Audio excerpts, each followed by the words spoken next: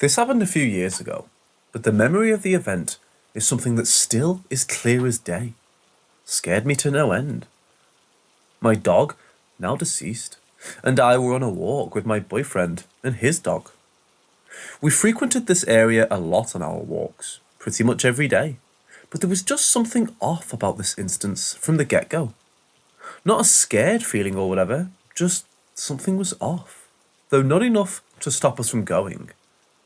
The first red flag was my dog absolutely not going down the usual path we took. He was pulling and yanking back with everything in his little body. No growling or hackles, just resistance to walking down. He could be a grumpy old man sometimes, but he'd never done that before. He was very obedient and followed me where I'd go, except this day. My boyfriend's dog was fine. She walked no problem, but she's kind of dumb. So yeah, it was getting dark as the sun was setting and drawing in chilly. So we decided we'd head back and let my dog have his way without thinking too much about it. We just laughed at him, really. We were walking along the border. It's hard to explain, but basically it's a hill with bushes and small trees with a path running down the side. All we had to do was walk to the crossing, and we're almost done. The dogs are getting agitated and pulling towards the road away from the woods, and we're struggling to get them to walk on the path in front of us. My boyfriend's dog is yelping. I glance to the bushes, and what I see is the thing of nightmares. It was a big black dog-shaped thing. It was a hunchback and looked to be about 6 foot tall in the position it was in. Its body wasn't totally hidden by the bushes, and we could see it was kneeling down with its long legs in the air behind it. Its arms looked like it was in a push-up position, if that makes sense. Its eyes were piercing red. They were like headlights as it turned to look at us. I looked at my boyfriend, and the panic in his voice as he said, "Run," is something I'd never want to hear from a grown man again. We ran in the opposite direction and took the long way home. We didn't really talk about it that night. I don't think either of us seriously believed our eyes. I remember going to bed early that night and hugging my dog tighter than I ever had before. I didn't sleep much, but remember having such a vivid dream of that thing chasing us. It's a recurring dream I've had a few times now, and what prompted this post is I had an earlier one in the week. We talked about it the next morning, and he recounted every damn thing that I'd seen in that thing. I literally wouldn't have believed it if I'd been alone. I'd have thought I was seeing things, and for that, I can't decide if it was a blessing or a curse that my boyfriend was there to witness it too. Which is why I wouldn't blame anyone if they don't believe this, because hell, I probably wouldn't either if someone else told me this. I actually haven't shared this with anyone in real life, but I've never ever been back to this day.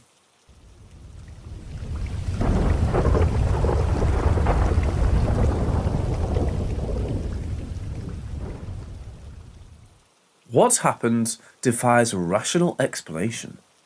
And what's even better, I have a witness, my fiancé. So at least I know I'm not losing my shit. In short, my current residence was formerly a bar and clubhouse for veterans of foreign wars. This past Friday, I was preparing to go to a fancy Christmas party in a somewhat faraway city, meaning I would be gone for a few days to enjoy my time away from home. I planned on wearing the obligatory red and black flannel shirt to keep up with the Christmas theme. That morning, I put the shirt in the wash. The act was very conscious because having this shirt was the entire purpose of running one last load of laundry. This shirt is the focus of the story. After the washer was done, my fiancé put the clothes in the dryer. When it was done, I picked through the dryer looking for my shirt. Couldn't find it there. Looked in the washer. Maybe it got stuck in the washer. Nope. I then took each piece of clothing out of the dryer to find it. It just wasn't fucking there. It was as if it teleported to another universe. I was getting frustrated, not yet thinking about anything paranormal. I retraced all my steps in case I just dropped it. Right as I was beginning to think my resident ghosts were screwing around with me, my fiancée came home from work, getting her hair done. She assured me she did not move or hide the shirt, and joined me on the search. She came up empty-handed in this effort. By this point, it was time to leave, and I really felt thrown off my mental balance. Even though it was just a shirt, I was feeling toyed with. Or maybe my ghost just didn't want me to leave. When we were walking out the door, I joked that when we got back, the shirt would be folded up in plain view. Fast forward to today. I opened the dryer door to fold the rest of the laundry that I left inside. And, to my surprise, guess what shirt was sitting right on top of the pile? It was a red and black plaid shirt, in plain view. Both me and my fiancée already looked in there. What's more, when I took it out, I could tell that it had not even been washed. It was still dirty. This means it puffed out of the washer, didn't even get washed, and then somehow wound up in the dryer. It vanished before it got clean, then reappeared in the dryer. This means it vanished out of the dryer, went to God knows where, and then 3 days later appeared in the same place where two different people already carefully looked. I guess this really means it disappeared twice. If someone else wasn't there to share this experience every step of the way, I would swear I was losing my goddamn mind. Nothing about this can be explained rationally.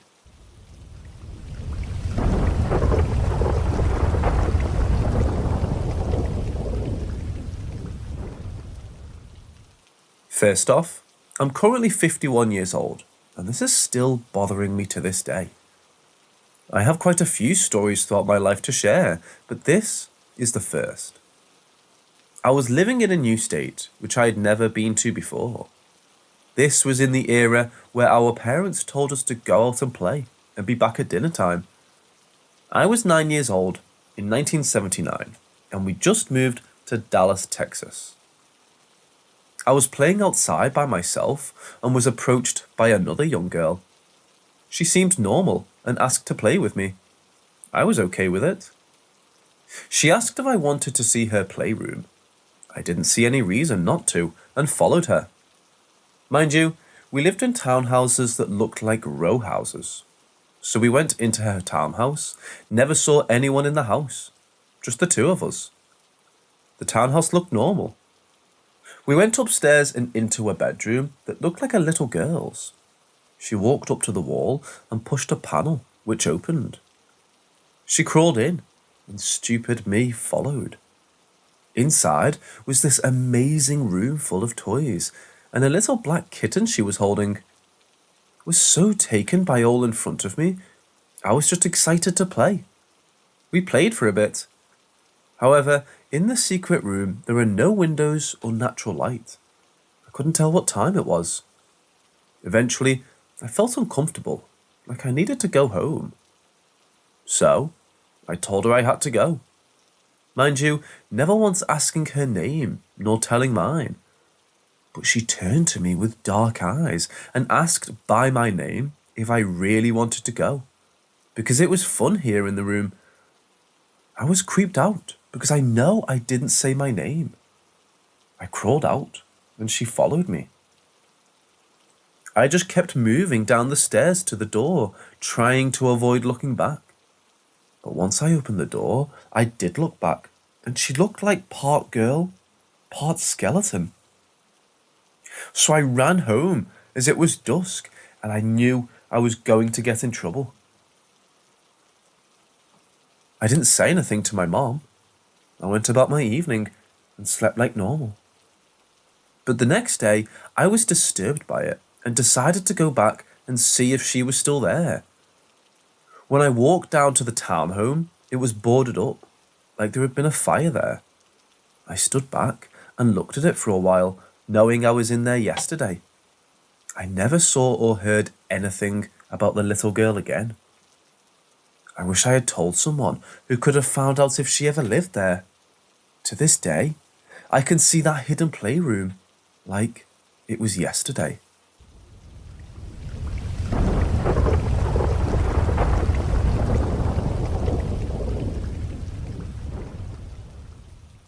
I practice Wicca and specialise in divination. For those who don't know, the pagan holiday of Samhain is traditionally October 31st to November 2nd. As a closeted Wiccan, I spent the first bit of my night in a Halloween costume with a friend, eating ungodly amounts of almond joys. But once all the lights were out, I could start my Samhain festivities. Though I was unable to do things such as a dumb supper, I decided to try communicating with an ancestor. I had communicated with the ghost family in my house and the haunted doll at my dad's house. I decided to try to speak with someone closer to me.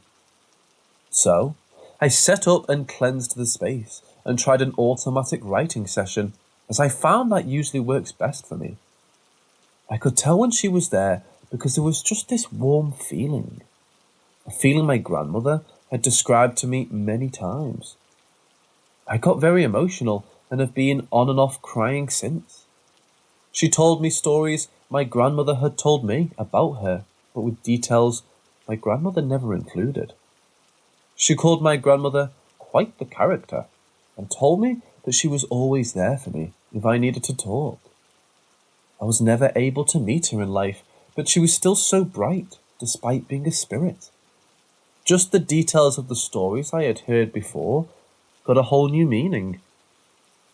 I ended the session earlier than I wanted because I couldn't stop crying. Now I'm probably going to try before sound ends.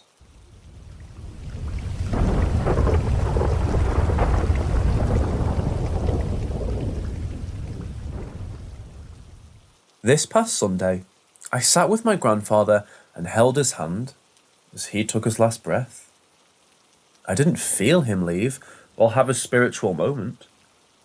My mom once told me a story about being there with one of our family friends who died in front of her after suffering from pancreatic cancer. She said she could almost see his spirit leave his body. I was sort of expecting something similar to happen with my papa. He had suffered from dementia for 8 to 10 years. He was put in a home in April of this year. About 2 months ago, he fell and fractured his wrist and broke 3 ribs. Then he fell again in the home and cracked his hip just before Thanksgiving. He could no longer speak because he just couldn't form the words anymore. He stopped eating on Thanksgiving. He was ready. We were really lucky to get him home before he passed. He lives about 6 hours from me, and my family was able to get there just hours before he took his last breath. A little after he passed, I went downstairs to grab something, and the light below him was flickering. The whole next day, this electric candle next to where he died was on all day long. These candles are sensitive to light and have a timer. They're only supposed to go on when it gets dark, and it stays on for 8 hours. My grandma says she could still feel him there the next day. For context, she is very sensitive to these things. She has many experiences that are unexplained and usually around lights. So I guess I'm just not sure why I didn't feel him leave, and why my mom had this moment with someone, but she said the same thing this time. She didn't have the same experience.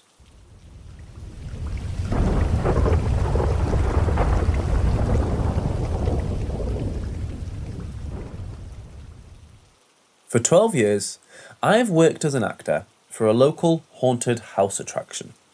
It's a lot of fun, as I get to play a variety of horror characters and act out different scenes.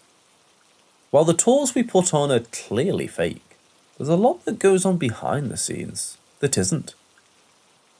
I should start off by explaining that the building we do this out of is extremely old and was once in elementary school.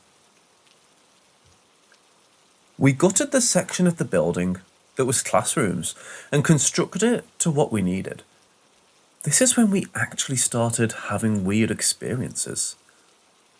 There's plenty of activity that can be shrugged off, such as feeling watched and hearing footsteps running in areas there is no one. Then, there are things not so easy to disregard. One evening, a member was working on hooking up our sound system by himself. He had not even hooked the large speakers up yet. When he started, a loud, deep growl came booming through them. This terrified him so much, he ran out of the building and would not go back in to even lock up until another member came down to go in with him. He never worked alone in the building again. Other activities seem playful and childlike, such as hearing small giggles and whispering in the halls and in rooms that are empty. Things being moved from where we last placed them. One year, I was in a rocking chair that I would jump out of as a group came through. The thing about the rocking chair is it was more like a glider, and it was broken. I would have to use a lot of force to get the chair to rock backwards at all. It was right before showtime. I was sitting in this broken chair, getting mentally pumped for the night ahead. I was completely alone when I felt someone grab onto the back of the chair and harshly pull it backwards. I felt myself flying backwards with the chair, and I honestly thought I would flip out of it. Thankfully, this did not happen, and as soon as I stabbed myself, I jerked to see who had done this. The room I was in was large, and no one could get out of this room without me seeing them running away. In the split second it took me to look behind me. There was absolutely no one there, and I was suddenly covered in goosebumps. No one was even in the area around my room at the time. Later that same night, the lights were off. My stove was on, and a group had just left my room when I noticed a small figure in the far right corner of the room. It looked like a small child crouching down looking my way, and I was immediately worried that a child had been left behind from the previous group. As I headed towards the figure to ask if they were okay, the strobe flashed and the figure was completely gone. The same year but different night, I was again sitting in my chair waiting for the next group when someone or something growled right into my ear. It was so loud that it caused my ear to ring, and when I turned to see what it was, there was nothing but an empty room. I changed rooms the next year and did not experience as much creepy phenomenon. There's not much history I've been able to find out about the building, but I'm so curious as to what could be causing the weirdness.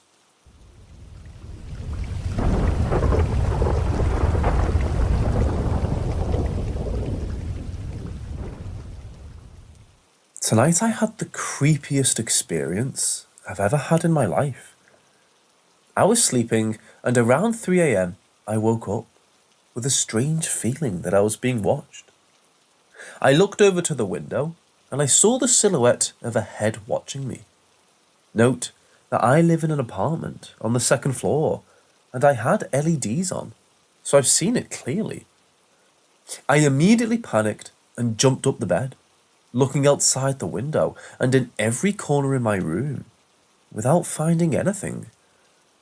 I waited a bit and then went back to bed, trying to sleep. I had again the same feeling I had before, but this time there was no one. So I tried calling for my parents while in bed, but I couldn't speak properly. I could only mumble. After a while, I managed to talk and I screamed, "Mom, help!" a lot of times. I heard sounds coming from their bedroom, so I thought they were coming. But as soon as I screamed, the figure appeared in front of my bedroom door. It was a completely dark man with a Borsalino hat. At first, I thought it was my mom, so as I started coming over the bed, I reached for the figure and took off the hat, jokingly saying, "Mom, take off the hat. You seem like..." And as soon as I said this, my blood froze, and I was completely in shock. It was a total black figure. I couldn't speak or move, so I just laid there in bed as the figure crawled towards me. As soon as it reached her hands around my neck and its face in front of mine, my dad opened the door and the figure vanished completely. My dad asked me what happened and I mumbled, "I don't know." I stayed in bed for a few minutes and I went up to go to the bathroom. Everything seemed to be normal, so I went to my parents' bedroom to ask them if they had heard anything and made sure I wasn't sleeping. They told me they heard me speak with a very low tone, and then they heard my screams. I was creeped out, and I slept in their room. Night went on good, but I had a very hard time sleeping because I was creeped out. I'm not sure what happened or what it was, but I'm scared to sleep again in that room, and still thinking about it makes my heart beat fast.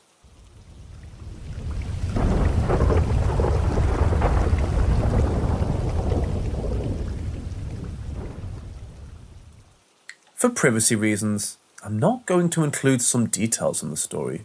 Just all I can tell you is what my little brother saw resembled passed away family members who were taken from us way too early. You know how kids have some weird ability to see ghosts? Well, I'm pretty sure he saw several. The first time he saw one was my stepdad's father, who passed away before my little brother was born. One day, he went up to my mother and said there was a man upstairs. Hearing this, my mother was horrified, as it was only her and my siblings home. She grabbed the gun we kept on top of the fridge and swept the upstairs area. She never found anything, so she asked him to describe the man he saw. He then described someone who my mother found vaguely familiar. My mother found the old family photo book and told him to stop her when she saw the man. After a few minutes of flipping pages, he finally stops her and points at the man. The man in the photo was my stepdad's father, the same guy whose ashes were in the same room as where he claimed to see him, and the same man who built the house they were all standing in. The other time, me and Leo, my little brother, were standing under the old wooden jungle gym we kept in the front yard, when Leo brought up a few new friends he made. We asked Leo to tell me all about it, intending to be a good brother. Leo pointed up into the attic window and said they were both up there. A little shocked, I asked him what he meant by that. Leo said that they both talked to him from the attic. How old were they? I asked, and he said a few years older than me. I asked him for their names and gender. Leo says one was male and his name was Michael. I asked him for the other's name and he said, "They have no name. Actually, they sounded kind of sad. I don't know their gender." What did they look like? I was shocked. Michael had black hair, Leo said. The next thing he said to me gave me literal nightmares. He claimed one of them had no face or hair of any kind. I was terrified as I recognized them as two family members who passed away during birth. I kept my composure and told him to tell him that I said hi. Later on after dinner, I pulled my mom into a different room and told her what had happened earlier that day. I'll never forget the honesty in her voice and the details he got right perfectly, without even knowing they existed.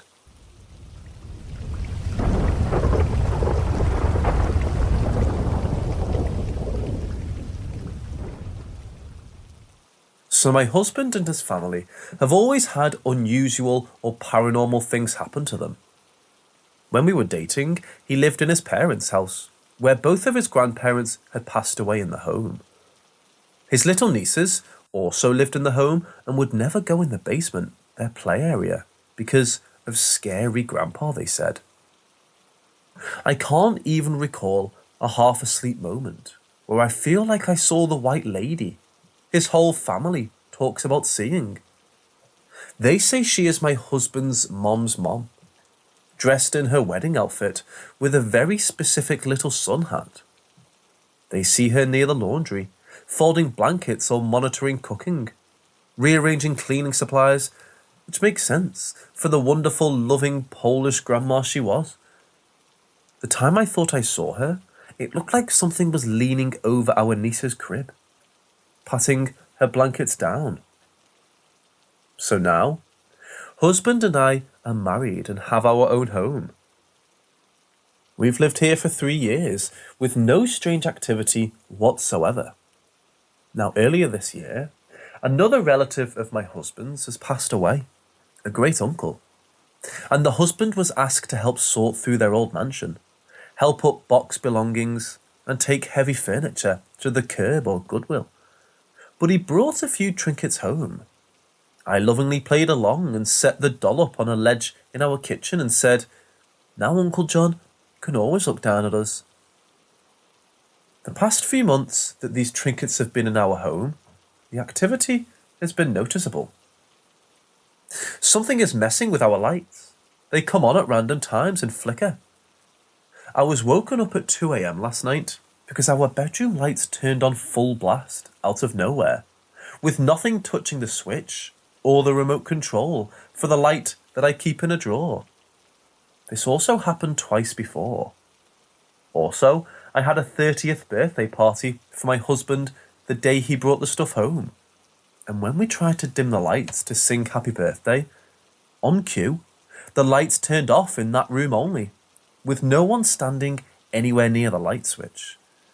The creep doll moves positions on the ledge I set him on, and my husband swears he has not touched it. Just slightly too, like leaning over or a leg up on the ledge, or his head facing another direction. Almost daily, this thing looks different. Our cats are constantly hyper-aware of something. I see their eyes laser-focused, tracking something that isn't there at least once a week. It's usually in the hallway. But again, I'm not as sensitive to the paranormal as my husband is, so I just get stressed and creeped out. My question is, if I get rid of the creep doll and the trinkets, will the activity subside? I know he isn't malicious in any way, but husband and I have been trying to conceive, and I'm starting to feel like the stress of all this can't be good for my body and is hurting my chances of successfully becoming pregnant. If I do get rid of the stuff, is it as easy as a trip to the Goodwill, or do I need to be more sensitive about it?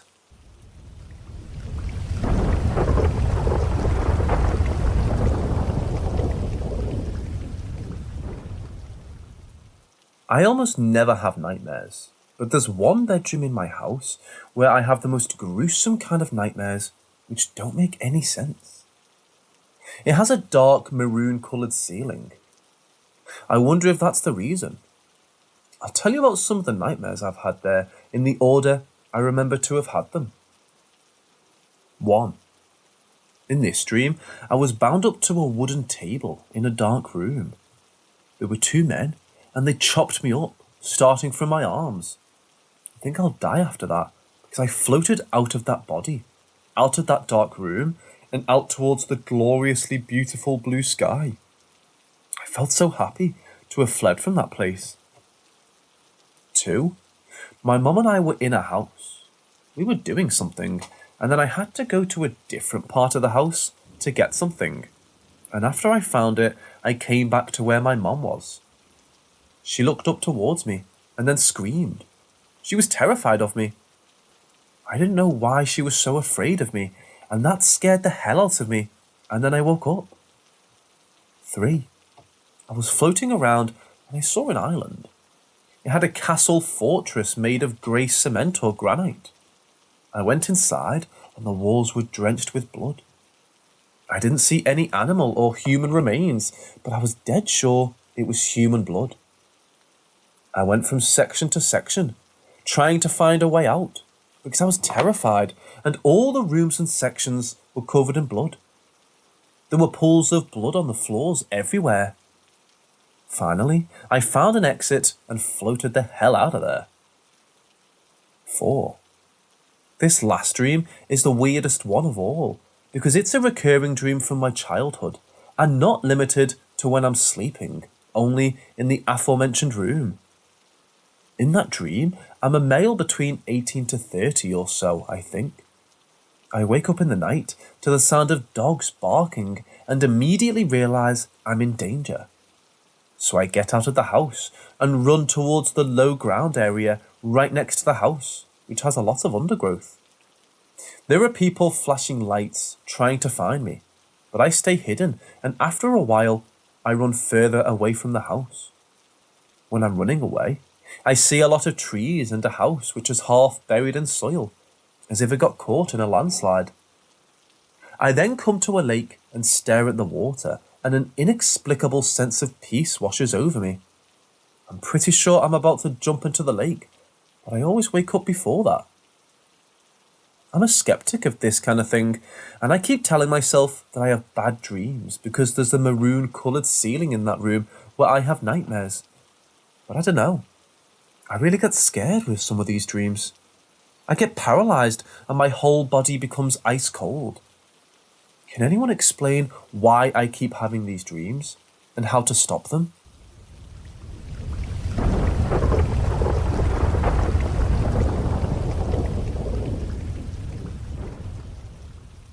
I grew up in an old Victorian terrace house in London. All over Britain, you have streets and streets of these traditional small 2-up, 2-down houses that are at least 100 years old. I lived here until I was 18 and have quite a few stories, but this one is weird, even by my standards. So just quickly, I need to describe the floor plan of my old home. In the old part of the house, there was a large room at the back, which we used as a dining room, and a small room at the front, which we used as a living room. There was also a hallway that ran alongside the living from the front door to the dining room door, and to the left of this door were the stairs that led up to a small landing that separated the front bedroom and back bedroom. At the back of the dining room was a newer extension that created a long, narrow kitchen and a bathroom at the end. The house was in pretty bad condition for years, with cracks between the walls and the ceiling that you could fit your hand in and no central heating. On this day, I was hanging out with my neighbour. We were about 8 years old at the time, and she was one of those bossy, no-nonsense, never believed in Santa kind of kids. My aunt and my older cousin had come to visit, so I was taking full advantage of my mum being preoccupied with guests to keep playing with my neighbour. It must have been around 7 in the evening when my mum and my aunt ran out of cigarettes and decided to drive to the petrol station to get more. This was the early 90s, and UK stops were pretty strict about closing at 5 p.m, so the garage, which was a 10-minute drive away, was the only option. I told my mum that I wanted to stay with my neighbour, and after checking that it was okay with her mother, my mum, aunt, cousin, and older brother left in the car. My friend and I messed around for a bit before deciding to go into my house to get a toy. Mostly we thought that it would be exciting to play in the house with no adults around. I can still remember the weird sense of foreboding and expectancy that I could feel while we were in there, like something was going to enter the room. The neighbour could feel it too, so we decided to wait outside on the wall. As I walked through the dining room door to head out of the front door, something moved out of the corner of my eye. I looked up the stairs and watched as my family walked in single file across the landing, from the back bedroom to the front bedroom. This confused me, as I hadn't heard the car return or heard them climb the stairs. "I didn't know you were back," I called out, but no one answered. So I began running up the stairs, calling out to my mum. As I got halfway up, my blood ran cold. I realised then that both doors were shut and had been when they walked across, and the lights were off. So I ran. I jumped the stairs and ran out of the front door with my neighbour right behind me. Outside, I told her about the doors being closed and how I couldn't understand why my family looked like that. I saw them clear as day, walking in height order with my mum first and my brother last. But what had creeped me out most was how expressionless their faces were, like sleepwalkers. My neighbour then told me that she didn't see my family, only shadows moving across the landing, and had been too scared to move until I started running. I was terrified that if I'd seen their ghosts, this meant that something had happened to my family. After an agonising 5-minute wait for my aunt's car pulled up and they got out, I immediately began demanding to know why they didn't answer me when they came back before, but of course, they didn't know what I was talking about. I don't know what I saw up there, but I'm glad that it wasn't them. I'm from a small town in the United States. So small that everyone knows what's going on in this little roaring town at all times. My father is a firefighter, so whenever there's an actual fire, he would go, and my mum and I would usually end up going to wherever the fire was to watch and pass out water bottles to the firefighters. We've done it multiple times throughout my life, and it was one of my favourite ways to help out and see some cool stuff when I was younger. I vividly remember one day when we were at home and a house one street over, maybe a block down, had caught fire. We could see the smoke pouring out from our kitchen window. So as always, my dad rushes up from dinner and races to the fire station. A couple minutes later, my mother and I walked up to the street to see how bad it really was. By the time we get there were already fire engines, hoses, and a bunch of firemen and onlookers at the house. Now, this house was a 2-storey, light blue, colonial-type house, and it was fully engulfed with flames. The fire was so hot and big. The firefighters could not even get close to it. They had to spray water from the cannons on top of their trucks to try and keep it from spreading to nearby houses. As this fire is burning, me and my mom are walking down the street to get a better look. I distinctly remember walking over the fire hoses all over the road, being careful not to step on them, as that could cause problems. Furthermore, I can vividly recall watching the firefighters trying to put the fire out. Me and my mom didn't stick around as it became too dangerous to be there because of how big and uncontrollable the fire was. Eventually, the house burnt down due to the fire being so large. I remember where the house was, and we drive past the empty lot all the time. Now here's the part neither I or anyone in my family can explain. I wasn't born when this happened. This house I remember seeing burn, the things so vividly happening, from hearing the fire trucks to seeing the smoke from our house, the walk up the street and over the houses. The firemen rushed to control the blaze. It all happened a couple years before I was born. We found out about this weird experience when my family would drive by the empty lot, and I would point out the place the house used to be and tell my family I still remember it. They would look at me all confused and say, "There's no way.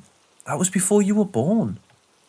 It happened multiple times, and every time was the same response. I was even able to give the details, and to my family's bewilderment, it was all correct. In addition to that, and oddly enough, I constantly experience severe déjà vu. It's been a thing my whole life, ranging from small things to large life events.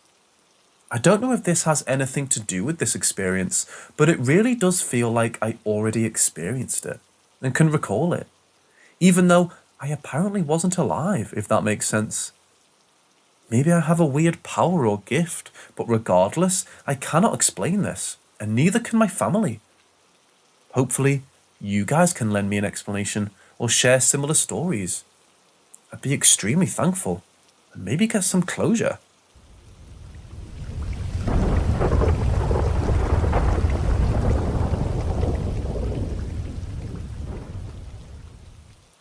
During the time my story takes place, which was only about 3 or so months ago, I was currently in Germany, participating in a military exercise. Being an American, this was my first time in Europe, and also my first time in Germany. I loved being there, as I have a huge fascination with war history, especially World War II. This is important, as I believe it may have something to do with my unexplainable occurrence. We had headed out to do some training deep in the German countryside, far from any real civilization, other than the other military units training out there with us. At this particular point, we had been out for maybe 3 or so days. We still had about a week to go, and we weren't expecting anything crazy to happen this early in the week. That's when we suddenly got attacked by the people who pretended to be the enemy. Luckily for us, though, my squad wasn't attacked directly because we were far away from everyone else, providing communications to our artillery unit.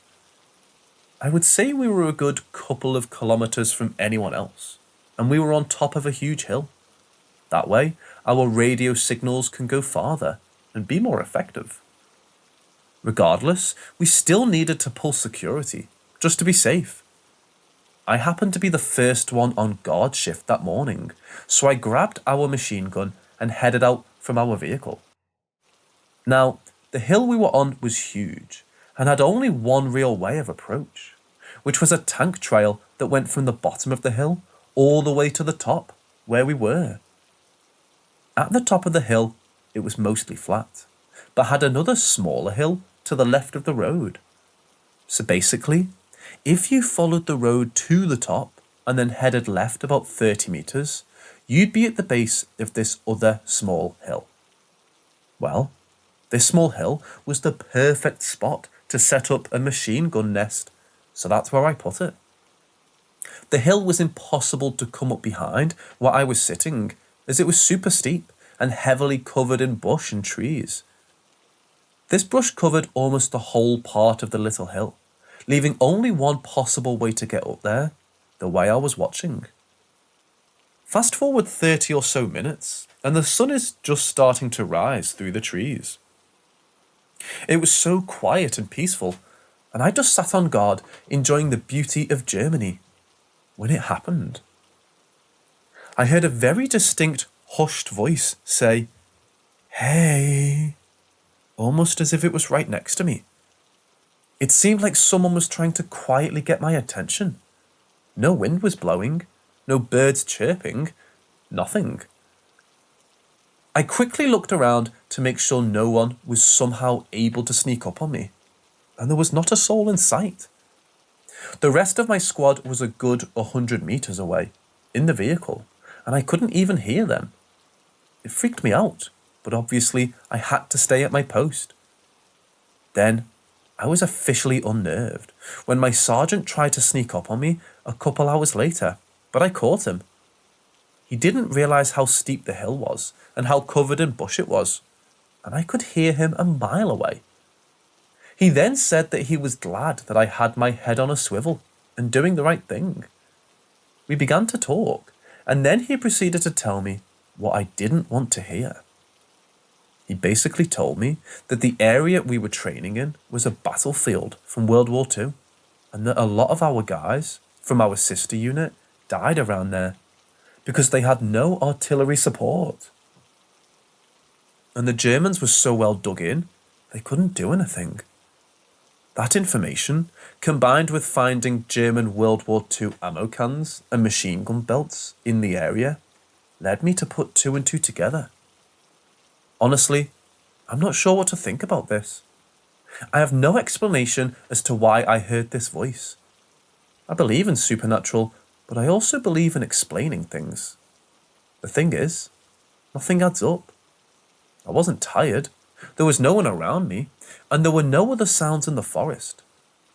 Part of me wants to believe it may be the spirit of a lost soul of the war, or maybe something else. Either way, I'd like your guys' input and maybe some answers to explain this eerie occurrence.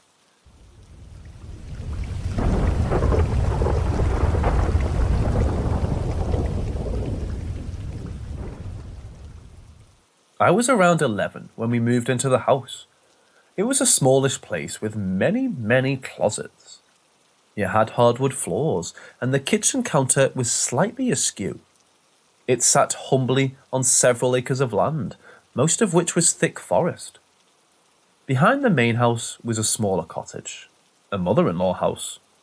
Up just a ways from there was a two-sided shed with a lean-to style overhang that faced the fence line. Where the large uphill yard ended, the trail into the forest began. These woods were home to a run-down, overgrown dairy barn. The trail ran all the way back and never seemed to end. I was forbidden from going past a certain point. I never fully explored it. The moment I saw the property, I was ecstatic. I had always wanted a horse, and in my young mind, this was the perfect place. However, the moment I stepped into the house, all the happiness and excitement I felt faded. It smelled funny, and I felt wrong. I felt as though I wasn't welcome. It seemed like the house was less than pleased with my presence. I felt nothing but dread. I chalked it up to being the first house I ever moved to. I had previously lived in the same red brick home in a tight-knit neighbourhood for my whole life. I thought I would get used to it, but the feeling lingered. It festered. I was not wanted there. To combat this, I spent most of my time outside. I did what I could to clean up the barn. I made campfires. I taught myself how to make little shelters. I hunted for squirrels and birds, learned how to use animal calls. I essentially made the woods my home. The house only got worse. Coupled with the fear of being in the house, I also began to see things. I would see shadows in the corner of my eye, always vaguely shaped. I started having terrifying nightmares of these shadow people standing over me. I would wake up and see the dissipating shadow of something standing in the corner of my room. I started hearing footsteps up and down the hall. I always felt watched. I never felt alone. I started sleeping in my parents' bed because I couldn't stand sleeping by myself. I was terrified. This caused so many problems. I would just start crying because I couldn't handle the feeling of being there. My parents were worried sick. I was losing sleep. My behaviour at school was becoming a problem. Therapy wasn't helping, nor was the medication. I was scared, and I had no idea what. By the end of our 2-year stay in this house, I had become numb, only crying to myself in the bathtub. I felt like a burden. I was causing more headache than I was worth. It tore me to pieces. I felt like nothing. The constant fear became my new normal. The barn in the woods was my only escape, but I would always have to come back to the house. I was drained. When we finally moved away, it felt like being yanked out of icy cold water. It was so weird not to feel scared anymore. No more dread. No more suffocating quietly. It sounds so edgy and stupid, but I swear on everything that it's the only description that gives it justice. That place took so much from me. It was my first pet. It stole my happiness. It drained me of life. Something awful happened in that house. Something happened there, and whatever it left behind did not like me one bit. I hated every second I spent in those walls, and it knew.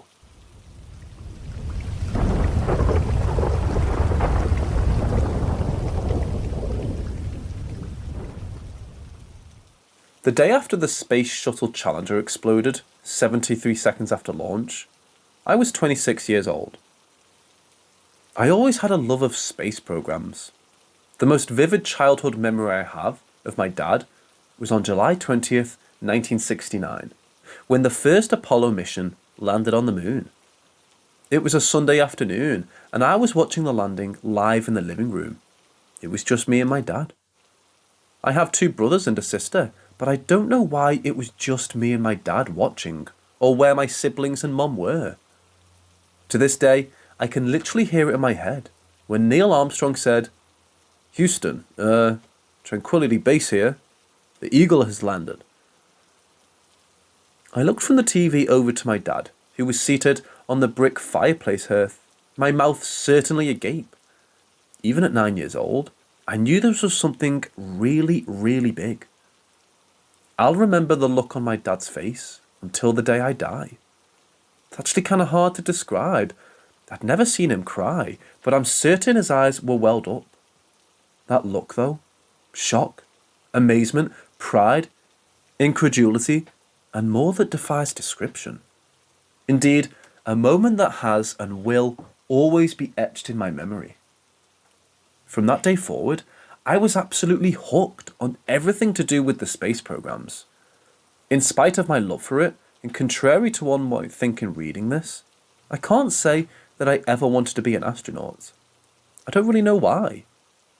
I did think that mission control looked cool as fuck, and I could definitely see myself there. In any case, I can remember years and years of anticipating launches, splashdowns, and anything else to do with spaceflight. When I first heard of the space shuttle program, I could hardly wait to see what the next era of spaceflight had in store for us all. That anticipation was shared with my dad, and we talked about and anticipated the future together. I even went to Florida to see one of the launches of Space Shuttle Discovery. I still have the gate pass for STS-51. Every other shuttle launch I had watched live on TV. I never missed a single one.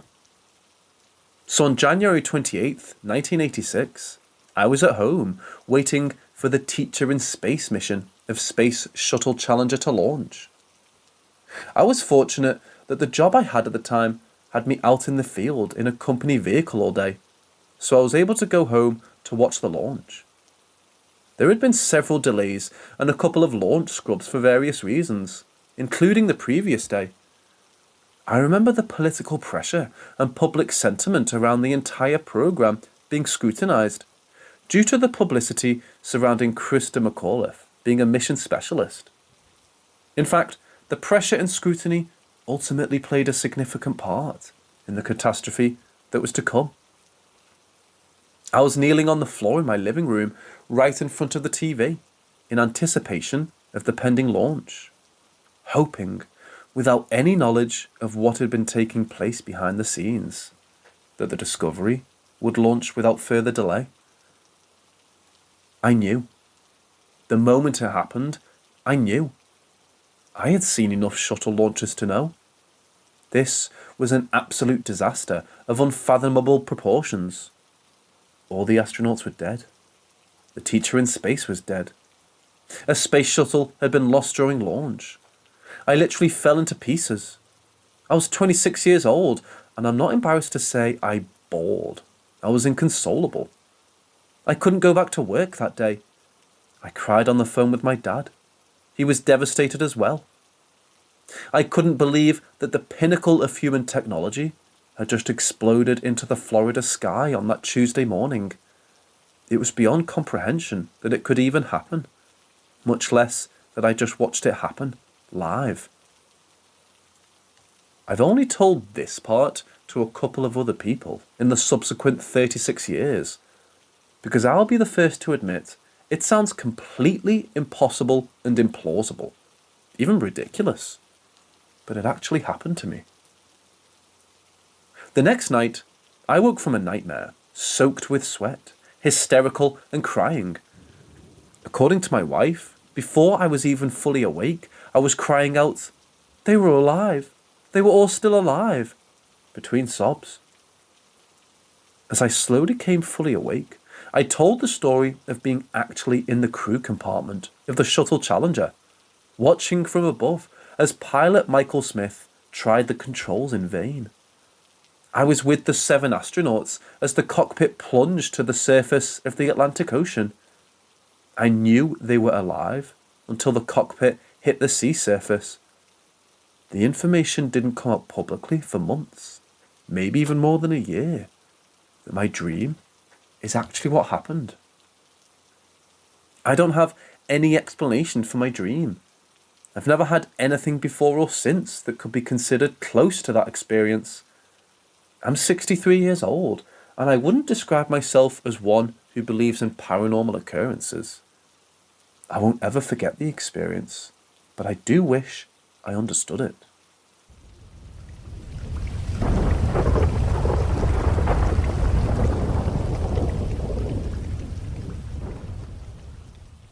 Yesterday evening, I was on my sun porch and I was standing by the door, with it slightly ajar, blowing the smoke out the door. As I was smoking, I noticed that my 4-month-old kitten had gone outside, down the steps, and I watched her go around the corner of my house with my 2 other cats. I remember taking a mental note that she was outside with them, and that I would have to look for her, or wondered if she would just come out the door like she always does. No one let her in. I finished up my smoke and then went inside to do some Christmas decor I was working on. About an hour later, I went to have another smoke and the same little kitten came from the living room and into the sun porch area, then proceeded to go out the door, walk down the steps, and go around the corner of the house with my 2 other cats again. My daughter brought her home a short time later, and I put the whole thing behind me, and then went on with the rest of my night. When I went to go to the bathroom a few hours later, I noticed meowing coming from outside, and I thought it was my older cat. But when I opened the door, the kitten came inside again. No one let her out. What happened? My friend says it sounds like a demon, and I need to get rid of my kitten, but I don't know. It seems like something more.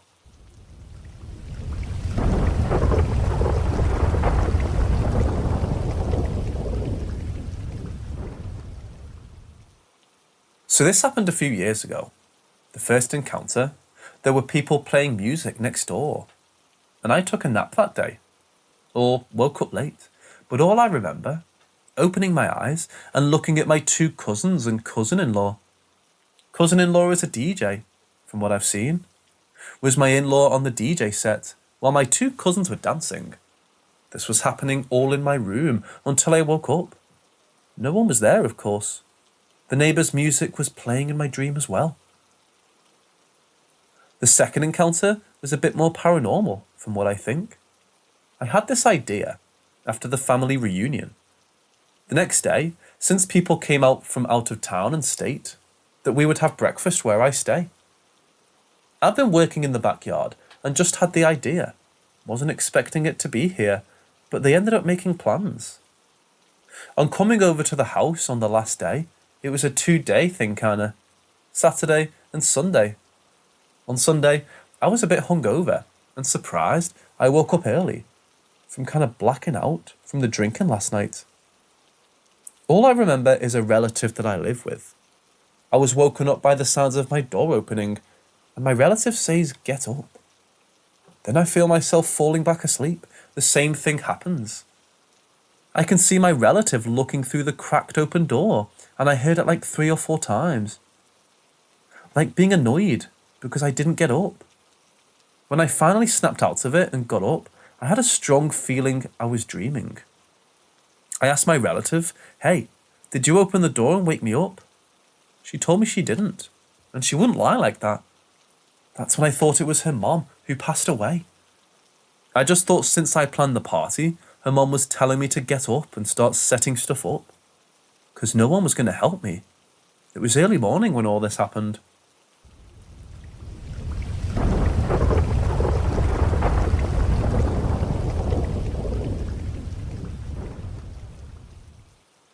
This happened back in 2017. I was 17 years old, turning 18, and like some do when they're a teen, you go to abandoned haunted places with friends. Being young, we thought it was a good idea to go to a church that was known for being haunted and a place where satanic rituals were held. Walking round it felt eerie, very heavy, and like we were being watched or followed. A few days later, thinking nothing of it, I'm at my partner's house looking after the dog while he's at work. It's a normal day sitting watching TV with the dog laid next to me. The dog was always just so quiet and was happy to sit, being fussed or she'd be asleep. Gets to about 2 p.m. and I can hear walking upstairs. It's just me and the dog in the house. This house is a detached house on quite a large piece of land. I heard loud, heavy footsteps starting from the bedroom all the way to the top of the stairs. The dog looked so frightened. I hear footsteps coming down the stairs, and she's full on snarling at nothing. I'm panicking, standing behind her. The footsteps get to the bottom step, and it stops. The dog, still looking petrified, runs back to me, checking if I'm okay. I went and looked around the house. No one was there, and all doors and windows were locked. I could never really get what actually happened. I never told anyone this story until now. I still wonder what or who this was, because I've never had it happen before at this house.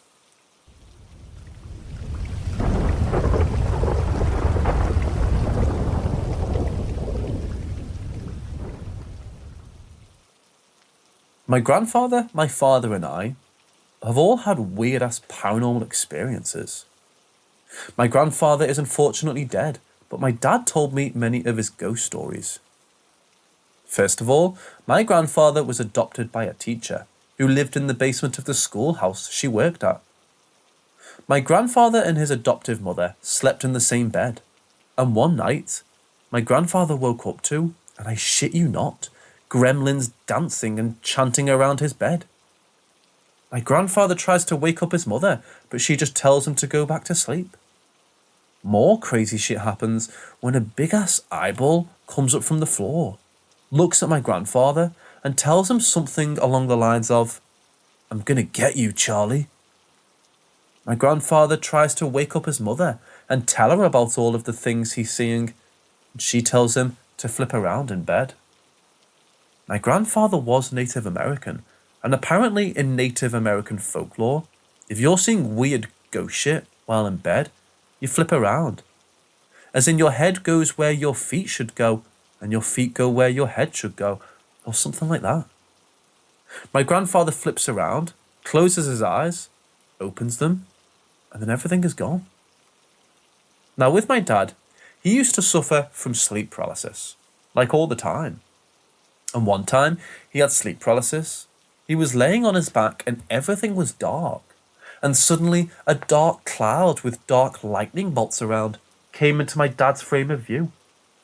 The cloud starts getting closer to my dad and then goes to the other side of the room.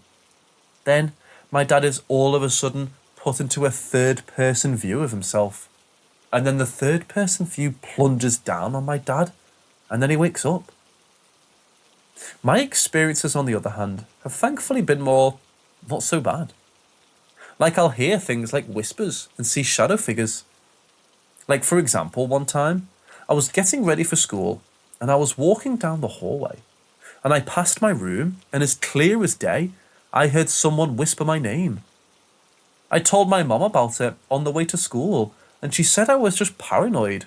And maybe I was. I don't know. I started calling the ghost in my house Ricky, after Ricky Goldworth from BuzzFeed Unsolved.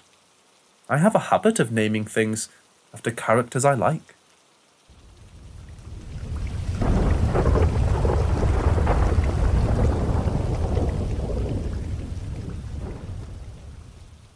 I'm not sure if this counts, but it was a beautiful moment that happened last year, and I wanted to share it. Could be coincidental, but I found it comforting to know that he was at peace, and he got his wish for snow in rural Alabama, and lots of it. Bear with me, because there's some backstory to this. My great-uncle Jill was a retired veteran and firefighter.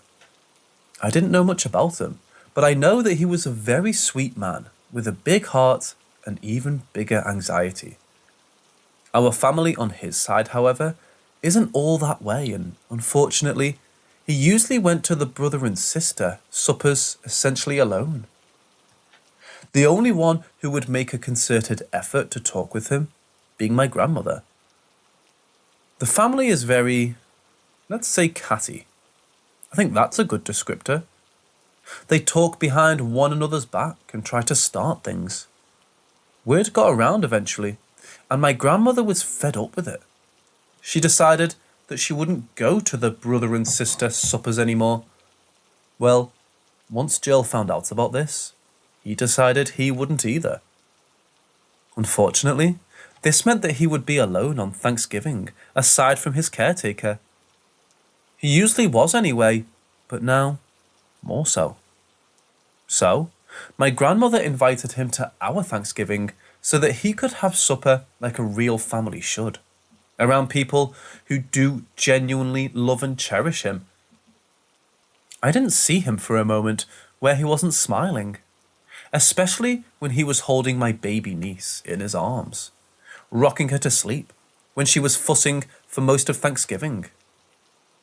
I got to finally know him then, and I've never met someone with a gentler heart since. When it was over, my grandma told me that Jill told her that he didn't want to leave, that he had such a good time and really didn't want it to be over. He passed away in his sleep just a week later. I'm really, truly happy he had such a nice time before he passed. Now, I live in Alabama, and one thing you should note about here, even in the northernmost part of the state, it rarely snows. On Thanksgiving, it was hardly even weather enough for an overshirt, and the day before Jill was buried, that was still the case. The day of, though, I had never seen it snow harder. I think it may have been at least 3 inches deep, which is unheard of where we live, especially to occur overnight and with no warning.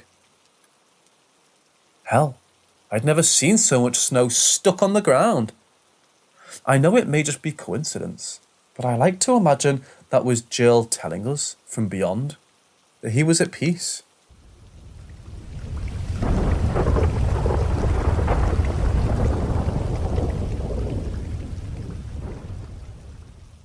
Until about 4 months ago, I worked at a place where I was there from about 4 p.m. to 1 a.m. The usual was to work in teams of 2, but I preferred working alone. Yeah, obviously a bad idea. So this building was disconnected from every other building. The rooms were all connected by a hallway in the middle. And every room also had an extra door that either led to a neighbouring room or outside. Nobody liked going in there at all, even in teams. You would go in and feel enough heaviness and angry vibes to kill a honey badger. So of course, I was usually thrown in as the minority vote.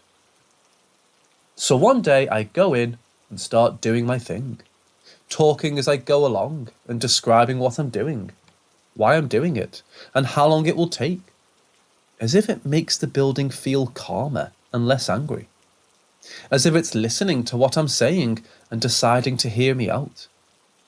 Anyways, I feel the normal weight on my shoulders, the heat of anger on my back, and the feeling of being watched. All of a sudden, I get the biggest feeling of dread, like something wants me out, and my body wants out, because something real bad is going to happen if I don't. Unfortunately, I'm an idiot, so I ignore it and just continue with what I'm doing. After about 5 minutes of feeling like I'm about to get my kidneys yoinked, I hear footsteps at the end of the hall and absolute chaos. Things breaking, doors getting messed with, clattering, and just your average, you're about to get bit by a ghost noises.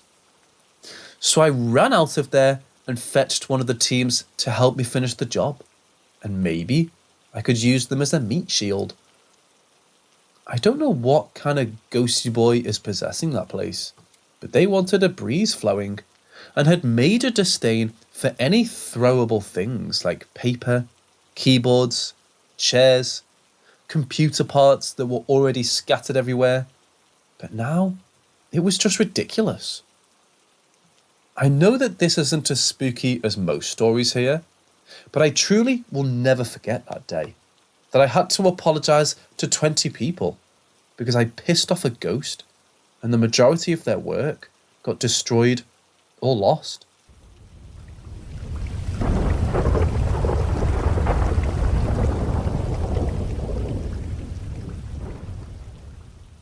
Recently, my stepdad passed away. The day after we found him, we had plans to meet with a funeral home to make arrangements for him. While getting ready, I was in my bedroom and caught the lingering smell of him, not just his cologne. I could identify it immediately and quickly walked out of my room. Having second thoughts, I went back into the room and could no longer smell it. This had happened a few times in odd places, usually while I'm executing tasks related to putting him to rest or taking care of his last wishes. Another strange occurrence I experienced was at his apartment. I had just arrived and had gone into his bedroom closet to pick out an old white shirt to wear while I cleaned. While in the closet, I heard a sudden rhythmic tapping. I poked my head out of the closet and saw his bedroom door slightly swinging back and forth, enough to tap the wall behind it. This was in a fashion that was consistent with it being manipulated, consistent and unchanging in speed of force. I had to reach out and grab the door to stop it. I've been in his apartment several times since he passed away. This was the first time I was there alone, and the only time I've witnessed that door move in that manner. I tried to replicate it by walking quickly past the door, lightly bumping it when walking past, and turning on the heat on a fan to see if blowing would cause the door to move, without success. I want to believe that this is him letting me know he's around, but remaining skeptical. My mum and I have both made a habit of talking to him while we clean or are in the apartment, cracking jokes at him like he would in life. Specifically, we would make a note of asking him to help us find things, such as the key to his gun safe so he can give his firearms to his nephew, per his will.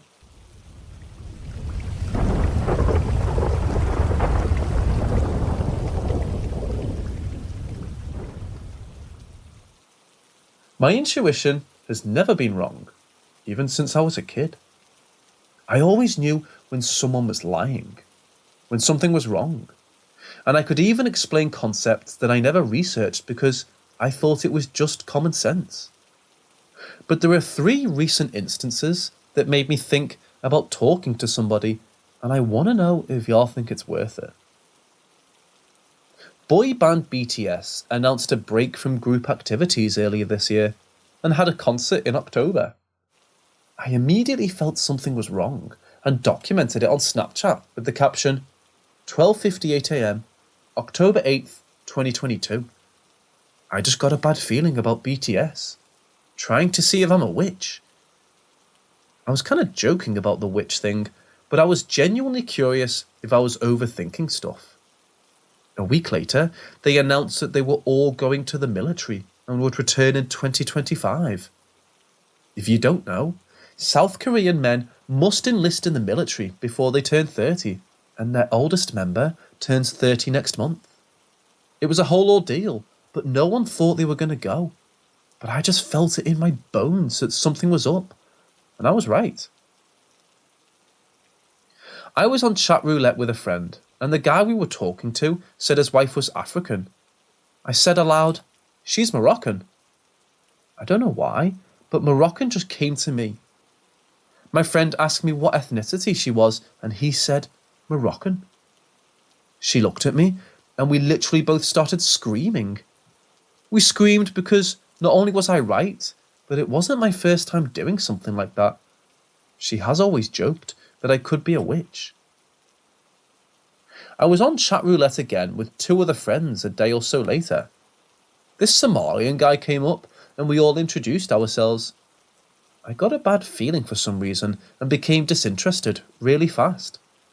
I asked my friend, does he seem like one of those Africans that bash black Americans for saying we're from America and not a country in Africa?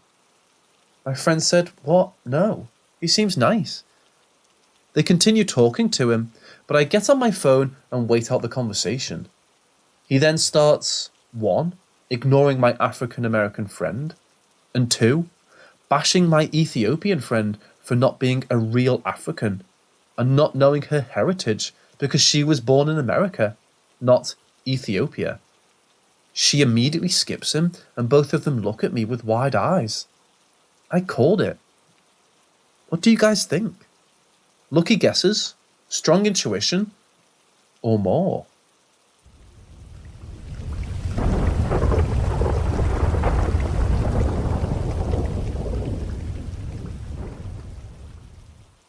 Ever since I was very young, I've had these, for lack of a better word, I'll call them visions. They always start the same. I begin to feel this sense of epiphany, as if I'm incredibly close to finding some fundamental truth about the universe. But this excitement is soon overshadowed by an awful, nameless fear, until suddenly, something changes. I see this image in my mind's eye, one that's haunted me all my life. An endless plain of dust, as far as the eye can see, under a sickly sky. Breaking the horizon, there's a cluster of imposing black monoliths, connected by a forest of black wires. The world is silent, except for the humming of wires and the howl of wind through the monoliths, which has always sounded like singing to me. I'm overcome with this inexplicable terror, which breaks the image and pulls me out. After they end, I never remember what caused me to have that revelation in the first place, but I'm left with this strange sense of sudden understanding. For a long time, I've been content to dismiss this as overactive childhood imagination. However, as I've grown up, these experiences have continued, each leaving me with some strange piece of knowledge. Then I began seeing small but noticeable pieces of what world I saw reflected in the works of others, seeming too specific to be coincidental. Cities of black monoliths, nests of humming wires, even a story which described a dead clockwork world. A lot more of these exist, but they're too difficult to explain from the limited summary here. What really prompted me to try and learn more was when I was talking to a friend and discovered he had dreamed of the exact same place. I had never once talked about this with him before, or even mentioned similar ideas. It was just the exact same world, down to even the sound and emotions associated. He described it as fear of a concept. This mystery has haunted me my entire life, and I'm looking for answers. Is there anyone out there with similar experiences? Most reading this will see it as nonsense, but if you've seen the City of Wires, you'll understand.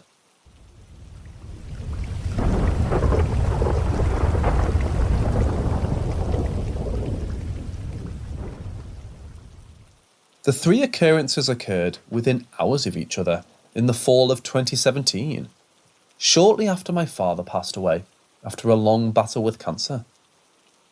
I was 23 at the time. He fought this disease for around 16 years, but eventually lost. He was a smart and funny person, but also quite the micromanager, and at times, petty. He would be the type of father who's clever enough to know if you've been smoking pot or getting into benders with your friends, even if you thought you could hide it from him. My father wasn't the nicest person to be around at the end of his life. My mother did her best to provide for him, but he felt that it wasn't enough. He passed away in our house one grey October morning. After the body was removed, we tried to tidy his belongings the best we could and console each other. The next afternoon was when the occurrences began. I'll list these out in chronological order. 1. My father loved his Amazon Alexa. My mother, brother and I didn't really care for it. My mother was crying on the couch, lamenting that she failed to keep my dad alive and that she could have done more for him. From my point of view, she went above and beyond to help my father, even when his behaviour towards her borderlined verbal abuse. I had my arms around her and told her, "Mom, you did more than enough." Then Alexa lit up and responded, "I don't think so. I don't think so." Usually, Alexa would only respond if called. Also, if she didn't understand your question, She'd respond, "I didn't quite catch that," or, "Could you repeat that?" My mother and I looked at each other, and she gently laughed. "See, even your dad thinks so." 2. I smoked weed at the time.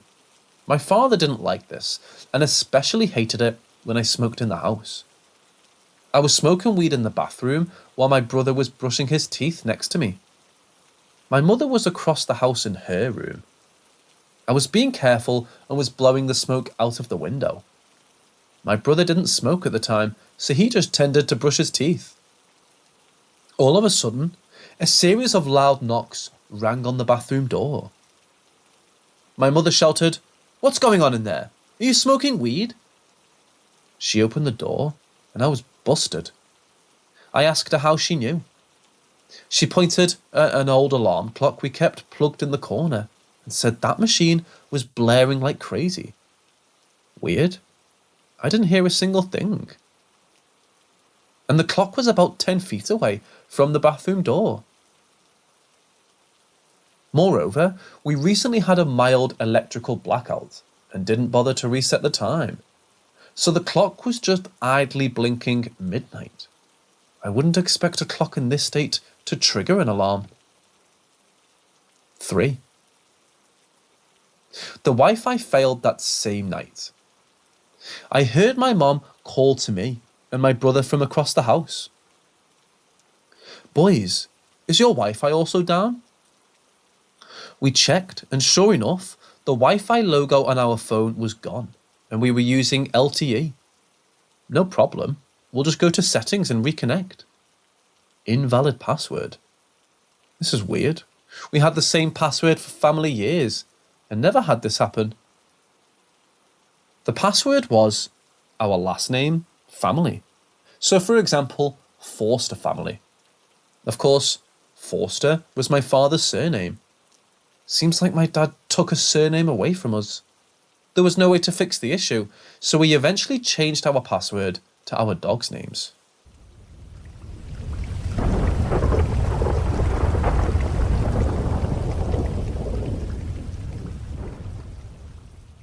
I'm still not sure how much I believe that ghosts are real, even though some things have happened before. However, recently, I started to have this weird dream. It's hard to explain this feeling, but it's not a normal dream. It doesn't feel like lucid dreaming or sleep paralysis, and I am healthy. There's nothing physical or mentally wrong with me. This summer, I was staying with my friends at a holiday apartment. Immediately, some rooms just felt wrong. Something made me stare into a few corners or places, but I didn't really care. Before we went to sleep, the lights started flickering. The switch was making sounds, but we were like, okay.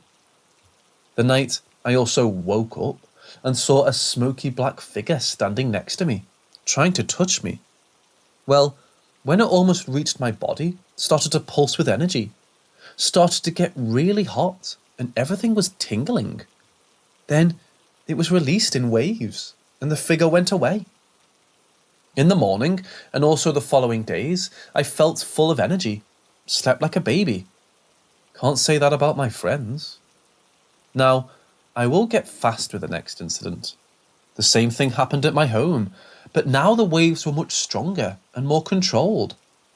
I felt the same. At both times, my watch showed weird activity in terms of heart rate and sleep. I'm not sure how to feel about this. It feels way too crazy for me, but on the other hand, it felt too real. Any ideas?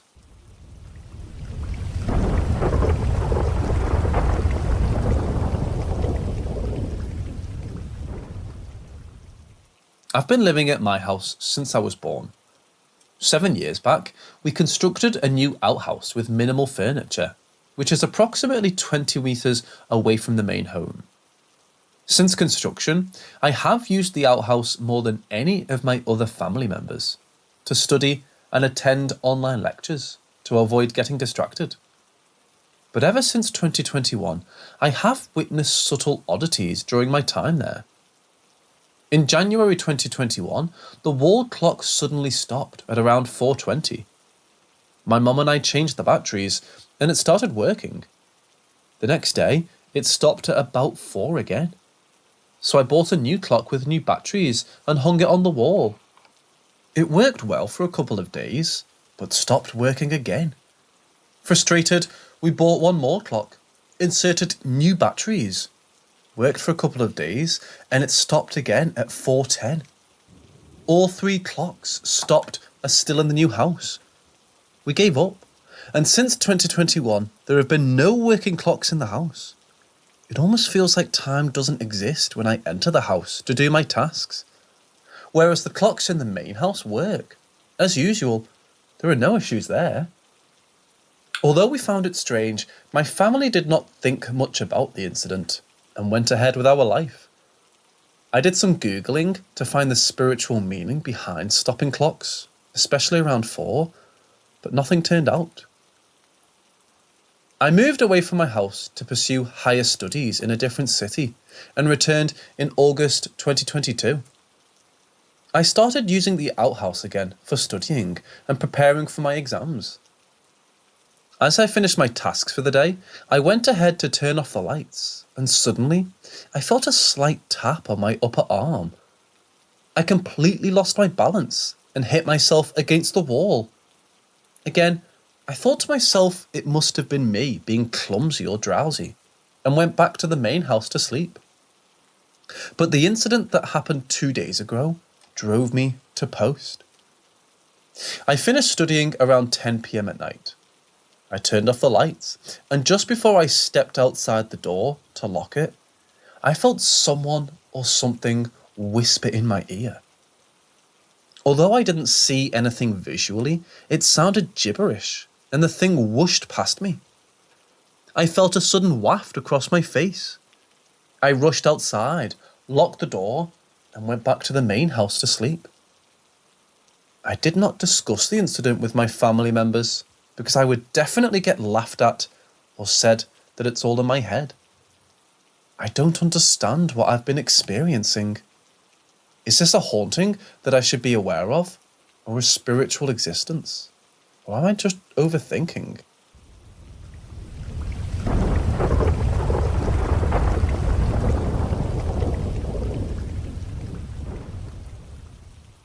A member of my family is a diplomat who got stationed in Japan, so my whole family moved there when I was 6.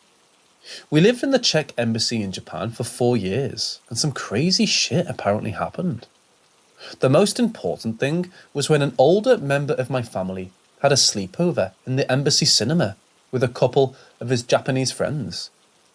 They had sleeping bags and pillows, which they put in between the seats in the back row. The older member of my family woke up at around 2 a.m. to a plant in the corner of the cinema, right next to a wall shaking rapidly. Now they have a lot of sleep paralysis, so they didn't think that much of it, until they noticed his Japanese friend shaking, looking down and muttering something. When he got her attention, she told them, "Don't look at it. They will want you to help them."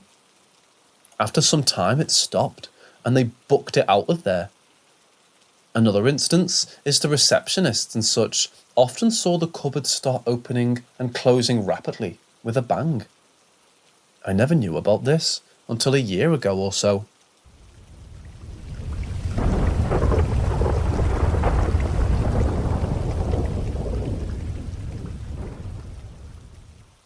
I have this thing that happens to me rarely, but it's been going on through my whole life.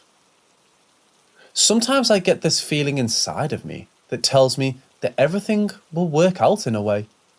It's super hard to explain what the feeling is exactly, but it feels almost supernatural. And when I get this feeling, everything actually has worked out, even though it's an extremely small percentage chance it will happen. And I only get this feeling when it's important stuff. Not like winning the lottery, but stuff that actually matters. And now I recently got dumped by the girl of my dreams. And I got this super weird, almost supernatural feeling again, telling me it will be us, but not right now. My family has been shaking their heads, smiling when this kind of stuff happens to me, and telling them I'm extremely lucky. But I don't know. Is it luck? Because it's almost like I know it beforehand. I'm not religious at all, but I heard someone tell me that I have a guardian angel.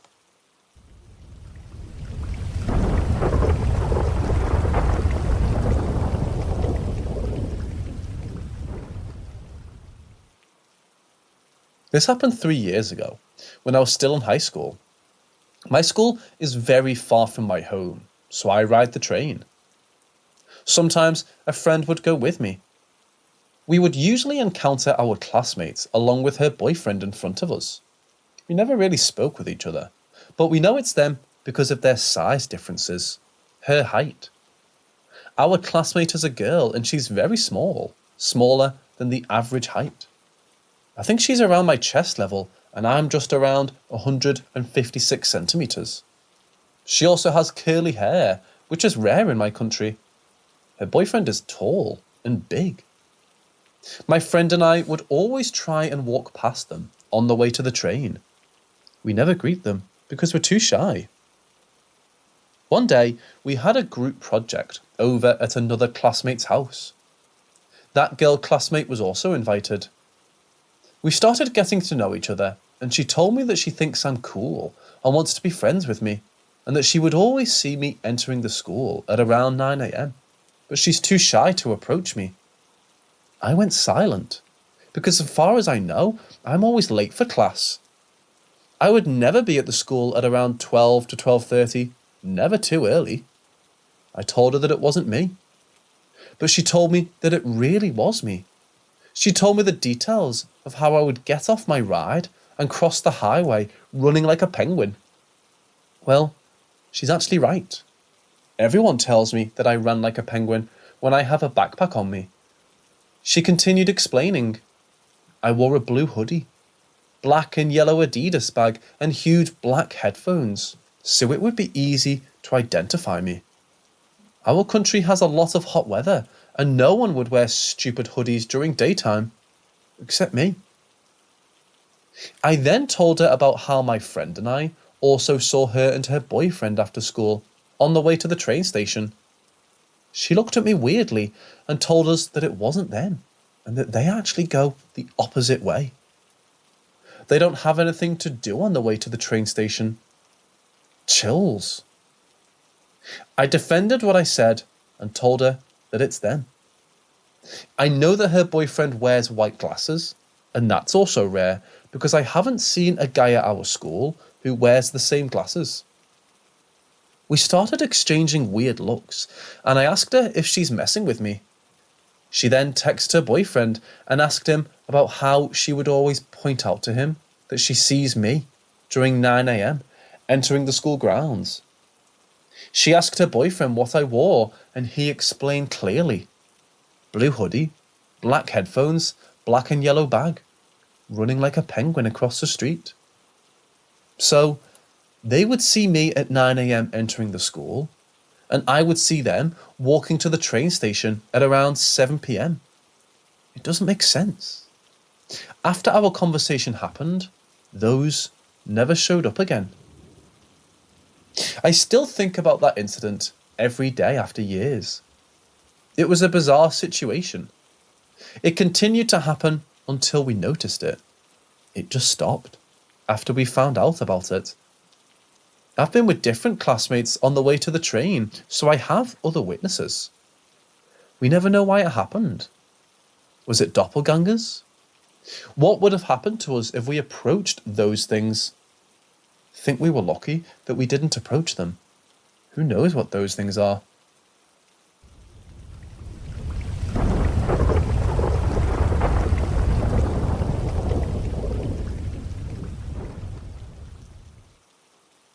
I live in a town in the Texas Panhandle that sat right on Route 66.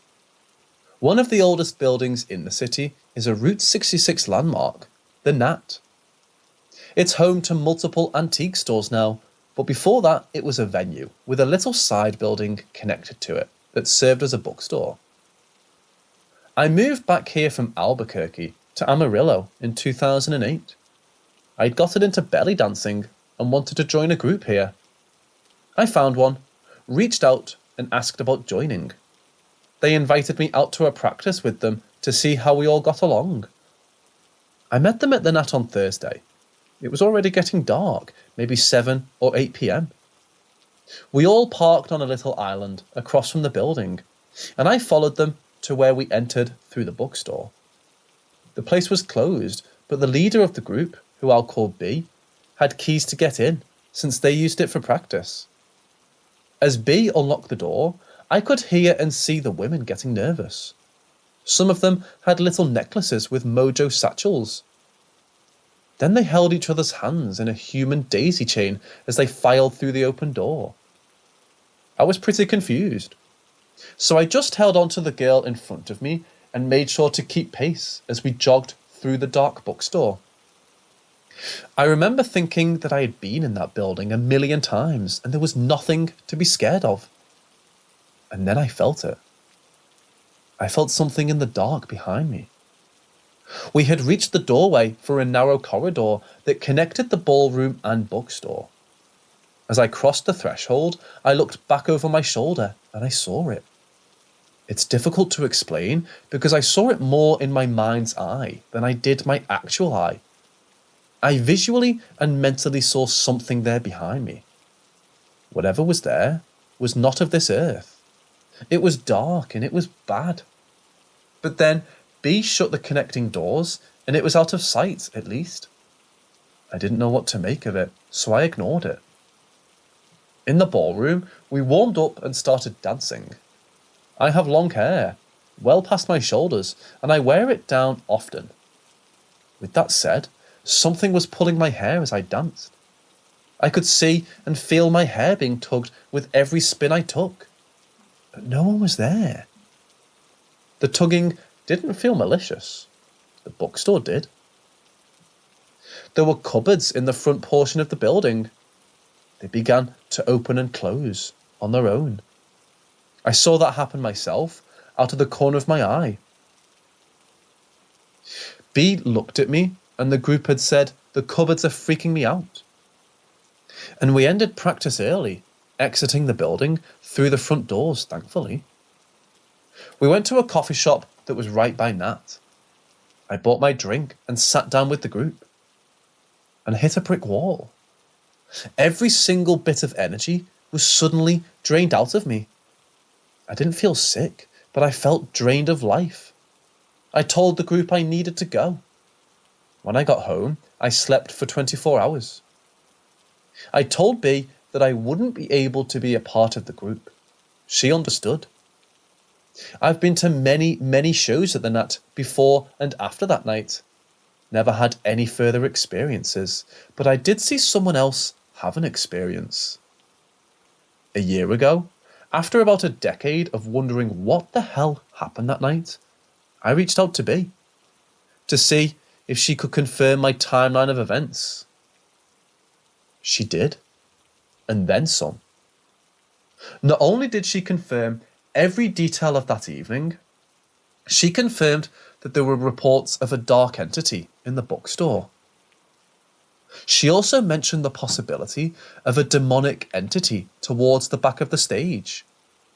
She reminded me of another incident that happened that was odd. A year or so after my eventful evening, the dance troupe performed at an event at the Nat. One of the other girls, not B, in the middle of their performance, suddenly yanked back and slammed down to the floor. She had to be carried off the stage by several people and taken to the hospital, where she was told she had broken her leg. According to B, the doctor was puzzled, as the way she had broken her leg was not often seen in a simple fall, but rather from forcible impact. The girl who broke her leg was adamant that something had grabbed her and slammed her to the floor. There's a lot about human physics that I don't understand. So I would be a little more skeptical about having one's leg broken by an invisible force. Except, I saw it happen with my own eyes. When that girl fell, she didn't slip or stumble.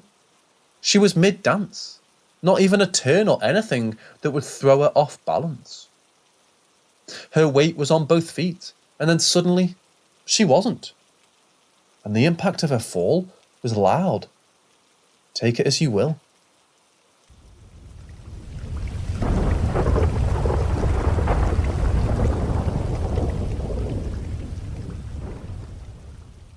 November 13th, 2011 is when my mum went crazy. My parents were married for 21 years. My mum has always had her demons, but for a long time, she at least tried. Sometime in 2006 or 2007, after I went off to college, she went off her meds for depression for the millionth time. This time was different. I didn't realise what mania looked like at the time. I was only 18. But in the years later, I realised she had an adult onset of bipolar disorder. It was unnerving. It was the last straw for my dad, and he left. The divorce was finalised in 2008. My mum was never the same. The combination of borderline personality disorder and bipolar disorder meant watching her go up and down on a haunting roller coaster of destruction. Meant watching the small part of her that was a mother fade away. My dad left her the house, the one we had lived in all my life. It's a beautiful home, cosy and on the corner. There's a big window and natural light. It always felt like home until the divorce. I hated being in the house after my dad left. Her behaviour became more erratic, and the lows became so much lower, and the house began to change.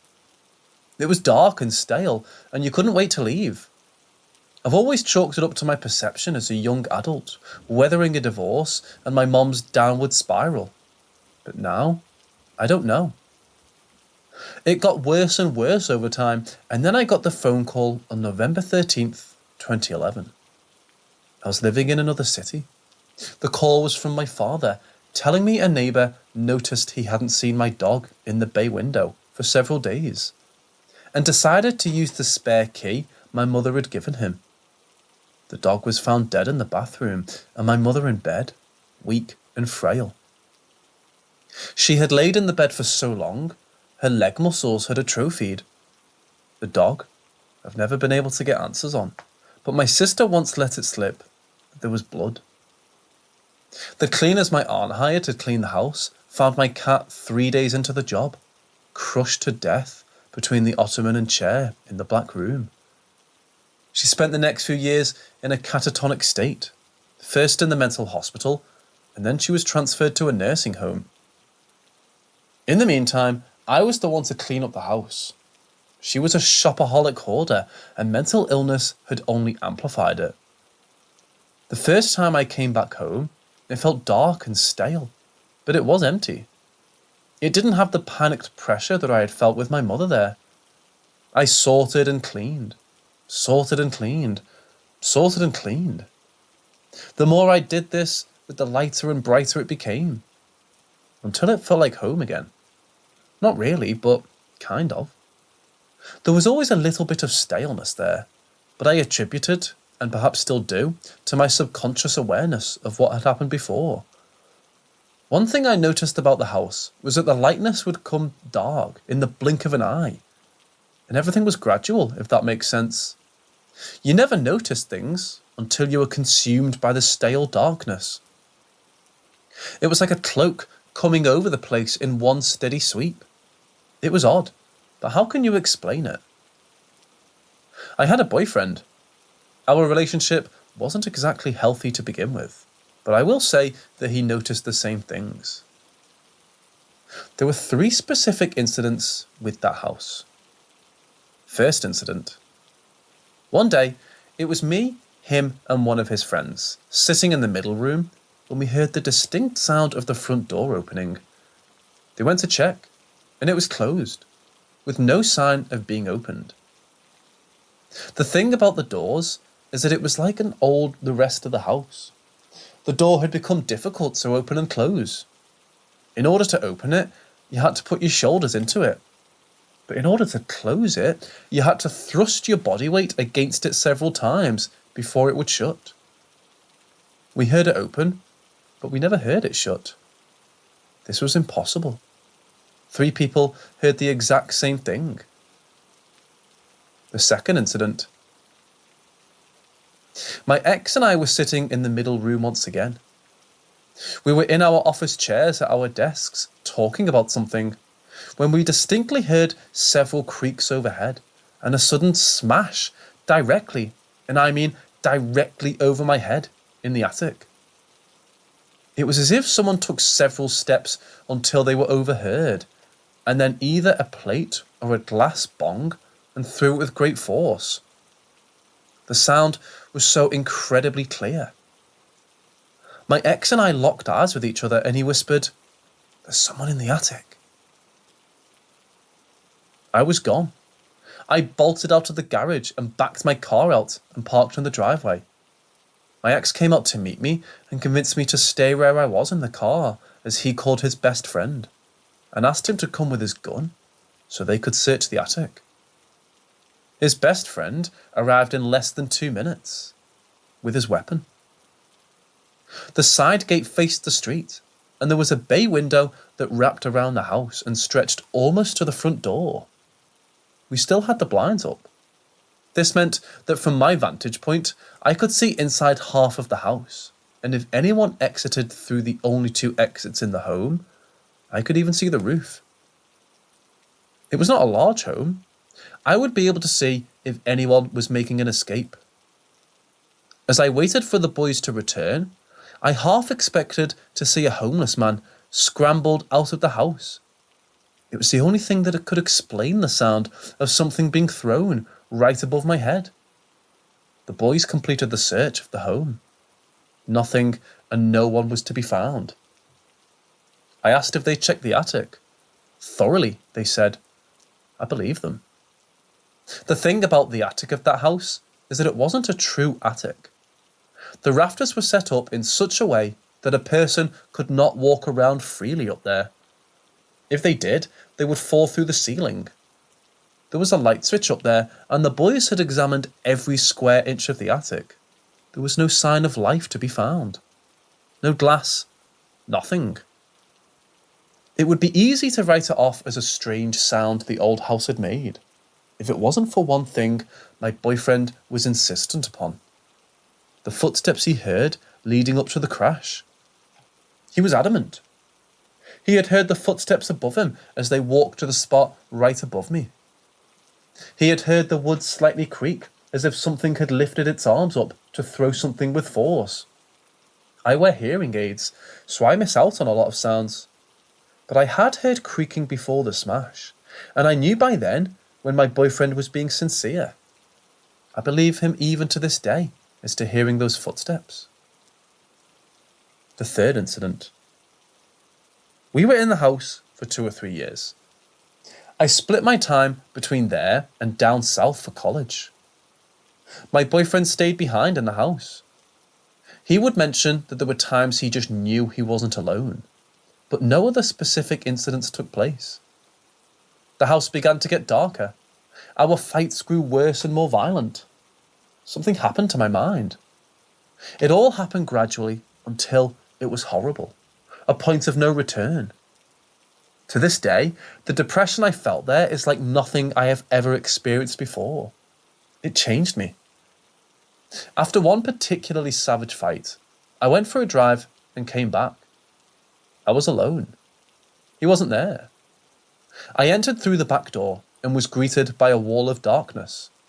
It was stale, cold, dark. Even though all the lights were on, you could barely breathe. I snapped. I yelled at the darkness in the kitchen, for no particular reason. "Get the fuck out! Go away! I see you! Go! I'm sick of you!" It retreated. I swear to you on my son, I visibly saw the darkness shift backwards. I screamed at it some more, and it retreated some more. There was light again. The house was light and beautiful again. My memory stops there. In the kitchen, screaming at the darkness. Then I woke up in my bed, fully clothed, on top of the sheets. The house is dark again. The staleness is there again, but when I walk into the kitchen, It's light and bright. Oddly enough, that was the first time I considered the possibility that there might be something more in the house. That there might be something otherworldly there. But what? Not too long after the incident in the kitchen, I left the house and it was put up for sale. I've been through many tough and trying times since then, but I've never experienced the darkness, the sluggishness, the staleness, the pressure, the panic, the hopelessness, the bleakness, and the agony of that home since then. My gut tells me that there's something there.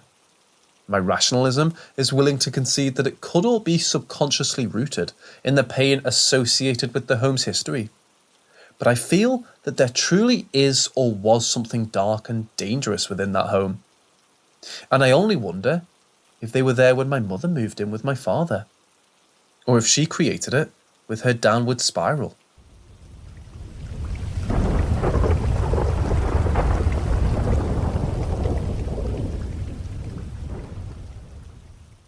So today is Sunday, a day I usually go out to hike a route I hiked many times. I won't anymore. But I had to think of it today. This experience is roughly 2.5 years old now, and I haven't gone back to my old routine since then. I live in a pretty small rural village in Germany. Less than 200 people live here. Not much around here besides fields, forests, cows, sheep, a donkey, and 2 horses. Directly outside of the house I live in is a road to the right which leads into a field and then into a pretty thick forest. The route I usually take is around 18 kilometers long.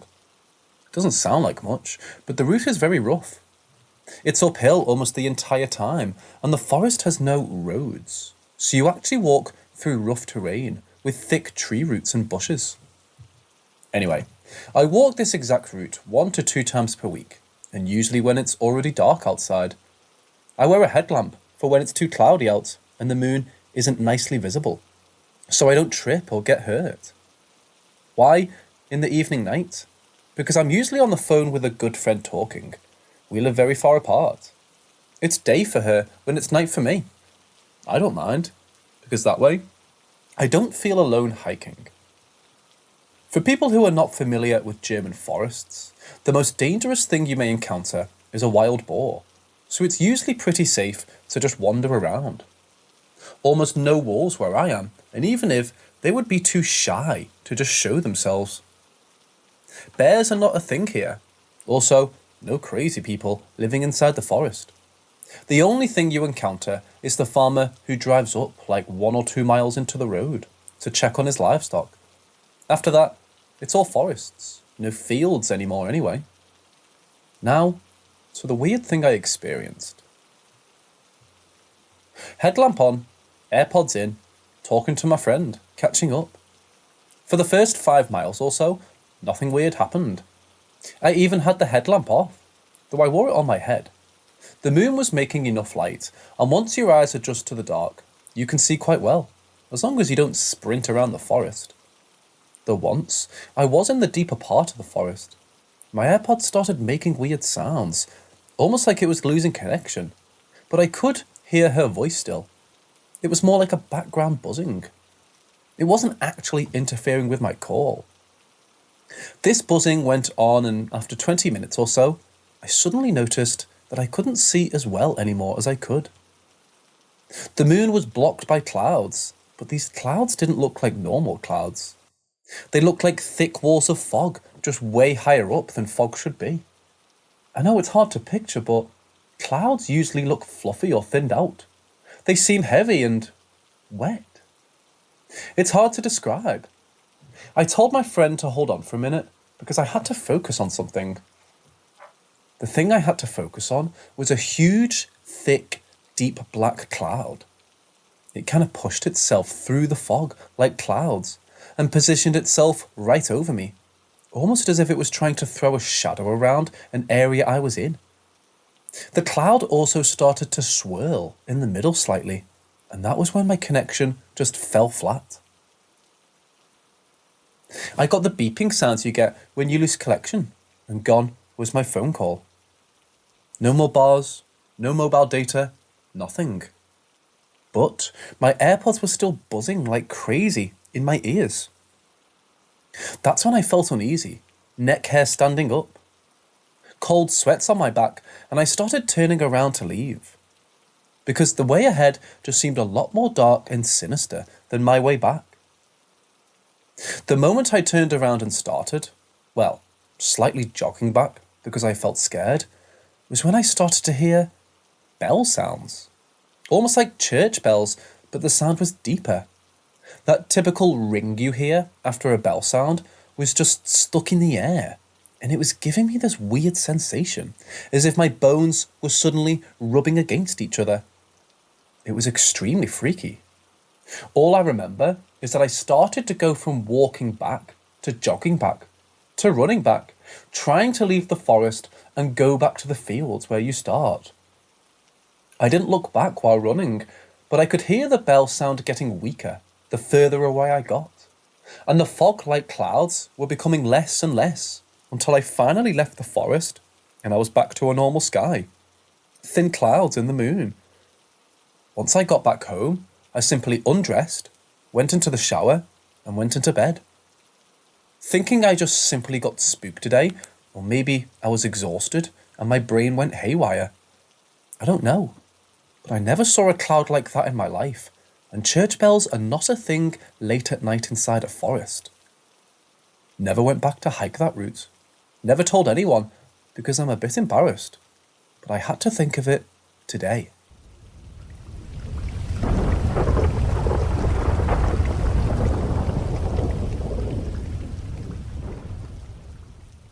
I never really brought this up to many people. I've only ever told some of my friends and my cousin. When I was 5, I experienced constant nightmares and strange activities after the deaths of my baby sister and grandpa. My parents had my baby sister, who sadly passed away 3 days after birth. I only have 3 memories of that time. Me playing in the child area with my grandma, me receiving some dinosaur books to keep me company, and seeing her for the last time before she was taken off life support. I have no other memories of her. Shortly after she died, my grandpa died as well. I actually spent quite some time with him, but oddly enough, don't have that many memories of him. Shortly after both of their deaths, I started to have constant nightmares and what seemed to be sleep paralysis. I would wake up frozen in my bed. Voices would go off in my head, and my bed would start rapidly spinning. The most vivid memory of this would be the strong pain I would feel in my back that seemed like someone was stabbing me. These dreams would progressively get worse, and the pain I'd feel in my back would become more painful. The voices I'd hear became louder, and eventually I'd start to see figures in my room. Strangely enough, I only had one paranormal experience while living in the apartment I was having these dreams in. It was the middle of the night, and my mom was in the kitchen cooking. The way the apartment was laid out had the kitchen next to a long hallway where the bedrooms were located. I was sitting at the end of the hallway, which was right next to where my mom would have been cooking. I was playing with my stuffed dinosaurs and decided to throw one at the end of the hallway. A strange feeling overcame me, and I could do nothing but sit there in silence and stare at the toy I threw. I can vividly remember the toy sitting up and starting moving toward me. I wasn't scared, but knew something wasn't right either. I tried to call out to my mom, but couldn't yell, as it felt like I was out of breath. As the toy neared me, it fell over, and I could feel myself escape the trance I was in. At that point, I felt nothing. I was still not scared and didn't tell my mom about what had happened. This was the only paranormal thing that happened to me at this apartment, other than my reoccurring lifelike nightmares. About a year into this happening to me, we moved to a duplex further into the city we lived in. There was a small break of the nightmares I had, but they reappeared shortly after. Unlike the ones I had at the previous apartment, these were much more violent and lifelike. The nightmares would usually consist of an order like this. I'd wake up frozen, hearing voices and sweating. I would move my eyes around until I noticed a black figure standing in my room. There would be silence until my blanket would be slowly pulled off of me. A feeling of nausea and dizziness would hit me, and then I could finally sit up, and it would stop. This went on for a year with the same pattern. The worst one I had has always stuck with me. Again, the pattern repeated, but it didn't stop once I sat up. This time, when I did sit up, the voices I heard almost sounded like yelling in my head. I became very hot and extremely dizzy and nauseous. While I was on the same floor as my parents, I did not feel an urge to wake them, but rather ran downstairs to the bathroom, where I sat over the toilet as if I was going to vomit. My vision felt static somewhat, and the stabbing feeling in my back was extremely painful. The feeling of static I got was very odd. My vision would seem to get darker, but I could see static, if that makes sense. Imagine your vision seeing those floaties we sometimes see, but they're everywhere you look, and they move around like TV static. That's what I would see. This went on for what felt like an eternity. During this, I could not speak. I felt like someone took my breath and voice and felt helpless. Thankfully, I ended the night falling asleep on the couch, after most likely passing out. The nightmares didn't stop until we eventually moved out again to a house in the woods we rented for a couple of years. I was in the 5th grade by then, and surprisingly, never experienced any activities like that again in my life. I would have nightmares every now and then, but they were never as scary as the ones I had previously. I never had any paranormal experiences either. I recently brought this up to my cousin, and he told me he felt odd about both the old apartment and duplex I lived in at the time. He said he always felt like there was a bad presence in those houses, which was why he never spent the night.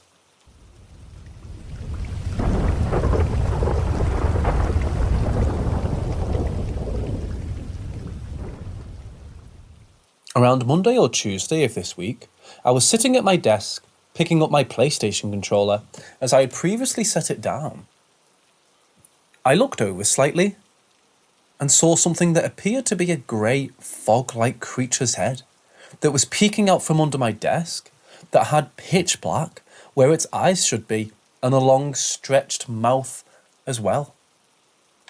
Of course, I reacted like a sane person and yelled and jumped back. My brother asked me what was wrong, and I tried to tell him that I had seen a face, but he didn't believe me. After that, nothing really happened, besides whenever I close my eyes, I see a person burning. I can vividly see them grabbing at their face. It isn't lifelike though, it looks like a drawing. It's been happening every time I close my eyes to sleep. Thursday of this week, I was trying to sleep. I was restless, so I rolled over to see if there was anything going on in my room. And I look to my door and see a tall, jet black figure who can barely fit in my doorway. The thing was very skinny, and it looked like he was studying me, like I was a creature to be watched in a petting zoo. The creature looked like it was moving its head around, but I couldn't see it well because it didn't have any facial features, and my room was dark. Whenever I saw it, I locked eyes with it for 10 to 15 seconds, and I rubbed my eyes to make sure I wasn't seeing things. The creature started to laugh. Its arms grabbed at its sides as if I was the funniest joke it had ever seen. I turned over and turned back to it, and it was still there. It didn't leave. I yelled at my brother to turn on the lights, but of course I took my eyes off of the thing to look at my brother. But as soon as I turned back to the monster, it had left. I tried to play it off cool and acted like I wanted to go into the closet and change into more comfortable clothes. I did, and then went back to try and sleep. I never looked at the door again that night.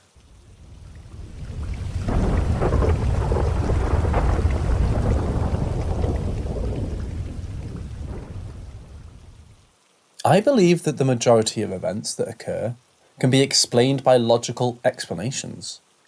That was until both myself and my wife had our experiences with several unexplainable events.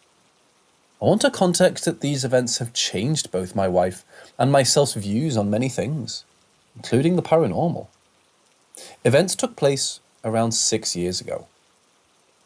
The wife and I were staying at my father's house after he passed away. Everyone in the family spoke about that house being haunted, as long as I can remember. Personally, I never had anything weird happen prior to this, and overall just chalked it up to that side of my family being overzealous storytellers. We were at the house for around a week to help clean it out, as it was around 6 hours away from where we lived. There were several weird events leading to the final event that changed myself and my wife forever. To give better context, the house itself was a postage stamp style Victorian house with 2 floors and a semi-finished apartment style attic. First event, I was going up into the attic to work on cleaning out some stuff my father had up there. He was an avid collector of NASCAR diecasts and other collectibles, and things were everywhere. On the way up the steps, I was on the phone with my wife, who had gone to get food, when I saw the handle on the attic door twist and the door slightly open. This area we were in was not necessarily dangerous, but was far from nice. I instantly thought someone had broken in and immediately ran up to investigate. I searched everywhere and couldn't find anyone. Second event. Wife, myself, and a childhood friend were in the same attic cleaning out items. In the attic, there was thick old shag carpet that had been there since the 70s. Since it was a semi-finished attic, one room was for storage and is where my buddy was working. I look at my wife, who is literally just pointing at the door. We both watched the door for that room close slowly on my buddy. There was zero reasoning or explanation, as we both saw it, and the door itself took a large amount of force to actually close. Obviously, my buddy was pretty unhappy, and we both just said, "Sorry, forgot you were in there," to avoid him thinking both of us were losing our minds or scared him. Last event. The last night we ever stayed there, we slept on the second floor in the master bedroom. The bedroom itself was positioned so the headrest of the bed's wall was aligned with a set of stairs coming up. The wall and stairs were about 3 to 15 feet difference in height, depending on the location, an important piece to what ended up happening. Throughout the night, my wife kept waking me up to say someone was walking around on the platform landing outside. I looked and did see what looked like a shadow under the door frame, so I immediately opened the door and braced for what I assumed was an intruder. Again, nothing was there, even after searching the house extensively. Later that night, I awoke to sounds of scratching in the wall behind my head. My wife is awake already and looking at me, oddly terrified, as she hears it too. I assume it's a rat or some type of animal. While weird, it was directly behind me. Would not be a far-fetched possibility, as the house did have critters in it. In a tired rage, I turn around and just punch the wall to scare it off. Within a second, something punches back on the wall with such force, it shakes the entire thing. We both then hear footsteps stomping or running away from us and up the attic stairs. At this moment, we're both at a loss for words and immediately pack up with our son and leave. We call the police and just assume it has to be someone who broke in, until the next day when we started to think about it. The area where the scratching was occurring was above the steps, a good 10 feet, and even an extremely tall man would have had trouble reaching with a ladder. However, even if they could reach, what we couldn't explain is how this thing ran on a floor that literally did not exist. The sound of running was not going up steps, but as if there was a hallway or floor directly behind the wall, which there was not. The police found no signs of a break-in or any intruder being there. The security cameras outside never had any alerts or saw anyone coming in. We ended up selling the house, as with everything in it, and never stayed over there again. I came down briefly a few weeks later to finish up some final business and just went to tell my father goodbye at the house. Upon entering, the house just felt so hateful. I don't understand how a house could have feelings, but if someone was to ask me what I felt, hateful is the word to use. I have no idea to this date what any of it means. To clarify, had I not been in such a state of grief, I would have never investigated nor stayed after the first event. My dad always brushed off the other family members' claims of it being haunted as no big deal. And even in my childhood years visiting, I never once had a weird experience. My dad and I had a good relationship throughout his life, and he never talked about the house in a negative light. How has everyone else coped with a truly unexplainable event? My wife and I, still to this day, cannot even talk about it without getting chills or feeling literally insane.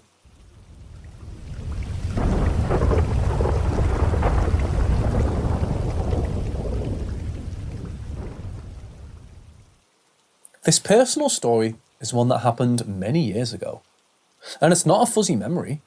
It's something happened that was clear as day. A glass object exploded before my eyes. So, what happened? Now, to be clear, I do not believe in the paranormal. I'm here because I love reading about spooky things, and I like to see what other people believe about the world. But this was really weird, and I think some folks might have some thoughts on it. I was having lunch in my backyard with my parents and grandparents one summer. Just inside, visible through the glass sliding door, is a buffet table of sandwich stuff. And just outside of that door is the table we were eating at. I'm sitting at the table in a position that is facing the glass door to the inside. And as I start to zone out from the conversations around me, my gaze settles on a small glass bowl of guacamole. A moment passes, and then pop! Glass shards and guac fly all over the table, and the bowl is no more. It was sitting on the table one moment, and the next it exploded just as I stared and zoned out on it. The bowl had not been heat washed prior, nor was it in any way structurally compromised. It was sitting in our cabinet, and then filled about halfway with homemade guac. My dad and I are both scientifically minded atheists. He has a master's in thermodynamics, so he understands heat and what it does to materials. And he assured me that the glass bowl had not gotten hot any time recently. Neither of us could think of an explanation. Pretty creepy.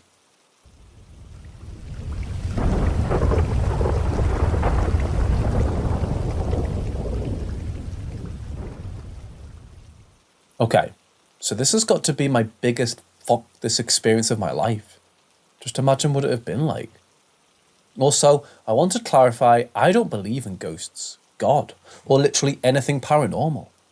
But what happened to me a few days ago has got to be the scariest moment of my life. So I went to bed at about 8:30 on Monday morning, as I was quite tired from a long day. And I woke up in the pitch dark with a really bad dry mouth. So I checked my phone, and it's around 3:20 in the morning, and went downstairs to get some water. I get a drink and go to the toilet, and when I get to my door, I notice it's closed. I would have definitely heard it if it had closed, as it drags along my carpet, which also makes it require some amount of force to open it, which a draft would never even be able to budge. Yet both of my windows and the 2 town bedrooms right next to mine all had their doors closed. But I would hear the slightest movement that somebody made them, never mind them getting up. Walking across the room to open the door and close mine, just to close their door again and go back to bed. I really couldn't be fucked though, so I just ignored it, but as I pushed on the door, it doesn't budge. I mean, like it literally could not move at all. Even though it sits against the carpet, When it's closed, it can still jiggle when the closing mechanism is in the door frame and there's no carpet underneath it. So something was on the inside. My soul literally left my body at that exact moment. Never have I ever felt just so destroyed that I had to go through something like this.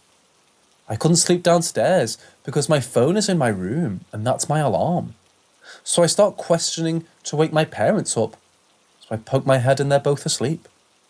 So I try the door again and this time it opens fine. Never has it been so hard to sleep in a room, but nothing like that has happened since. So for a little context, I live in central Scotland and don't believe in ghosts or anything paranormal really, despite having these two experiences and another one, which has really affected me. But I still choose to try not think about what it may have been. This happened probably about 2 or 3 years ago, but my friend recently admitted to me that he's had something similar happen, so I thought I'd let this sub help to get some peace of mind.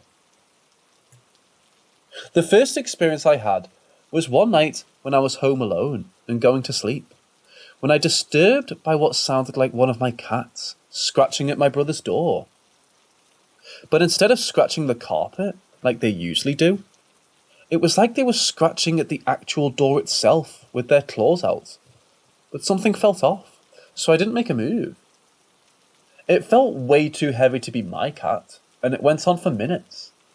At this point, I was already kind of freaked out, but immediately after stopping, I could hear whatever it was darting from my brother's door at the end of the hall to the top of the stairs at the other end over and over again. Anybody who owns cats knows that they do strange things like that every once in a while, but I knew that this wasn't either of them. Besides, the heavy one out of the both was at the foot of my bed. It sounded like it had a lot of weight, like a large dog almost, and it was impossibly fast. It changed directions like it was nothing and darted the whole length of the hall in what felt like less than half a second. This went on for a couple minutes as I started getting more terrified. Eventually, it stopped at my door, and that's when I remembered that it was open, and my heart honestly nearly burst. I could hear it sort of push my door open with its head and heavy breathing, almost like a human's, before it let out a really low-pitched growl and just disappeared. Absolutely nothing else for ages. It messed me up, but with time, I forgot about it and didn't mention it to anybody else. That was until a few weeks ago. I won't detail exactly what happened, as it was practically the same, with the exception that I could hear it interact with things on the opposite side of my parents' room over and over at impossible speeds. Once that happened, I decided to tell my friend, and that's when he told me of his experience. It sends chills down my spine, knowing that it isn't just my imagination playing tricks.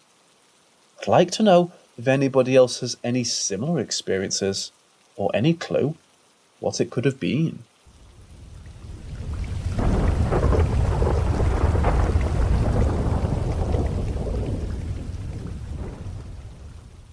Before I start, my father has never been a believer in ghosts.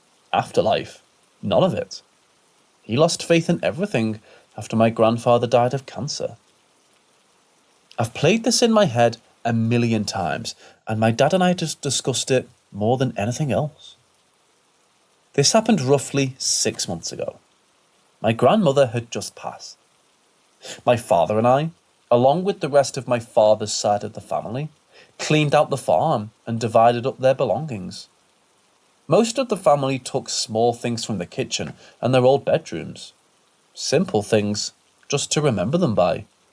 Small talk here and there with my aunts and uncles, telling me stories about the things they were taking.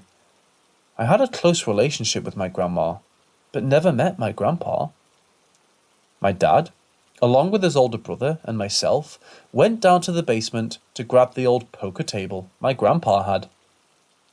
Uncle went back upstairs to grab a toolbox to take some stuff off the walls. Just my dad and I alone. The basement isn't finished. It's all brick walls and the only lights are Christmas ones, strung up for light due to the ceiling one being broke a few years back. I'm wandering around and found shoes in a corner. Without even thinking, I say, "Aren't these the shoes Grandpa was buried in? How did they get here?"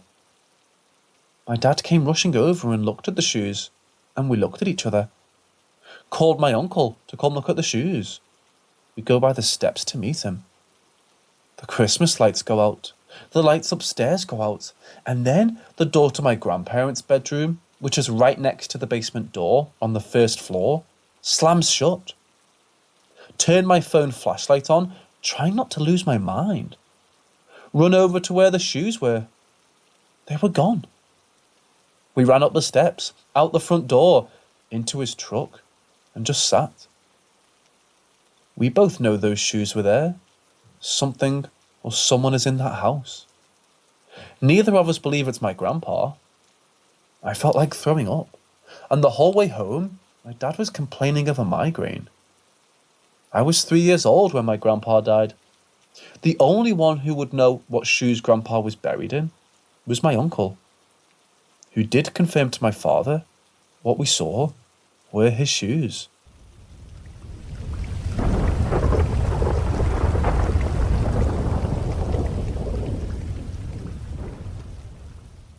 I want to start off by saying I was a believer in the paranormal before these experiences, and I've had more than one experience that I cannot explain. But this one is by far the scariest. To give a little background, this was a couple years ago, shortly after the passing of my partner. We were together almost 10 years, so at this point, I was truly at my lowest. I had seen an article on the internet talking about contacting loved ones on the other side, and before this, I would have never even considered trying it. I turned off all the lights in my room and I lit a candle. I didn't have a Ouija board. I was too afraid to go to that extent. At this point, I was kind of skeptical that anything would happen, considering I was not following through with exactly how the article said to do it. Once I lit the candle, I called out to my partner, asking if they were there. Nothing happened. The second time I called out, immediately everything went pitch black. Where I lived, there were not many streetlights or anything, so I could not see my hand in front of my face. At that moment, I was not thinking that the power had gone out, but for some reason, I thought I had left my room completely. I know that doesn't make sense. There was no bad weather that night or high wind. First, I tried to film for my phone, and I couldn't find it. I jumped up and ran until I hit the wall, feeling for the door handle or light switch. At this point, I just started screaming. Then my mom swung the door open, asking why I was screaming, and that it was okay. The power just went out. It took about 10 minutes before the power came back. I know to some this may have been a coincidence, but I truly believe it was paranormal. I had a few experiences after doing this. Even at one point, I saw a shadow that looked like my partner sitting in a corner. I will never mess with anything like that again. I just want to hear some thoughts from others. I also want to add, I did mention I had a candle lit, but when it went pitch black, I'm not sure what happened to the candle or how it went out. I was in such a panic to get out, I don't recall. I just remember not being able to see anything at all.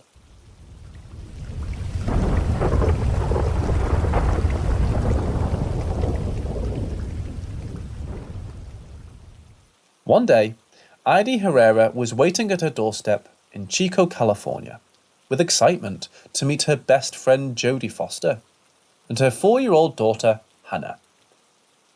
Jodie was a single mother who was moving to Chico from Montana due to her financial and personal problems. Leaving Hannah in Edie's house, Jodie started her search for an apartment that would fit into her budget.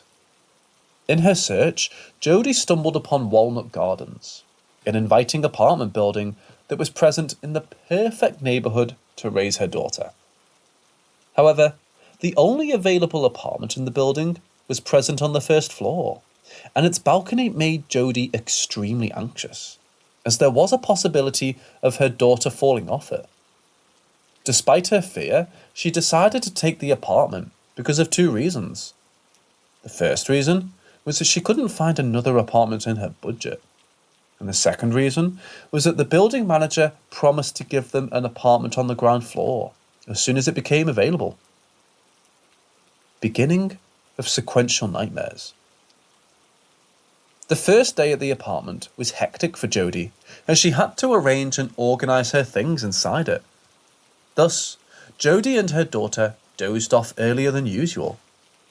That night, Jodie had a dream in which she saw a young couple dressed up in clothes from the 1970s walking around the locality as if they were hunting someone. Jodie constantly kept seeing a weird H symbol in this dream. The couple walked until they reached directly under the balcony of her new apartment and stared at Hannah with evil intent. The moment Jodie saw them calling Hannah towards them, she woke up from her dream panting, and the time was exactly 3:37 a.m. The dream seemed to be too vivid, and she immediately called Heidi. Heidi convinced her that she was making it up and asked her to go back to sleep. The next night, Jodie had a similar dream, but this time the young couple were walking down the hallway towards her apartment. Jodie shut the door of her apartment, but they suddenly appeared inside her apartment and tried to abduct her daughter Hannah. As Jodie started screaming at them to stop, she saw Hannah turn into a young woman whom she hadn't seen before. Jodie woke up at once with a panic attack, and the time was 3:37 a.m. Shifting to another apartment. The next day, the building manager told Jodie that a ground floor apartment was open for her to move in. Jodie was relieved hearing this and moved into the apartment without a second thought. As the apartment was extremely dirty, Jodie and Heidi decided to clean it before moving Jodie's things. While cleaning, Heidi felt an eerie presence inside the apartment, and it felt as if someone invisible was stalking them. Also, Heidi felt extremely cold inside the apartment. Despite the strangeness, she decided not to say anything about it to Jodie, as she did not want to scare her friend. After moving into the apartment, Jodie and her daughter started seeing strange things. Jodie would find her keys missing from the key hanger, only to reappear in the middle of a bed. Also, Hannah started seeing a young woman in front of her, and being a 4-year-old kid, she thought it was her mother's friend, until she saw a gash on the neck of this young woman. Little did the kid know that the woman she was seeing is the same woman her mom was seeing in her dreams. Eventually, Jodie's dreams returned. Sequential nightmares return. One night, while sleeping in her new apartment, the young couple appeared again in Jodie's dream, and this time they were driving a blue car. Jodie saw this couple drive up to the young woman she had seen before, and they offered her a drive. The couple drove the car into the locality of Jodie's apartment and dropped the woman in Jodie's apartment building. While the woman was about to go inside, the man asked her if he could use the restroom in her apartment. Jodie was shouting in a dream, asking her not to allow him, but she was not able to hear Jodie. Jodie immediately woke up from her dream in fear, and the time was 3:37 a.m. yet again. From this night onwards, Jodie started trying her best not to sleep, but even her best efforts couldn't stop her from falling asleep. Late one night, Jodie saw the man pour some liquid onto a piece of cloth and cover this woman's nose and mouth until she fell unconscious. The couple then made her look like a drunk college student to avoid suspicion, took her into their car and drove away. Throughout the dream, Jodie kept shouting for help, but no one was able to hear her. Eventually, Jodie woke up from her dream, and the time and similar to the previous instances, it was 3:37 a.m. Jodie noticed that her dreams were in a sequence, and despite her best efforts, they never stopped. In her next dream, Jodie saw the young woman wake up in the back of the car with tied wrists, and she started screaming for help. Hearing her scream, the man stopped the car and grabbed a grilled metal helmet and locked her head in it. The woman looked so scared that her eyes appeared to be the personification of fear. The couple dragged her into their brick basement and shackled her already tied wrists to chains over her head, thus putting her in a defenseless position. Jodie saw the couple slowly strip off her clothes with force, and the man started forcefully kissing her. The woman put her lipstick on, walked towards the tied woman, and started biting her as she squealed in pain. The kisses slowly turned into sexual abuse, and not being able to witness the torture she was going through, Jodie woke up from a dream. The time was 3:37 a.m. Nightmares accompanied by paranormal events. The next night, Jodie dreamt about the woman again, and this time she saw her screaming inside a bathroom as the couple held her tight. As the woman pleaded with the couple, asking them not to harm her, the man pulled her head back and cut open her throat with a knife. As she was bleeding to death, the woman looked directly at Jodie's eyes through the mirror and told her, "Help me." Jodie immediately woke up, and just as always, the time was 3:37 a.m.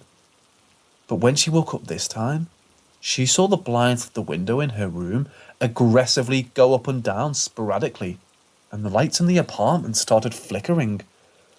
The lights kept flickering until they burst and shattered. At this point, Jodie started feeling as if she was making things up, and she decided that if she had a companion in the house, these strange things would stop. Thus, she asked a family friend named Misty to babysit her daughter. Misty was an extremely warm person, but she couldn't speak. She had to wait at the doorstep for a brief period of time, as Jodie and her daughter were not in the apartment. The moment Misty stepped into the house after Jodie returned, she had a strange feeling of being watched by something invisible. Within a few seconds, they heard Hannah's favourite Ernie doll repeat, "I feel great," in its programmed voice. Jodie asked her daughter and Misty to step back and walk towards the bedroom, following this sound. When she entered the bedroom, she found the Ernie doll on top of a pile of things, and it had a noose around its neck. This sight terrified Jodie, and gathering Misty and Hannah, she rushed out of the apartment. After coming out, Jodie called the police, asking them for help, but when she told them about the doll, they just ridiculed her and cut the call. With no other option, they decided to go back into the house and sleep. Thus, after setting the alarm for 5:30, the trio went to bed. Jodie woke up in the middle of the night as she felt the apartment shake. The lights started flickering and things were being thrown around on their own. To add to the creepiness of the situation, Hannah's Ernie doll started repeating, "I feel great." Overwhelmed by the eeriness, the trio ran out of the house, and Jodie was caught off guard when she saw the time on a clock on the hallway wall. The time was 3:37 a.m. Another change of apartment. After Jodie complained to the building manager about the strangeness in the apartment, she offered her an apartment in a different building downtown. However, there was one condition, and she was asked not to talk about the haunted apartment. Jodie immediately agreed and moved out of her apartment in Walnut Grove. After leaving the apartment, Jodie's life changed for the good. She found herself a good job and also a good partner named Joel Wiley. She was starting to become financially stable again, and her nightmares stopped as well. Thus, Jodie was finally moving on from the traumatic things she experienced in the haunted apartment. However, this did not last long, as her daughter Hannah started seeing the young woman yet again. She started drawing pictures of this woman, and in one of these pictures, she perfectly portrayed the couple abusing the woman after tying up her wrists over her head. After seeing the drawings, Jodie understood that the spirit from the haunted apartment had followed her. Identity of the woman in Jodie's nightmares. After giving deep thought, Jodie told Joel about the things that were happening, and to her surprise, Joel actually believed her. Also, he encouraged Jodie to investigate more about the woman. Thus, Joel and Jodie started searching for details about this strange woman in Jodie's dreams. And after the couple spent multiple hours in the library, they found an article about a young woman named Marie Spanicky that went missing in 1976. The address mentioned in the flyer of Marie was the address of Jodie's old apartment. As they kept reading the article, they found a photo of Marie, and looking at this photo, Jodie was dumbstruck, as Marie was the woman she was seeing in her nightmares. Following this discovery, Jodie's dreams about Marie returned. The discovery.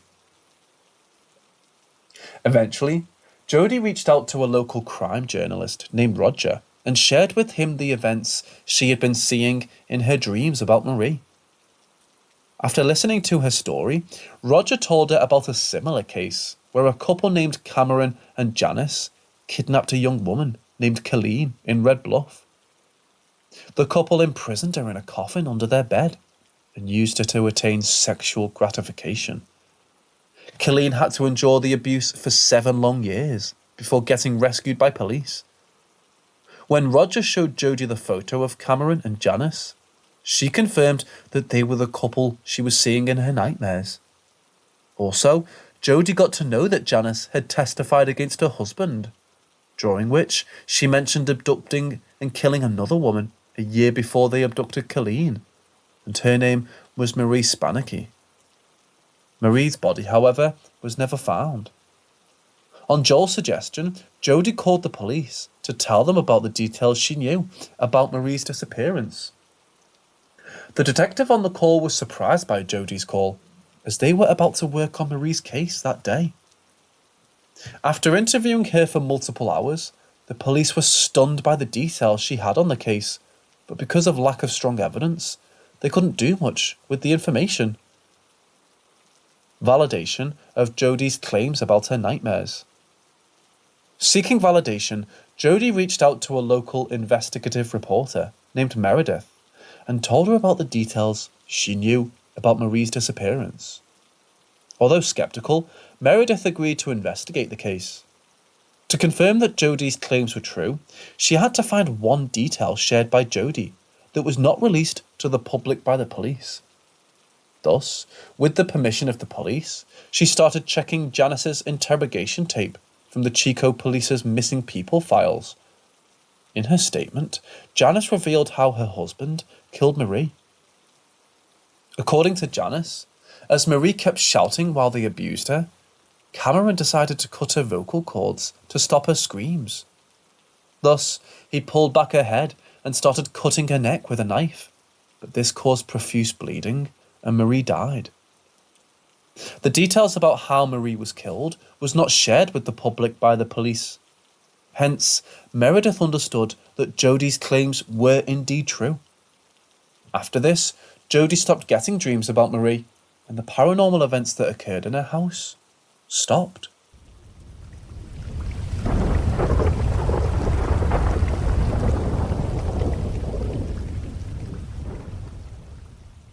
After securing a job that offered a great salary, a war veteran named Gary Hodges had to move to Lawton, Oklahoma, along with his family. Since they had not spent much time with Gary in the past few years, because of him being in the military, Gary's brothers Kevin and Wesley were excited about this, as they would be able to live with their brother yet again. Thus, in 2009, Gary started to search for a house that would be big enough for his family, which was made up of Gary himself, his girlfriend Heather, Heather's daughter Caitlin, Kevin, Wesley, and Wesley's girlfriend Sabrina. In his search, he found a house with enough space for his family, which was present in the middle of a perfect neighbourhood. When he reached the doorstep of this house, he was greeted by its previous tenant, who was cut his lease period short. When Gary asked him why he was suddenly breaking his lease, his hands started trembling, and he started beating around the bush. The man told Gary that he felt that he had spent enough time in the house, and it was the reason behind him breaking the lease period. Gary, who had spent more than 2 years in a war zone before, understood that man was lying at that very moment. But the size of the house and the cost of its lease were too inviting for him. Thus, he decided to take a look at the house before making a decision. When Gary asked the previous tenant if he could walk around the house, he immediately agreed. Still, when Gary entered the house, he noticed that the previous tenant was too hesitant to accompany him. In fact, he never entered the house. Thus, Gary entered the house all alone, and at the moment he stepped into the house, he started feeling a strange sense of oddity inside it. As he walked through the house, he noticed that all the lights in the house, including the lights in the closet, were turned on. This was really strange, as it was just afternoon, and the house was well lit by the sunlight coming from outside.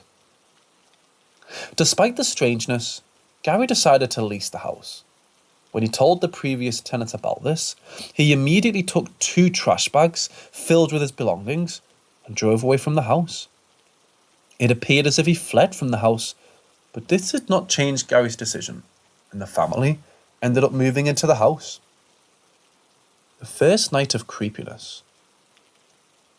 2 weeks after moving in, while the family, excluding Caitlin, was sitting in the hall watching TV one night, they heard the sound of heavy, marching footsteps coming from the floor above them. Gary, being the eldest member, decided to go upstairs and check what was causing the sound. He initially thought it was Caitlin, who was walking around, but when he checked her room, he found her sound asleep. The sound, which had stopped by then, resumed all of a sudden, but now it seemed to be coming from his bedroom. Gary thought that he had an intruder and burst into the room, only to find no one inside. Not being able to come up with a logical explanation, Gary concluded that he was making things up. Later that night, while Gary and Heather were getting ready to sleep in their bedroom, Heather got into bed after turning off the lights in the room and the closet. Seconds later, she noticed that the closet light was turned on again. When she told Harry about it, he told her that she might have forgotten to turn off the closet light. Although Heather was sure about turning off the closet light, she got out of bed and turned it off again before going to sleep. Gary woke up in the middle of that night with the feeling of being watched, and when he opened his eyes, he saw that the closet door was open and the light was turned on. He immediately woke Heather up and showed it to her, hoping to get a rational explanation, but she couldn't even come up with an explanation. Gary concluded that his brothers were playing a prank on him and confronted them the next day. His brothers told him that they were not behind the events of the previous night and suggested that it could be a faulty wire line. Gary did not believe them and stormed out of the place. A strange shadow inside the closet. A couple of nights later, Gary woke up in the middle of the night as he felt Heather's side of the bed slowly pressing down as if somebody was sitting on it. Coincidentally, Heather felt it as well. The couple jumped off their bed and turned on the lights, but they found no one else in the room. Gary thought that his brothers were playing a prank on them and bolted out of the room to confront them, but he found them sound asleep in their bedrooms. He returned back to his room, completely confused, and sat on the bed with Heather, trying to come up with a logical explanation. As the couple was trying to rationalize what had just happened, they saw the light in the closet turn on its own, and through its grilled door, they saw a huge shadow move around the closet. Gary slowly walked towards the closet and opened its door, only to find no one inside. The couple understood that something was wrong with the room, and they decided to sleep in the hall that night. While they were almost asleep, after settling down on the couch, they heard glass shatter on the hallway floor. When they walked towards the hallway to investigate, they found a drinking glass shattered on the floor. With the nearest table present multiple feet away, it appeared as if the glass flew from the table and hit the floor. These events made Gary believe that something paranormal was happening in the house. Gary became grumpy after that night because of his lack of sleep, and his brothers felt as if he was being overactive. This led to a heated argument in the dining room one day, and during the argument, the family saw a glass fly off a table in the kitchen and shatter on the floor. Seeing this happen right in front of their eyes, Kevin and Wesley started believing their brother's claims. Although the family wanted to move out of the house at once, they couldn't do it because of a lack of finances. Zozo. A couple of days later, while the family was sitting in the hall watching TV, they heard heavy thumping footsteps on the floor above them. Although creeped out, they decided to go upstairs together and check out what it was. But despite completely checking the first floor, they found no one. Making sure the first floor was empty, they walked back to the hall. The moment they got back to the ground floor, they noticed that all the cabinets and drawers were open. Whatever that had opened them, opened the refrigerator and oven in the kitchen as well. That night, while Gary was taking a shower, he heard loud thumping footsteps on the ceiling above him. Hearing these footsteps, Heather rushed into the bathroom to make sure her husband was safe. But the moment she stepped in, Gary felt an extreme burning sensation, and 3 deep claw marks slowly appeared on his back. The couple rushed out of the washroom in fear, and the footsteps stopped. The very same night, while trying to sleep, Kevin heard someone climb up the stairs and walk up to the door of his room. Once the footsteps reached his door, they abruptly stopped. Kevin got down from his bed and opened his door, anticipating one of the family members to be there, but there was no one outside the door. Kevin thought that he was making it up and went back to bed to sleep.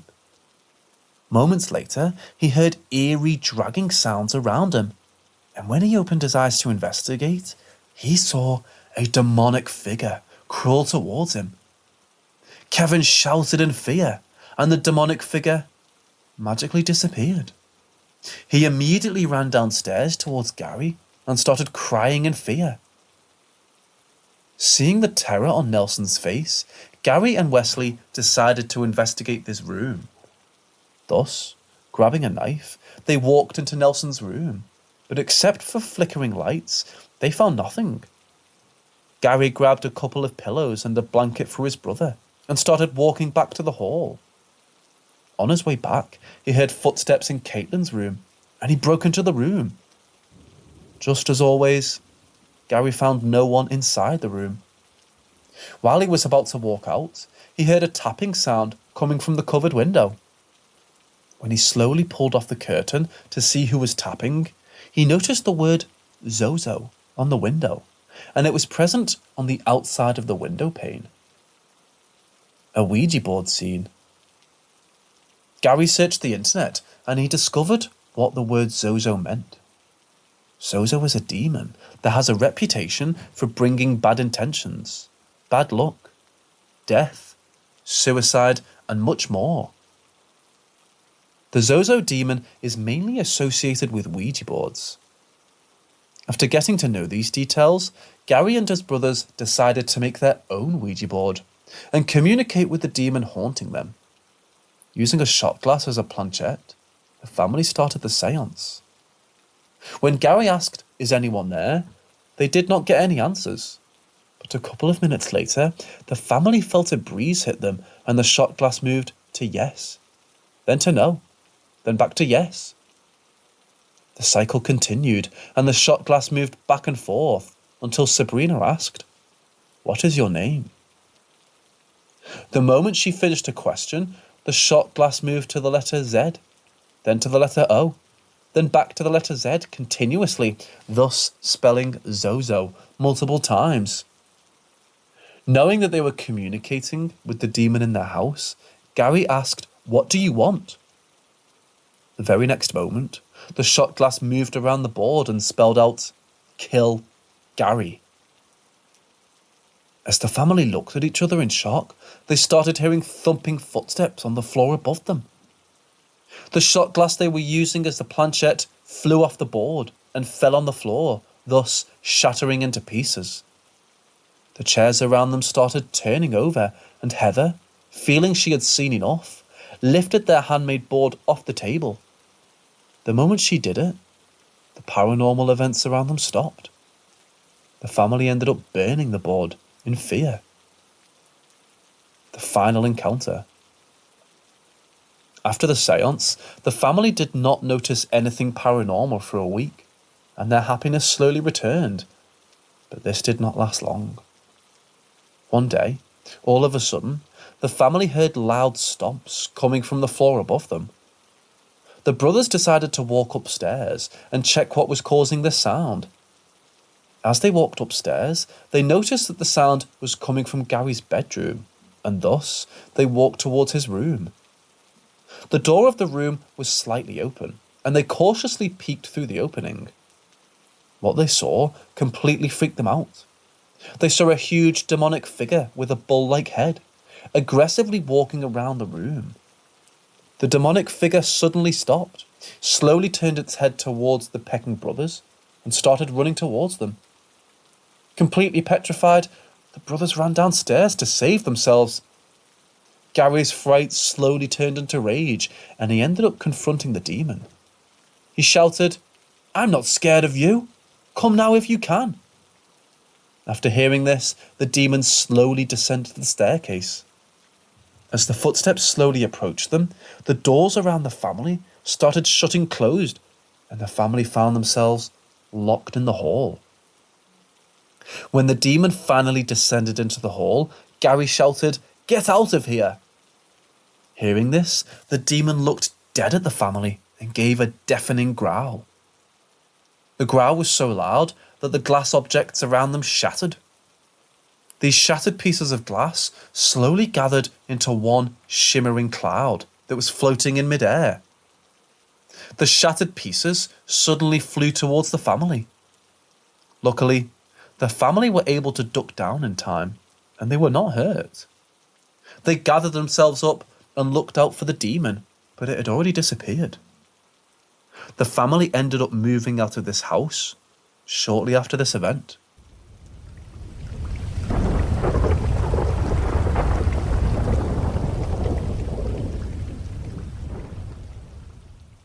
After living with her parents for a really long time because of financial issues, Janine and her husband AJ finally decided to move out of their house in Springfield, Louisiana. The couple set out on a search to find a house that they would be able to purchase with the money they had saved. In their search, they found a house that met all their requirements. The house had a perfect floor plan, and it was located in Springfield as well.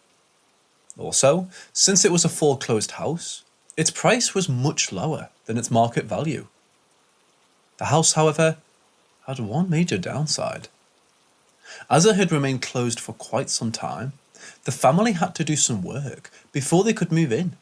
But despite this downside, the couple ended up buying the house. Also, AJ bought a camper van along with the house for the family to stay during the renovation of their new house. Thus, in September of 2013, Janine, AJ and their two sons, Hunter and Gage, moved into their new property without knowing that their dream house would turn out to be their worst nightmare. A benign beginning of the paranormal.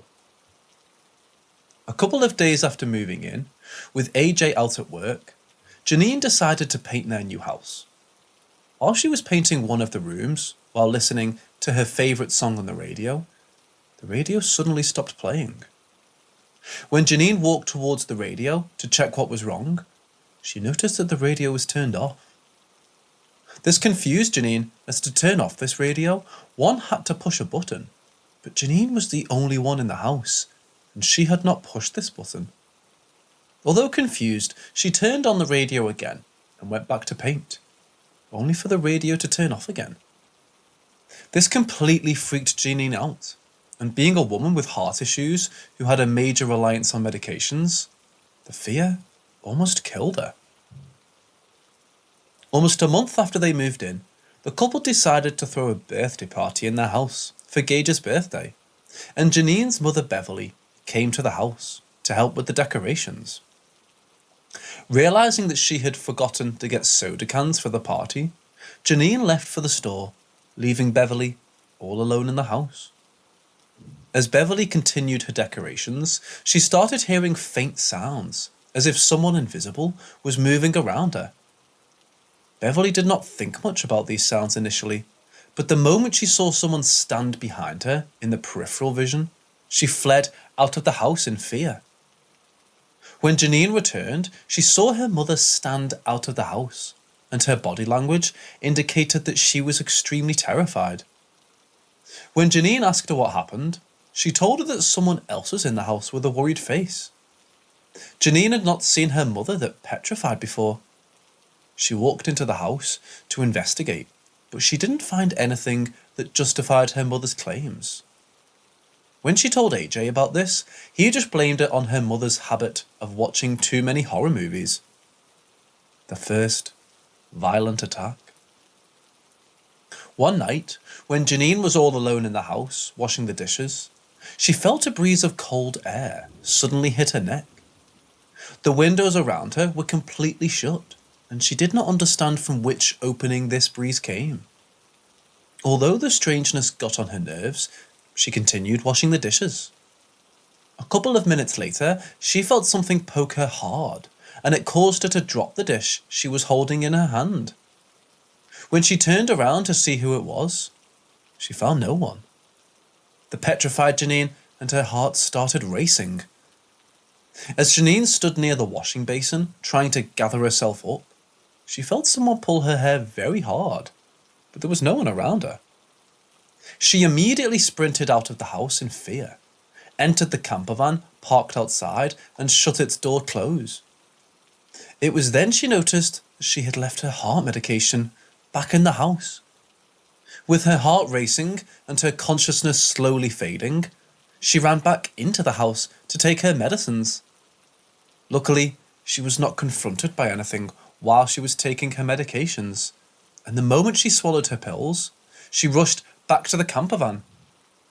When AJ returned, Janine told him what had happened, but he thought that she was making it up, as being alone in a large old house was new for her.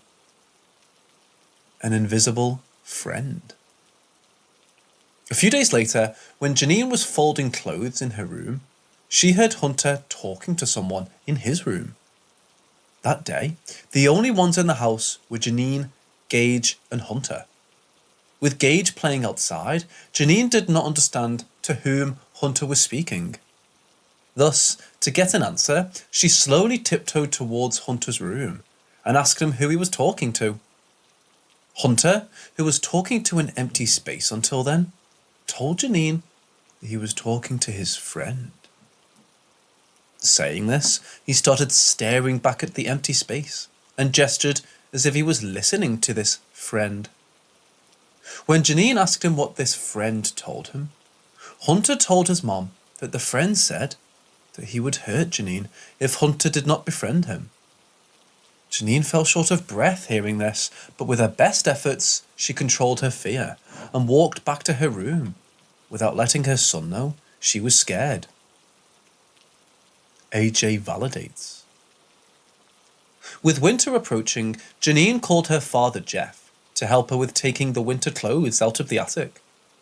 The moment Jeff entered the house, Janine told him about the strange things happening in the house, but her skeptical father did not believe her.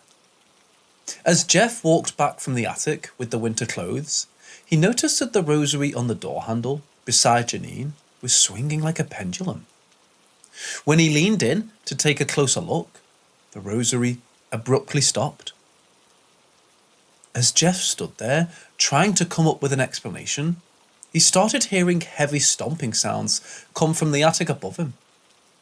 Jeff initially thought it was his mind playing tricks on him, But when he saw the fear in the eyes of his daughter, he understood that it was not just him hearing the sound.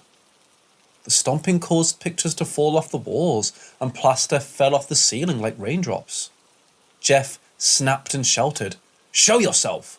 in anger, which caused the stomping to stop, and the house was filled with an eerie silence. The very next moment, Janine felt intense burning on her back, and she felt as if something was burning her from the inside. Seeing his daughter point to her back while suffering in pain, Jeff slightly pulled up her t-shirt. As he kept pulling it up, his face grew pale because of what he saw. He saw 3 deep claw marks on his daughter's back, and it was causing her a lot of pain. Worried about her kids' safety, Janine sent them to stay with their grandparents for a couple of days. When AJ returned home, Janine showed him the scratch marks on her back, but he concluded that Janine must have brushed against nails while working in the house. This led to an argument between the couple, and as they kept arguing, the door near AJ opened on its own and shut closed. This completely freaked him out, and he started believing his wife's claims. AJ and Janine decided that hanging religious relics around the house would stop the paranormal activity in it. Thus, AJ went around the house hanging crucifixes, while Janine followed him with an open Bible in her hand. When AJ was hanging a crucifix on the kitchen door, Janine placed her Bible on the kitchen table and went to hold the ladder AJ was standing on.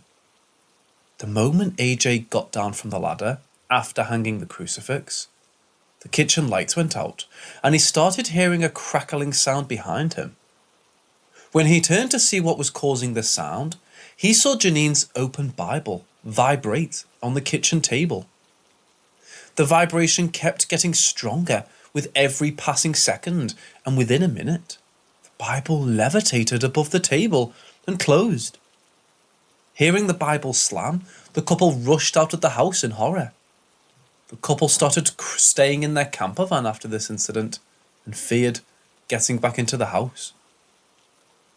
She will die. A couple of days later, with the boys back from their grandparents' house, Janine decided to put a cassette recorder on the kitchen table with the hopes of picking up something useful. Thus, after locking her boys inside the camper van, Janine mustered all her courage, ran into the house, placed the recorder on the kitchen table, and rushed back.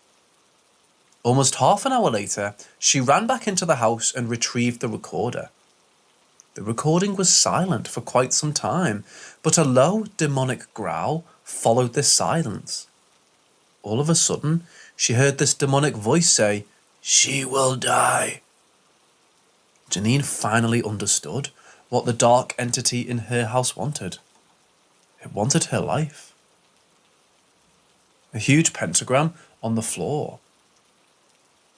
A week after this incident, one afternoon, Janine was hanging the washed clothes on the clothesline, and her sons were playing on the porch. Noticing that the voice of her sons was slowly moving away from her, Janine turned towards the porch to see what they were doing. Seeing her sons run into the house, she started shouting at them, asking them to stop, but they just wouldn't listen. Although scared to get back into the house, she went into it looking for her sons.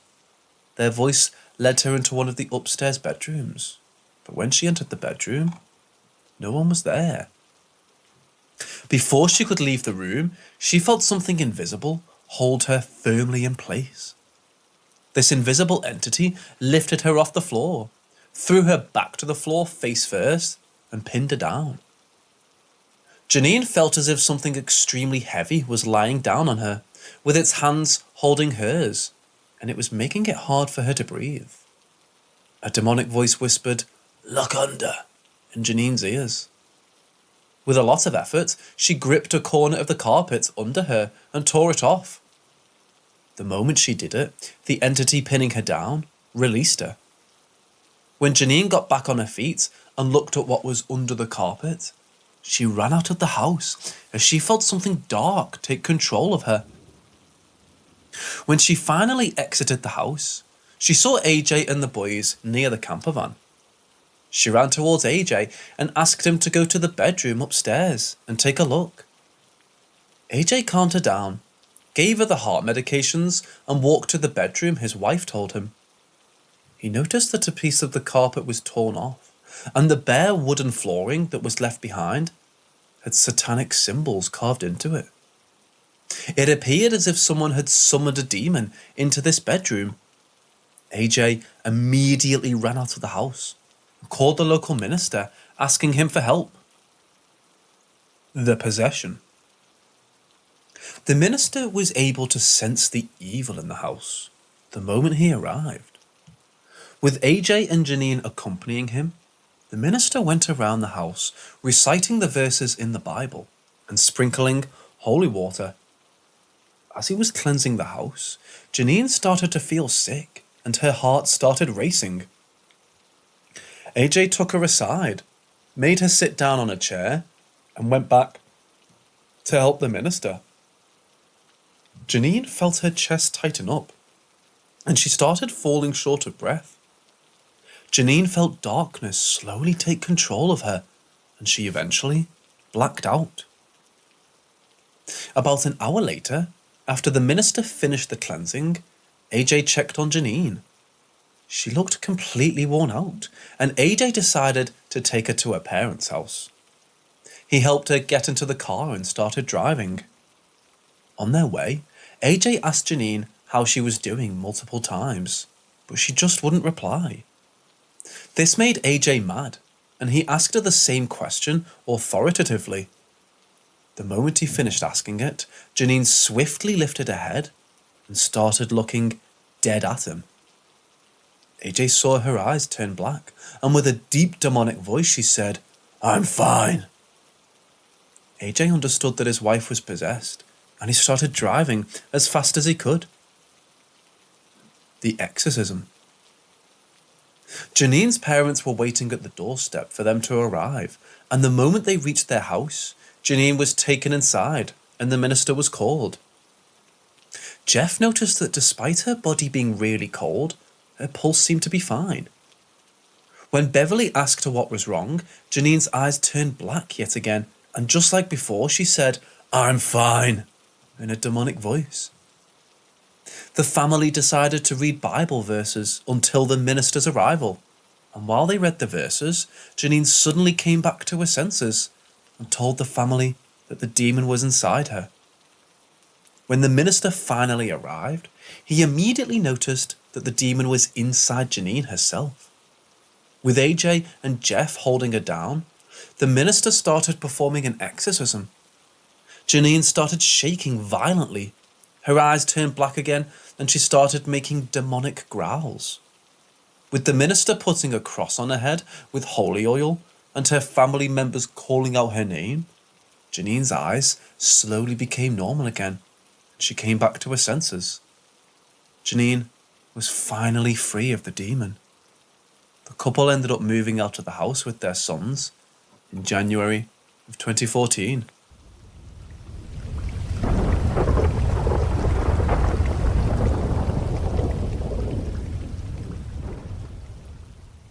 In 1994, a newly divorced woman named Amy Moore was on a search for a new house in Mansfield. In her search, she found an abandoned house that in her eyes looked extremely beautiful. The house looked like it needed a lot of work before she could move in with her daughter Elisa, but this was the factor that made Amy fall in love with the house. She was an artistic woman, and according to her, this house was her paintboard. Luckily, the house was available to be sold at an auction. Wanting a detailed look at it before bidding, she reached out to the property manager, who showed up at the house the next day. The walkthrough started with the basement, and inside the middle of it, Amy found a mysterious concrete stone that seemed to hold no meaning. The property manager showed her the remainder of the house, and Amy noticed that the house was in complete disarray. After showing the remaining portions of the house, the property manager took Amy to the 3rd floor. The floor of this room was filled with the remains of dead rodents. With old things that belonged to the hospital strewn all over the place, the room was in complete chaos. Amy found an old eroding board that read the Mansfield Training School, and this made her question the history of the house. The property manager was clueless about it and told her that the property's records were lost. Without giving much thought to it, Amy put forth a strong bid and purchased the house. Since Amy was doing a day job, she started renovating the house at night, all by herself. One night, while Amy was removing old wallpaper near the ceiling, she accidentally cut herself and started bleeding. The moment her blood fell on the floor, she was knocked off the stepladder by something invisible.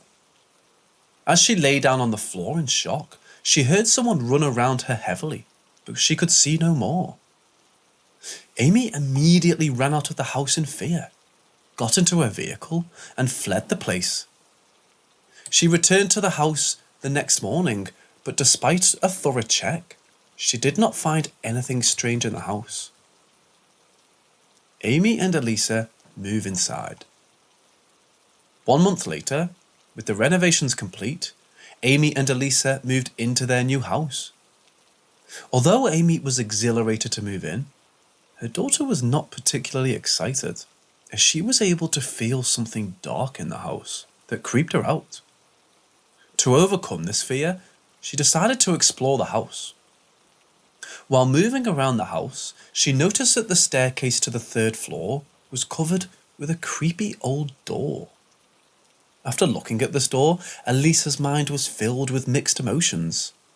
She was scared of this door, but at the same time, she was curious about what lay behind it.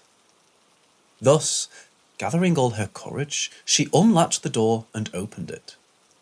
The moment she opened this door, a blast of cold wind hit her, and it made her fall short of breath. However, this did not stop Elisa from ascending the staircase and going to the 3rd floor. As she walked around, soaking the creepiness, she felt as if something was standing behind her. Before she could turn and see what it was, she felt its breath on her neck. Fear took over Elisa's mind, and she ended up running out of the house. A few weeks later, while Amy was making dinner and talking to her daughter about how the day went, she heard heavy stomping come from the floor above them, and it was vibrating the ceiling above them. Amy grabbed a hammer and walked slowly upstairs to investigate, with her daughter closely following her.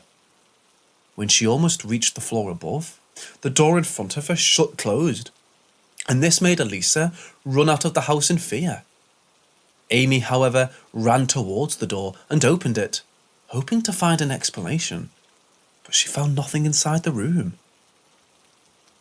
Elisa moves out. The stomping grew worse with time, and every time Amy tried investigating, she found nothing. Also, the creepy door that covered the staircase to the 3rd floor started acting strange. Despite closing it herself, Amy would always find it open whenever she passed near it. Thus, one day, she placed an iron rod on the latch to stop it from opening, but just after taking a few steps away from the door, she heard the iron rod fly off the latch. The very next moment, she heard the door slowly open with a creak, and this made Amy run out of the house. One rainy night, Elisa heard loud sexual moans come from her mother's room. The moans were so loud that the sound of rain coming from outside seemed to be soft. With moans getting progressively louder every minute, she decided to go and tell her mum to reduce her sound. Elisa kept knocking on the door of her mother's room, but she got no response. As she kept knocking, she remembered seeing her mum leave the house for work. Realizing that the one making the moans was not her mom, she slowly started stepping back. A couple of seconds later, she heard the creepy door that led to the 3rd floor open behind her, and this made her run away from the place, only to collide with her mother, who returned to the house. With the creepiness in the house steadily growing, Elisa eventually moved out of the house to stay with her boyfriend, and this left Amy all alone in the house. Dave's short tenure. Later, Amy got to know that one of her friends named Dave was looking for a house to rent, and with more than a couple of empty bedrooms in the house, she decided to rent it to her friend. Dave was a police detective who was going through a divorce. Amy warned him about the sounds in the house, but he didn't take it seriously. One night, while Dave was watching TV and having dinner in his room, he heard the floorboard creak as if someone heavy was standing over it. When he slowly peeked out of the room to see who it was, he saw a huge shadow dart past his room. Thinking it was an intruder, Dave drew out his gun and started investigating. After not finding anyone, despite checking completely, he went back to his room to continue his dinner. While Dave was taking the dishes to the kitchen after completing his dinner, a huge dark shadow appeared right in front of him and vanished magically, terrorizing the baby. A couple of nights later, while Dave was watching TV in his room, he heard a water bottle crash down on the floor.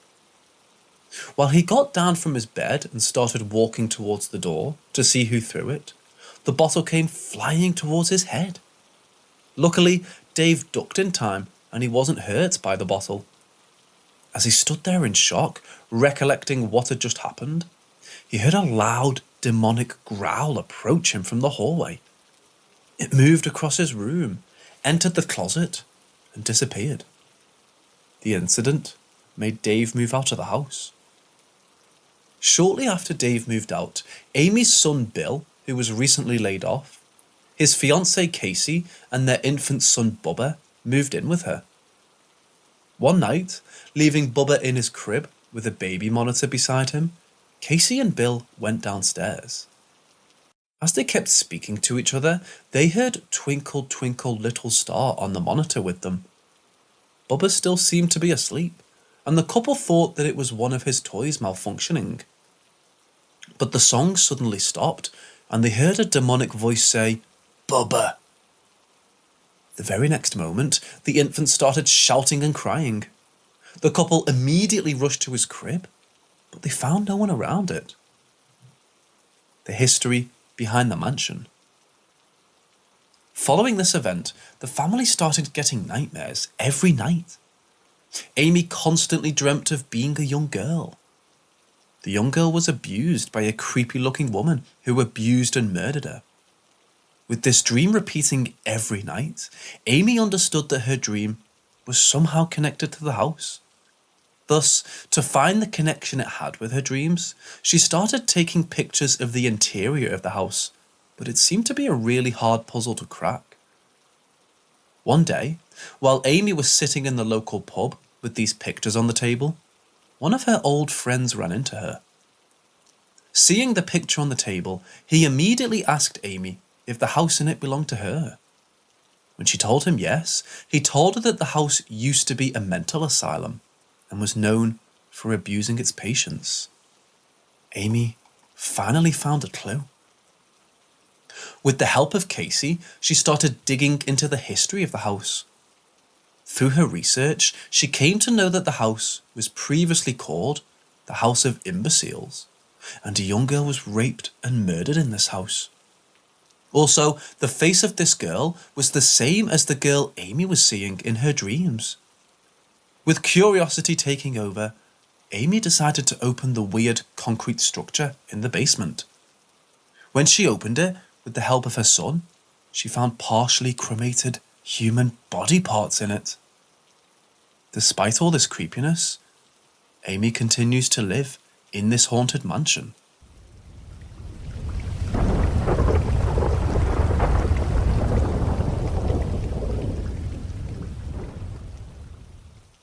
After getting married in 1999, Mike and Stacey Stowe were living the life they had always dreamed of. The couple had their first son, Cameron, in 2002, and with Stacey pregnant, they were expecting their daughter in 2004. A terrible vision.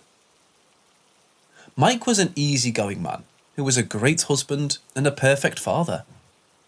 One day, in 2004, while the couple were playing on the lawn of their house with their son Mike, Stacy suddenly had an eerie vision out of the blue.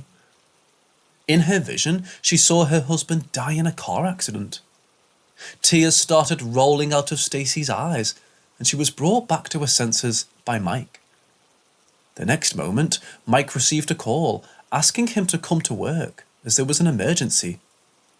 Mike, who had just started his new job as an IT manager, obliged and left for his workplace, driving his car. A couple of hours later, Stacy heard a police officer knock on her door.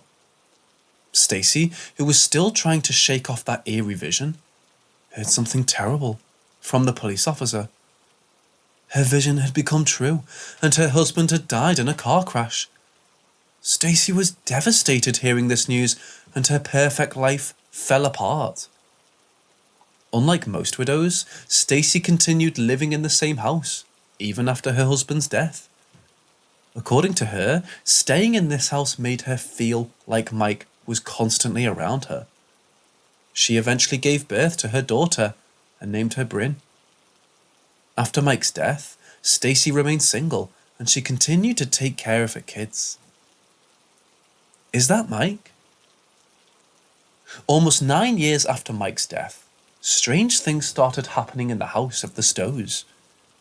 One afternoon, while Stacy was cleaning the house after sending Bryn and Cameron to school, she noticed a small glass teddy bear magically appear on the table before her.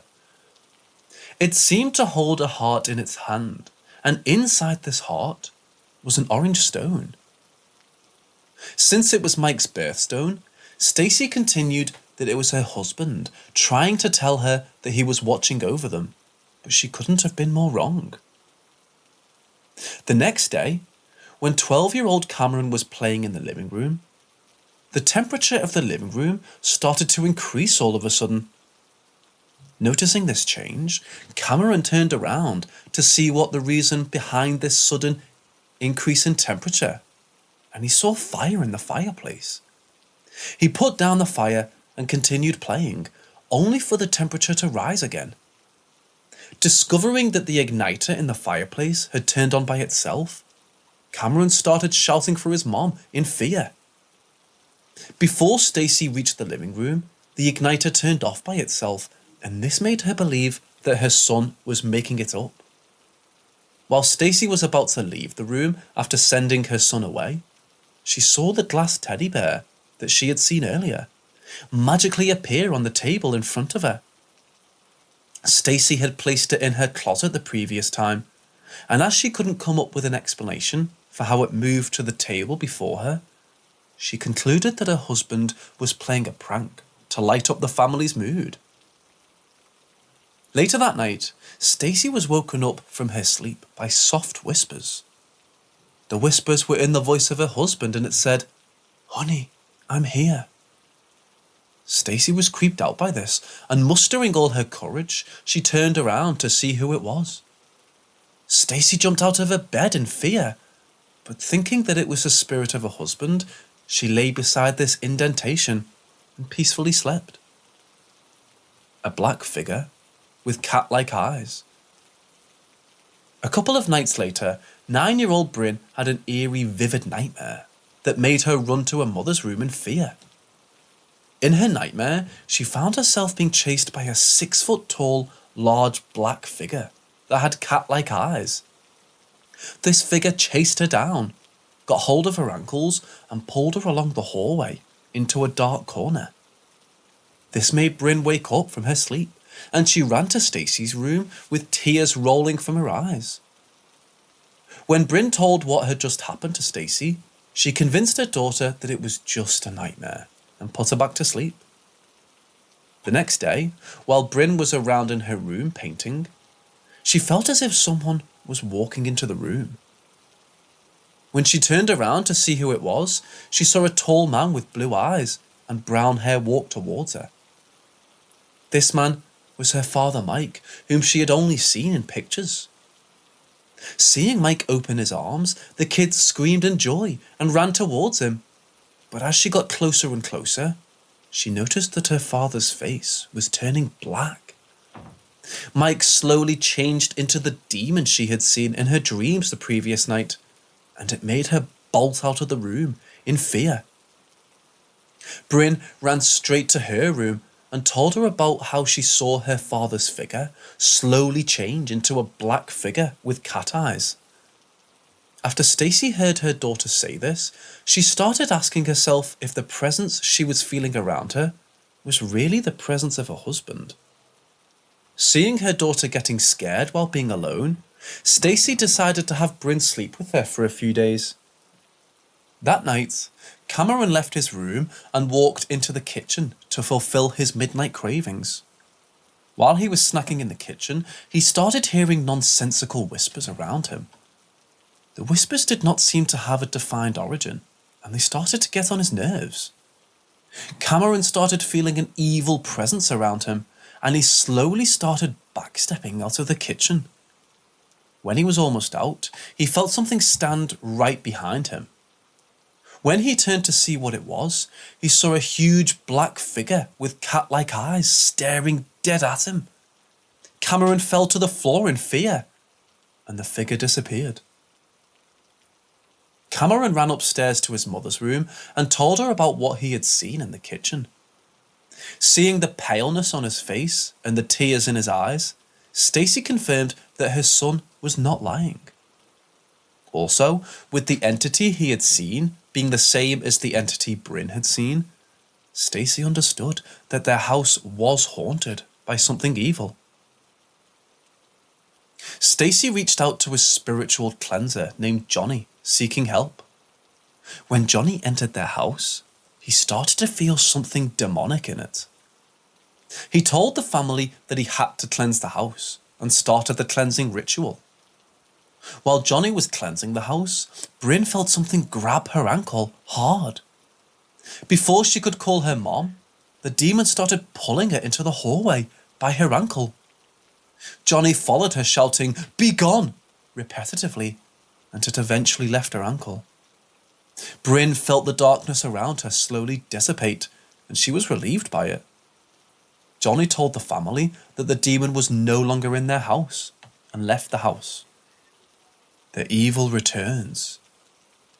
Almost a year later, with the family slowly recovering from the horror they had been through, demonic activity returned to the house. One night, while Bryn was getting ready to go to sleep, she started hearing whispers around her. The whispers said, "Help me, let me out." Scared to death, Bryn covered her face with a blanket. The blanket was forcefully pulled off her, and in front of her stood the black figure with cat eyes she had seen before. The demon disappeared, and she started feeling a sharp pain on the right side of her chest. Bryn bolted out of her room and ran to her mom, crying in pain. She told Stacy what had happened, but her mother did not seem to believe her. Seeing a bloody patch develop on Bryn's top, Stacy lifted it, and underneath it was Bryn's bare chest with 3 deep and freshly made marks. This made Stacy believe that the demon had indeed returned, and she reached out to a psychic medium named Claudia, seeking her help. The starting point. Claudia visited their house the very next day, and the moment she stepped into the house, similar to Johnny, she felt something evil in it. After patiently listening to the experiences of the family members, Claudia tried to find the reason behind them. Using her psychic powers, Claudia figured out that Stacy's nephews, who took care of the house when the family left for a vacation, had performed a seance in the kitchen of the house, trying to communicate with Mike. During the seance, they encountered a demon which made them run out of the room without finishing the seance properly. After Stacy confirmed that strangeness in the house began only after this vacation, Claudia helped the family to finish this seance properly. Ever since then, they haven't experienced anything paranormal in their house.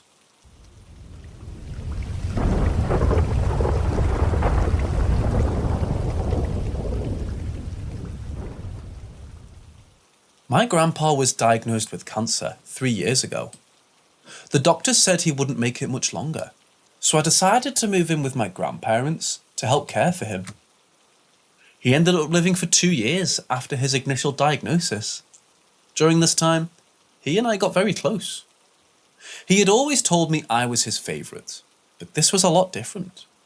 We talked about death and the afterlife a lot, and he was aware of my skepticism. One day, he told me he would send me a sign if there's something out there. Anyway, fast forward to his last few days. He was losing his mind more and more every day. He was even convinced he was already dead at one point. I was the last person he talked to before he went into a comatose-like state. He told me he loved me so much. The next day, he died in our living room. It was really surreal. I kind of blocked everything out because I had never been so close to death. We had to wait for the hospice nurse to pronounce him dead and then for the coroners to pick him up. He laid there for like 5 hours before the nurse showed up, and I never moved from his side. After the coroners came, I gave his body a kiss, told him I loved him, and went upstairs because I didn't want to see them put him in a body bag or something. When I got up to my room, I just sat in my bed in this weird daze. I have this touch-activated light on my desk, which is on the other side of my room. It turned on by itself. I didn't think anything about it at first, so I went and turned it off and returned to my bed. Then it turned on again. I turned it off again. Sat in bed again, then again, 3 times on its own. The last time I got up to turn it off, it connected in my mind. The mirror sits on a leather box my grandpa gave me. It had all of his cufflinks and miscellaneous sentimental items in it. I'm by no means spiritual or religious, so this experience has left me confused for over a year. I want to believe that he was sending me a message, but it contradicts everything that I've ever believed in. Is this most likely just an odd coincidence? Or is it possible that he tried to contact me?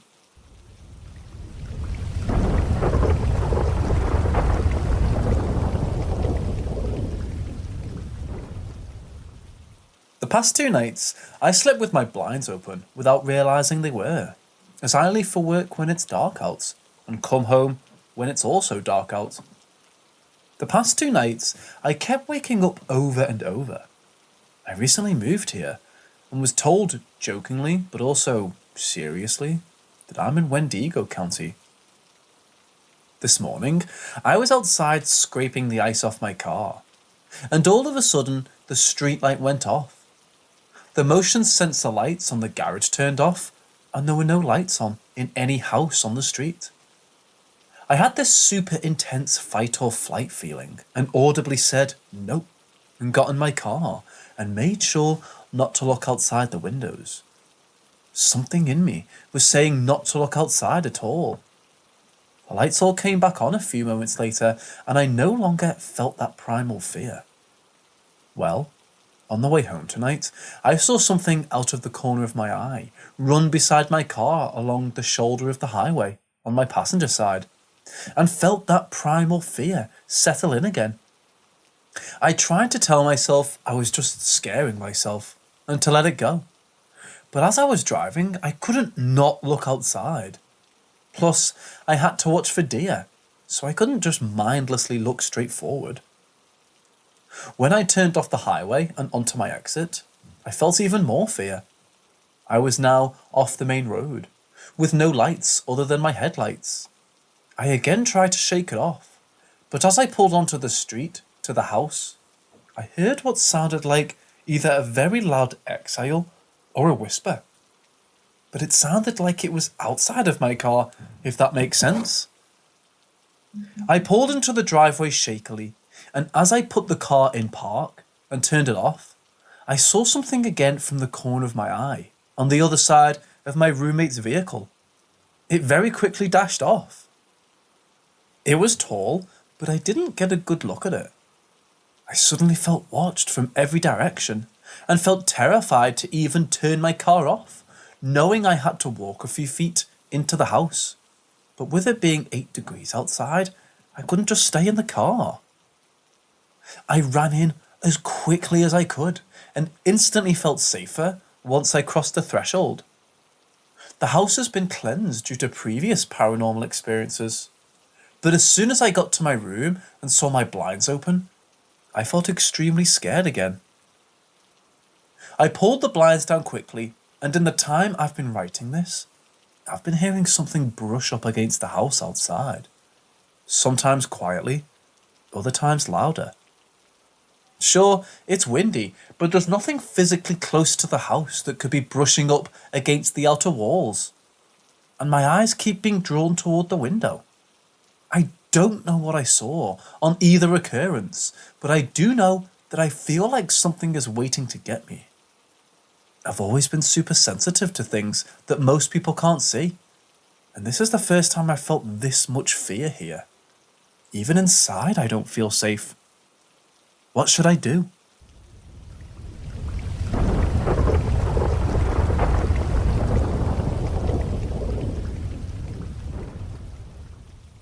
As weird as it sounds, there are apparently paranormal Santa Claus sightings happening. Below is a story a friend shared. This friend was 5 or 6 at the time of their experience. I also spoke with someone who said their neighbour growing up shared a story. She was an elderly woman and shared this story with tears in her eyes. She was out walking alone through the snow in the countryside one night, and she began hearing sleigh bells. Above her in the air flew a sleigh with white reindeer. The man in the sleigh was a muscular mountain man type with a long beard and a pointed green hat, like some early renditions of Santa. He was holding a wand. True story? I don't know. But there are many accounts involving Santa, and most of them appear to be creepy or eerie. Here's my friend's account. Now, these Santa sightings, I'm intrigued because once when I was about 5 or 6, I was convinced I saw Santa flying in the sky. I told my mom, which at the time she played it up, but later as a teen and I brought it up, she said it must have been an airplane in the sky, but it definitely wasn't a plane. It didn't move in a straight, steady line like a plane, nor did it have the blinky lights. I don't know. I still remember watching it through my bedroom window, watching it in the night sky, weaving up and down. It looked exactly how you'd imagine Santa in his sleigh with reindeer flying through the sky would look.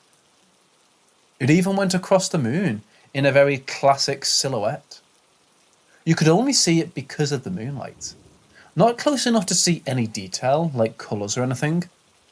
It just looked like a sleigh with reindeer gliding across the sky. I woke up at like 2 a.m. from excitement. I crept out to the living room and saw the presents from Santa and the stockings and was really excited. I went back to bed, but obviously was too excited to sleep. I was just waiting for there to be enough daylight to wake up my parents. I was staring out the window while lying in my bed when I saw it.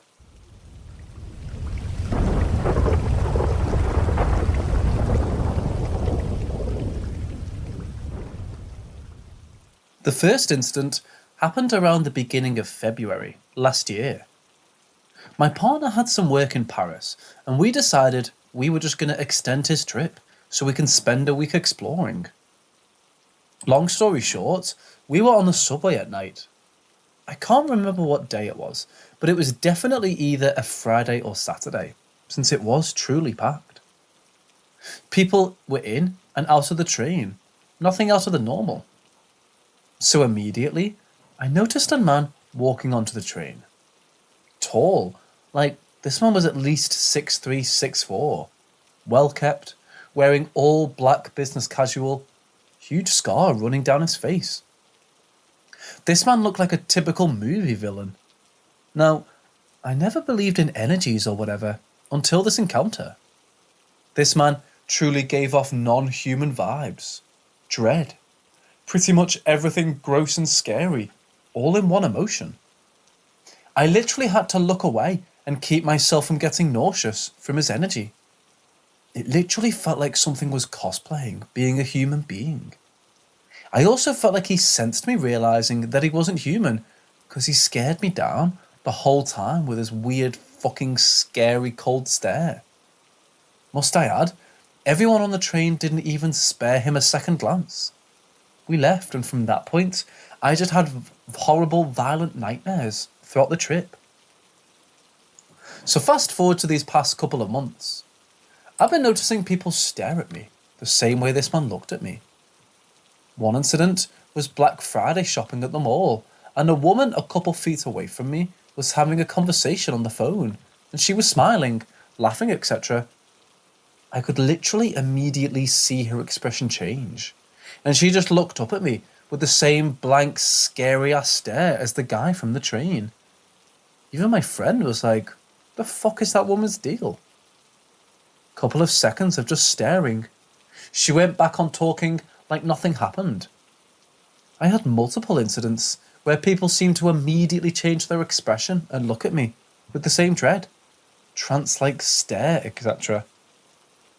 The weird thing is, I'll have the same feeling of nausea hit, and then we'll have violent nightmares whenever I encounter these weirdos. Anybody have any similar stories or encounters where you felt like something isn't human?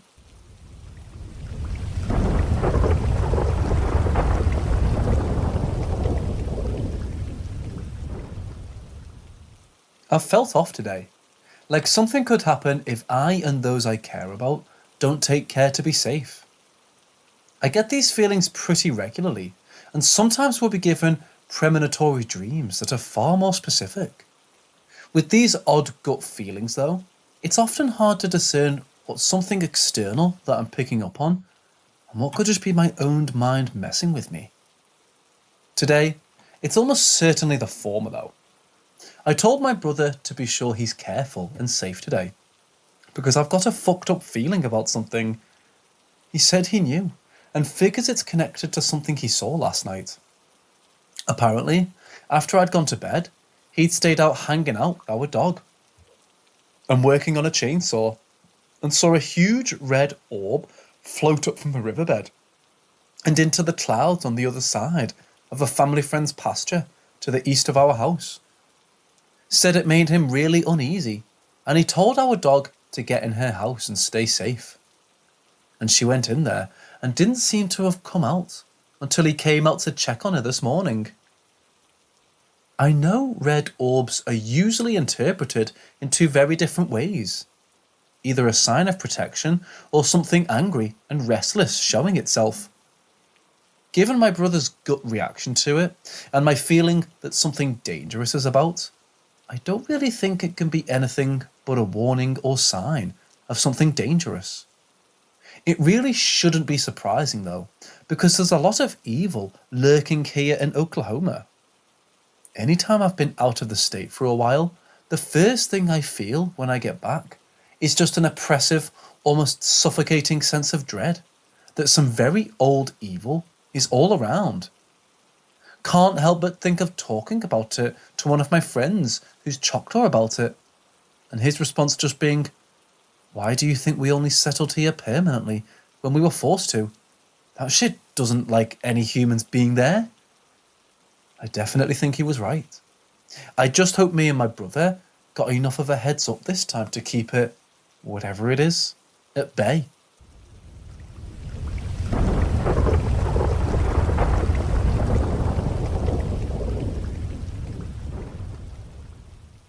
It felt very, very real, and not like a dream, but like sitting and talking with a friend. The first visit was someone that went to the same school as me. As real as it felt, I still had doubts due to the lack of relationship I had with the person. They asked me to do something, so I did. We sat and talked for a bit, which wasn't like me, as I have crippling social anxiety and can't openly talk like that.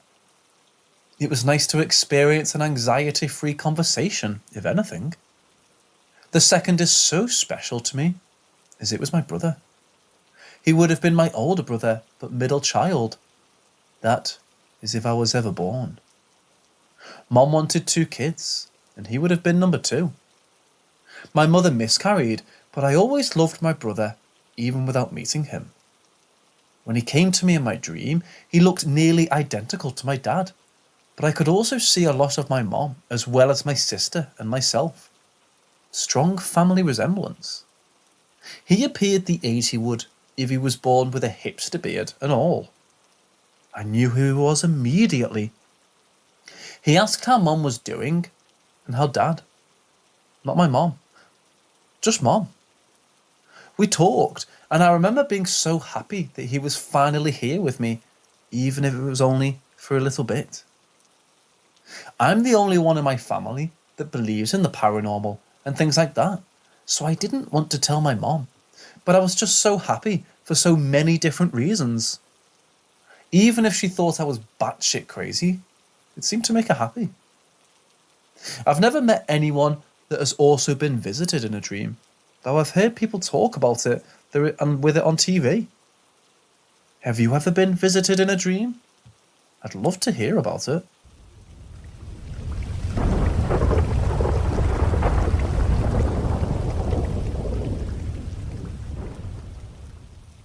Some background.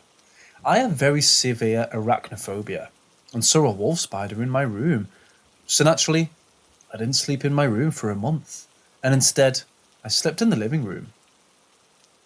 One day in about late July this year, I was having trouble sleeping, so I was on my phone in the living room and about to go to sleep. It was around midnight. I heard a sound that sounded like someone had run into the bookshelf behind me.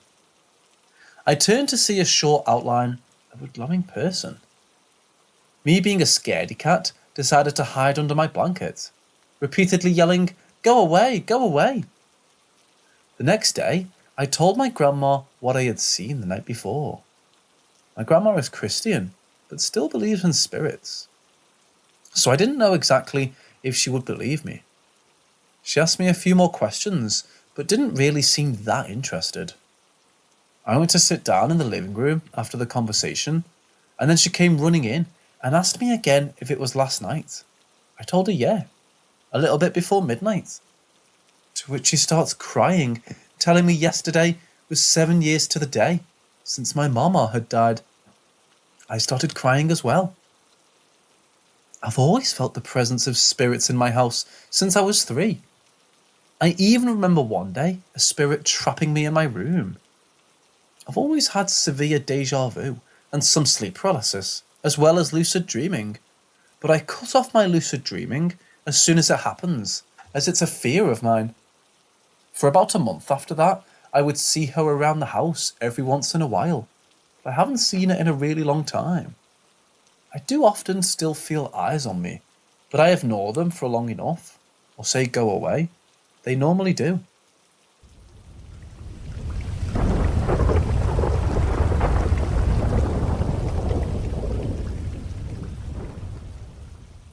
Many years ago, I had an encounter with a Wendigo. I'm part Cherokee and had heard about these monsters before. It was late at night. I was a teenager. I lived with my family. We had a few dogs and they needed to go outside before bed. One of the dogs would only go in our backyard. One of my family members opened the back door and immediately the dog became aggressive. A dog that had never shown aggression before or after this night. Just as fast as she became aggressive, she became scared and ran back inside. I had just kicked my boots off after wearing them all day and was about to change out of my jeans when this happened. I quickly put my boots back on, grabbed a flashlight and a large club I had recently made. I booked it out of the back of our house and just stopped dead in my tracks. I don't see anything. I don't hear anything, but something was there. I could feel the presence of pure evil. Then I see a shadow moving, and it's huge. The shadow was easily 8 feet tall, vaguely humanoid, but had these massive antlers. Normally, my flashlight is able to illuminate everything pretty well. That night, I couldn't even see my hand in front of my face. It was like the light was going into a void. My eyes adjusted to the low light, only starlight letting me see at all. I stand there for what seemed like an eternity as I watch the figure search a workbench before it stops. The figure looks straight forward before turning around to face me, turning to reveal glowing red eyes. The figure and I stare at each other for what must have been only a moment, but felt like lifetimes. I know that showing fear in this situation is only going to kill me, and fighting is a death sentence. But for some reason, I lifted the club and pointed it at the figure. The figure looks at the club and looks back into my eyes before slowly nodding its head up and down a few times. I see my flashlight turn off in my peripheral vision. I look at it and it turns back on, this time illuminating the entirety of the property. I quickly turn on my focus back to the figure, only for the figure to be gone. What was lifetimes to me was no more than a minute in reality.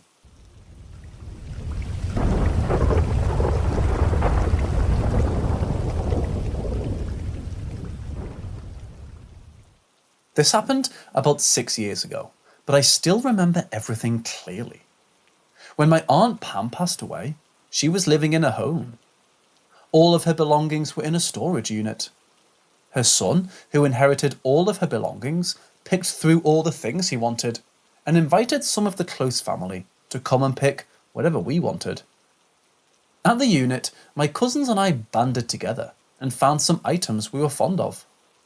I took these little purple potions bottles, purple china set, purple bedding set with matching curtains.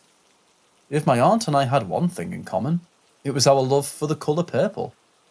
I fell in love with the items and was super excited to bring them home and bring them back to life by giving them a purpose. Upon returning to the house, my sisters and I rushed inside to decorate our homes with our Aunt Pam's belongings. I set up almost an altar-type place on my vanity, with all of the potion bottles around the china set. My vanity sat right across my sitting area, in the opposite corner of the room. Nighttime rolls around, and my sisters and I are in our separate rooms. My sister Abby is in the room right next to mine, with Maddie being right across from her. I'm sitting in my little reading nook, nose deep in a series I've been binging. My lamp flickers twice, and I lift my head to see what gives. Happens more often than not in our house. I lock eyes with a figure, a woman, a blacked out silhouette. She looks as if she's swimming in water. Her hair is large and curly, floating around her. While I couldn't see her face, I could see it in my brain, as if she was projecting her image to me. Her eyes glowed a faint white. Her hand was out, reaching towards the set of china and potion bottles on my vanity. At first, she wasn't looking at me. I sat holding my breath. I stare at her in fear, fully aware it's my aunt, but absolutely terrified at seeing her. She snaps her head towards me, and my light turns off. I scream as loud as I can for my sister, unable to move. She bursts into my room and turns the light on, asking what the hell is going on. I'm blabbering, trembling, crying, trying my best to explain while Abby is trying her best to keep it together. My screams caused my other sister to wake up as well, and she came into the room, rubbing her eyes and telling me to shut up. We're all talking over each other and discussing who I'm going to sleep with when we hear a bang in the kitchen. My parents were extremely strict on eating schedules. We weren't allowed in the kitchen after dinner, and it was now 10 p.m. My parents slept in the master bedroom, which was the attic above the garage. In order for them to come down, they would have to open the very heavy door, walk down the extremely loud steps, open the obnoxiously loud screeching door. The point being, we would have heard loud and clear if anyone came downstairs. We all froze, staring at each other. My sister's eyes widened as we all realised what's happening. We're listening closely, and it sounds like people are ransacking the cabinets, moving around the silverware, and the pots that hung on the ceiling were banging into each other. Silence fell for a moment, and my sister Maddie decided to check it out. We followed behind her in a single file down the hall. Maddie turns the corner into the kitchen, and she takes a step back, her eyes wide and scanning around. Me and my sister poke our heads around. Every drawer and cabinet are open, and the pots on the ceiling are still swinging slightly. We stand there stunned for a moment when we all sprint upstairs, banging on our parents' door. We explained what happened, and my mother is extremely annoyed. She pulls the camera to the kitchen, and there it is, in all its glory. Our mother isn't one for emotions. She just got to making a pallet in a room for all of us to sleep on. Eventually, we sleep and wake up for school the next morning. My sisters seemed to feel better, but I was still very shaken. We're sitting in the living room, and I ask if Maddie wouldn't mind grabbing my brush and other items from my room. She said yes, as she was tying her shoes. Suddenly, we hear a noise from the back. We all go quiet to hear what it is. It's a piano. My piano in my room. I was terrified, asking if they heard it, and Abby clung to me. Maddie walks to the back to retrieve my items, unfazed, as I ask her to check my piano, because I knew it was unplugged. She emerges moments later with my items, and I ask about the piano. With a straight face, she tells me it was unplugged and off. Needless to say, I didn't sleep in my own room for 3 months. While rooming with my parents, my mother had me look at photos of family members. It wasn't the first time a deceased family member came to visit me. Sometimes I knew them, sometimes I didn't.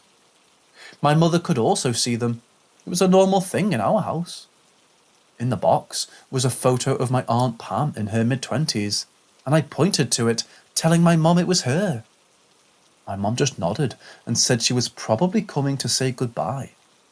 Still didn't make me feel any better. Still extremely terrifying. Gives me goosebumps to this day.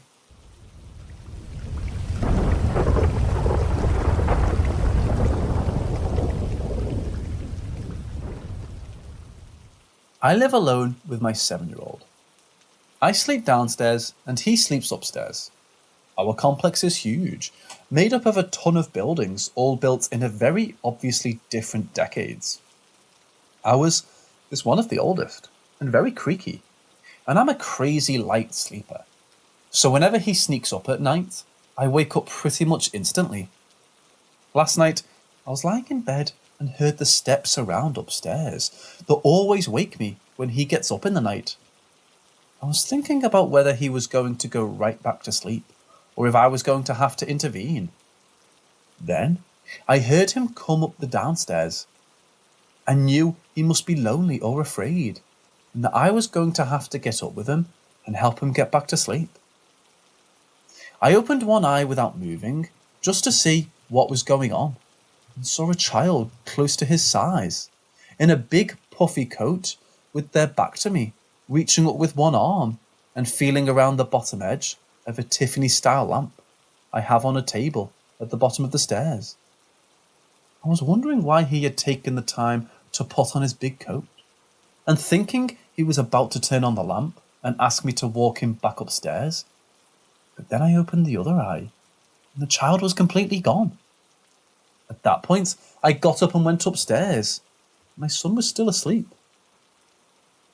I didn't feel like I'd woken up from a dream. It felt like I'd been lying there listening and thinking for a while.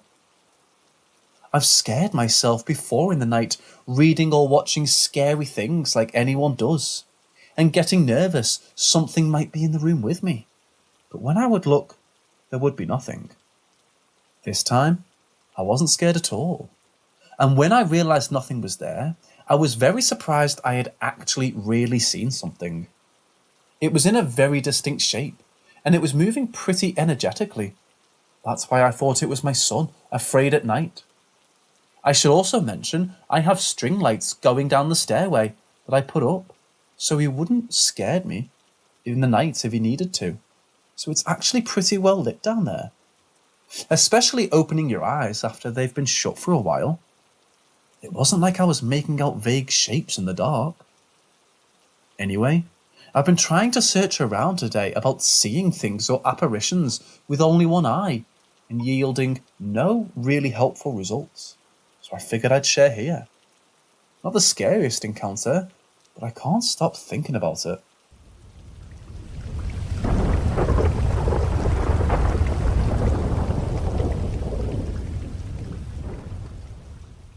I've had a few unexplained experiences in my life, but this was the most terrifying. My grandparents had a holiday home on the Isle of Wight, UK. The house itself was a grand Victorian mansion that had been turned into apartments. My grandparents had a ground floor apartment, which included a garden with a sea view from the cliff tops. It really was beautiful. I had a large family, and we all stayed there regularly, together or with our separate families. Over the years, family members had seen things, like an apparition in the hall, an apparition of a Victorian lady walking across the garden. A few people had witnessed the wardrobe fly open in the middle of the night, but I had not seen or heard a thing over 20 years. My grandparents were getting older and wanted to sell their holiday home. Last night, I stayed there with my family. My parents were in one bedroom, and my brother and sister were with me in another. There were 2 beds, a wardrobe in the room along with an ensuite shower. During the night, my younger brother got up and started sleepwalking. He stood in the ensuite and kept repeating that he had to go to work. My brother hated the ensuite from a baby. It was dark and creepy and had no windows. He would never get used to it. I guided him back to his camp bed and we both went back to sleep.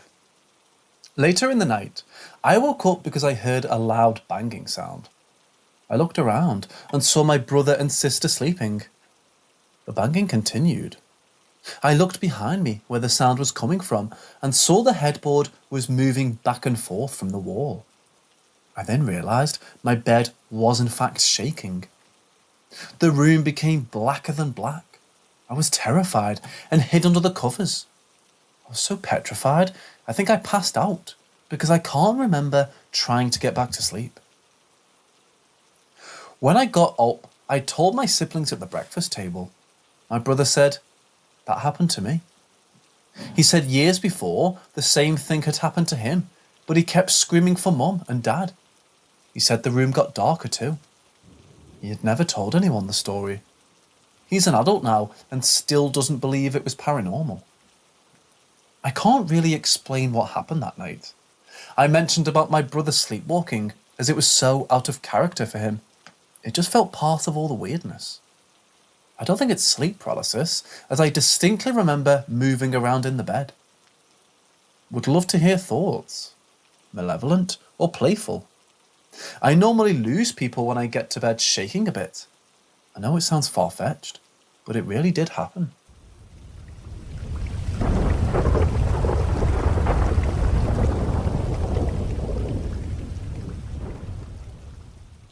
Trying to move on from the untimely death of his wife, a corporate trainer named Stephen LeChance moved into a huge house in Union, Missouri with his kids in May of 2001. With 3 bedrooms, 2 bathrooms, a large front porch, garden and a basement. This house was considerably spacious compared to the cramped apartment they had previously stayed in. On the day the family moved in, a sedan slowed down near the house, and it caught Stephen's attention. As Stephen kept staring at the car, its windows rolled down, and the passengers shouted, "Hope you'll get along okay there." Before he could ask them anything more, the chance drove away extremely fast. Eventful initial days for the LeChance family. While unpacking their luggage after moving in, the family noticed a picture frame with the image of an angel constantly falling from the wall of the living room. In fact, it was not just the picture frame. The family also found it really hard to keep other objects in place as they kept falling off. At night, Stephen's daughter reported seeing the closet door open on its own, and she heard boxes move in the neighbouring room. During their initial days at the house, the children started noticing that their neighbours would cross the road when they approached their house in order to avoid getting close to it. Also, when Stephen and his children approached them to find the reason behind this odd behaviour, they were too hesitant to talk to them. Thus, the family's initial days at the house passed with them rearranging picture frames and things that were magically falling off, listening to strange noises in the night, and trying to find out the reason behind the strange behaviour of their neighbours. An extremely paranormal day. One day, while one of Stephen's sons ventured into the basement to retrieve the garden hose for his father, he started feeling an eerily dark presence around him. With the presence starting to get on his nerves, the 10-year-old started running out of the basement with the hose in his hands. While he was running up the basement stairs, he heard loud, heavy footsteps following him, and when he turned to see what it was, he saw a huge black figure chasing him. With the figure almost closing him down, he ran out of the basement, screaming at the top of his voice, and closed the door. Hearing the screams of his son, Stephen rushed to the basement and the kitchen, only to find his son standing in the middle of a puddle of his own urine. After listening to his son's claims, Stephen went into the basement to investigate, but he found nothing unordinary inside it. On the evening of the very same day, while the kid was walking out of the bathroom, he saw a huge figure run down the stairs beside him. The extremely huge figure had a face that resembled a clown with no eyes, and it was running towards him as if it wanted to hurt him. Petrified, the kid ran towards Stephen's room, screaming for his life. Hearing the claims of his son, he went to investigate once again. As he couldn't find any evidence for his claims, he put the blame on his son's imagination and warned his other two kids to not tease their brother. That night, however, Steve would find himself in the shoes of his son.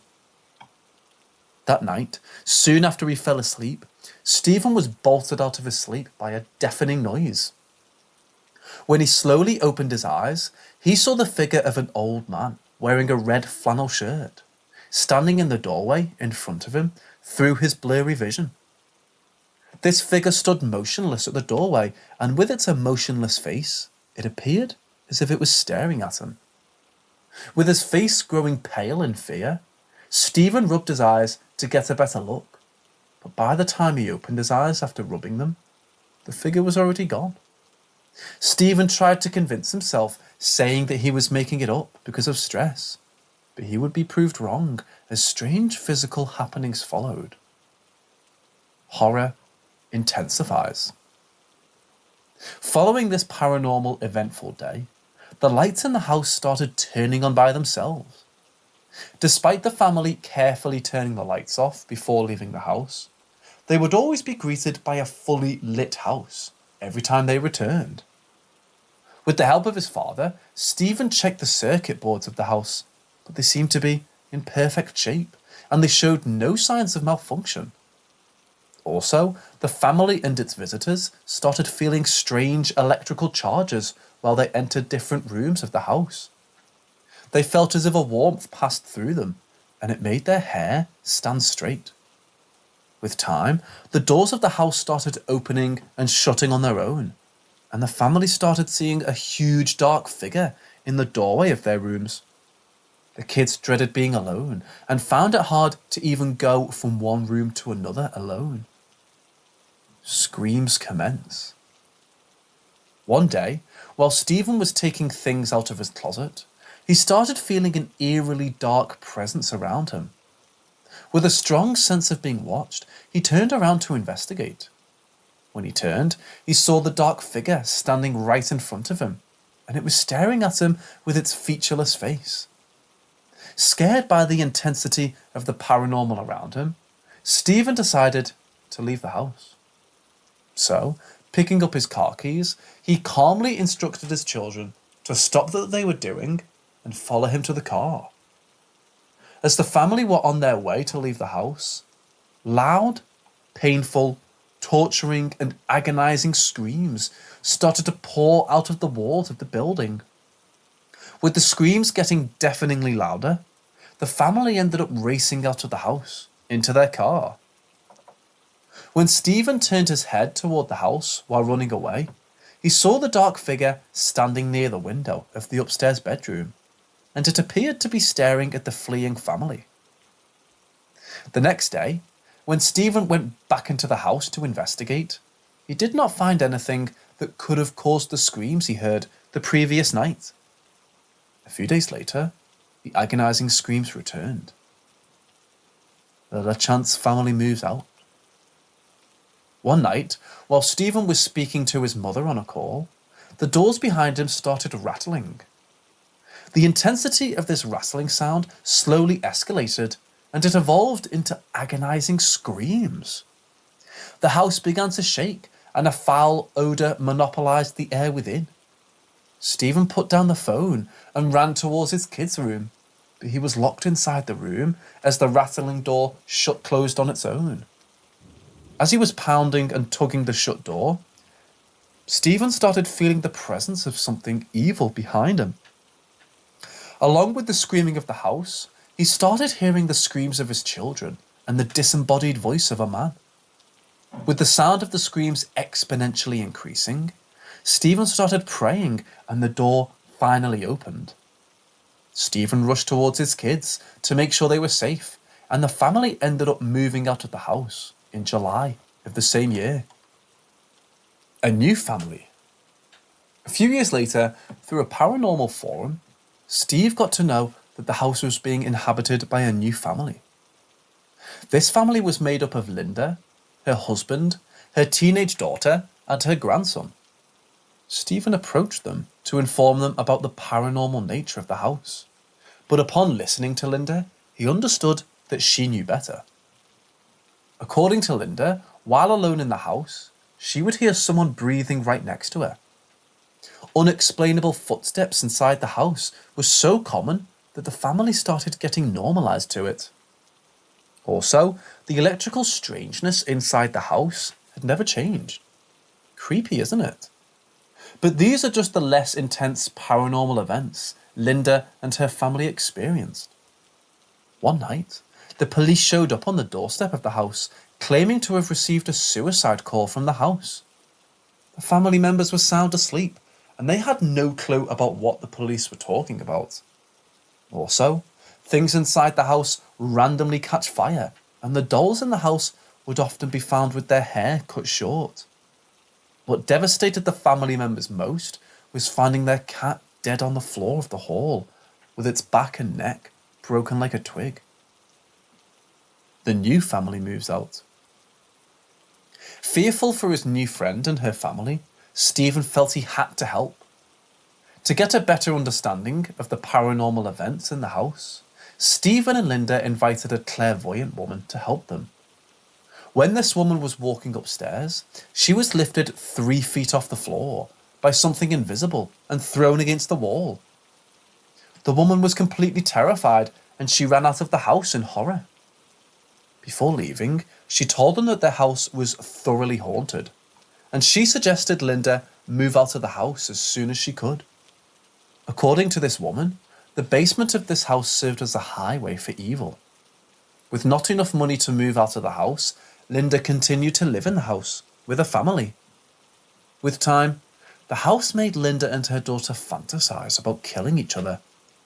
This got to a point where Linda started locking herself up at night. If she failed to do it for even a night, she would find her daughter standing over her in the middle of the night. Linda started seeing scratches and bite marks on her shoulders and arms while waking up, and she reported being assaulted by a large black entity thrice. With the paranormal events getting on her nerves, Linda started to become mentally unstable. After trying to kill her husband, she was institutionalized. After this event, Linda and her family moved out of the house as well. Investigation. With the details about the paranormal events in the house spreading, Different mediums and research groups started visiting the property, trying to find an explanation. Almost all of them confirmed that this house had a demonic infestation. During his first visit to the property, an investigator named Greg could only stay inside the house for a couple of minutes. The moment he stepped into the house, he instantly got a dreadful headache, and he was overwhelmed with horrid nausea. When he went back into the house, he reported experiencing inexplicable temperature changes in the basement of the house. According to Greg, the house was cursed and no one could escape it. A Missouri paranormal research investigator named Alex lost his mind after becoming enchanted by the paranormal entity inside the house. He had reportedly brought black magic books into the house and demanded to perform a bloodletting ceremony in the basement, during which he would bind the demons to him. Denied any further access to the property, he is said to have become homicidal and suicidal, and thus he was institutionalized. After investigation, the Catholic Church released a report with 156 pages, concluding that the occurrences in the house represented demonic infestation, obsession, oppression, and possession.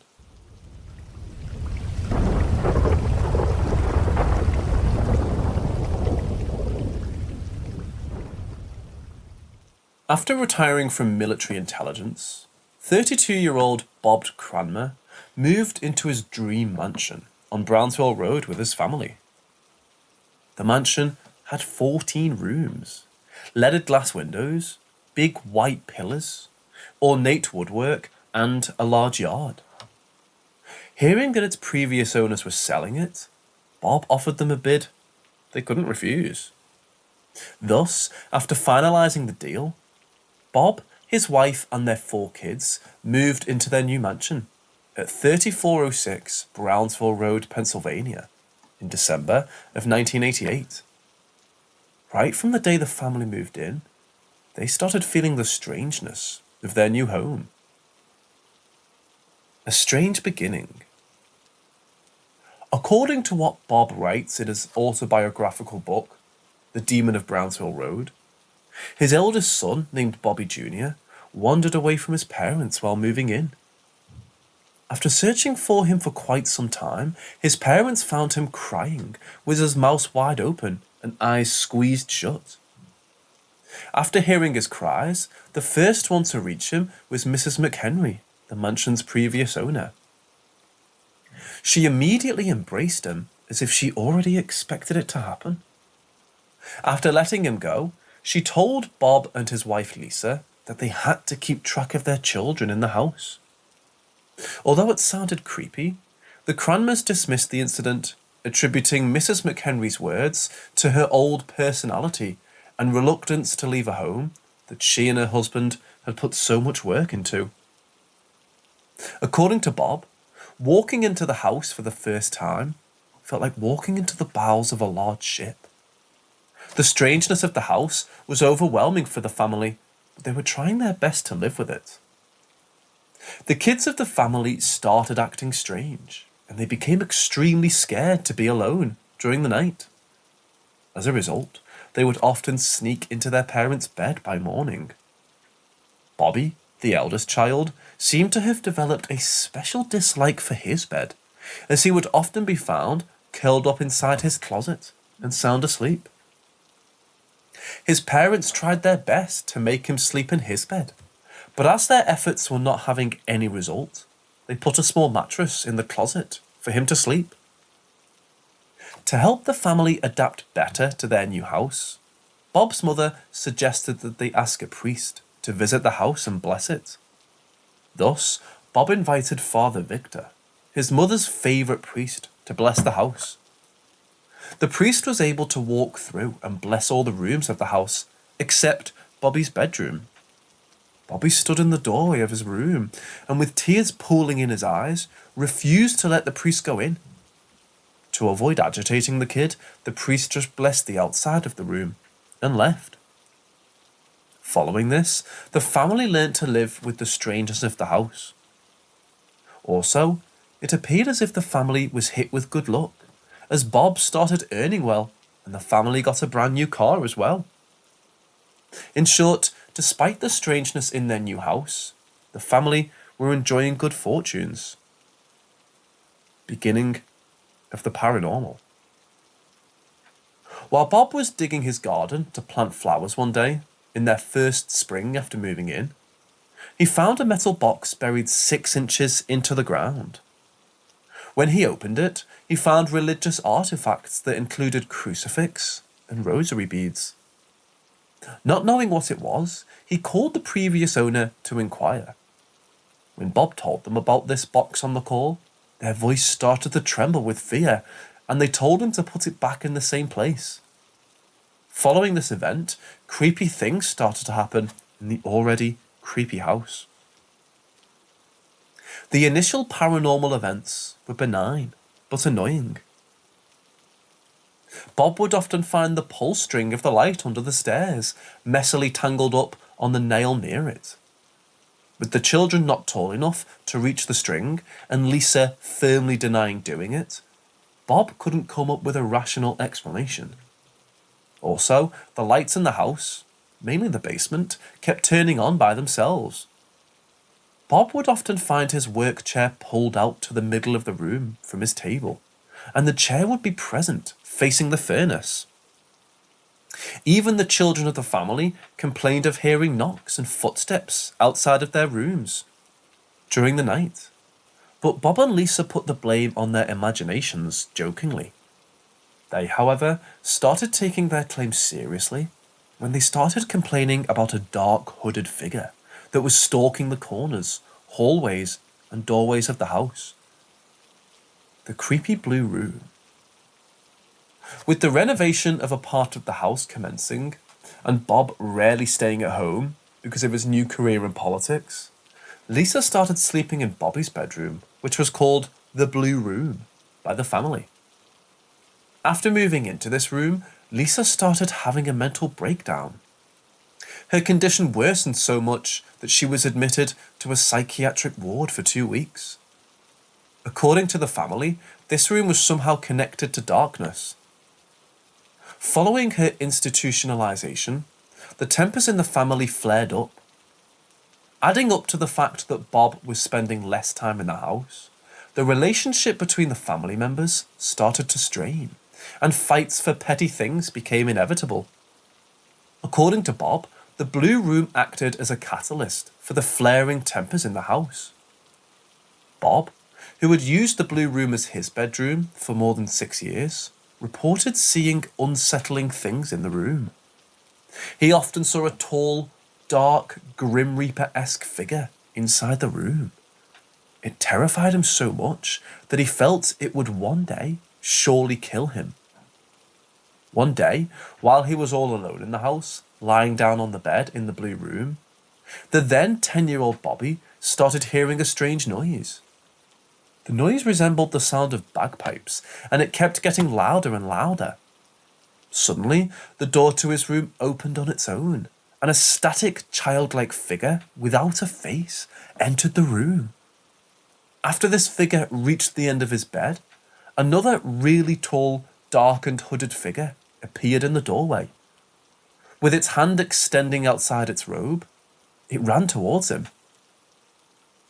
Bobby pulled his blanket over his face in fear, but his blanket was forcefully ripped away from him.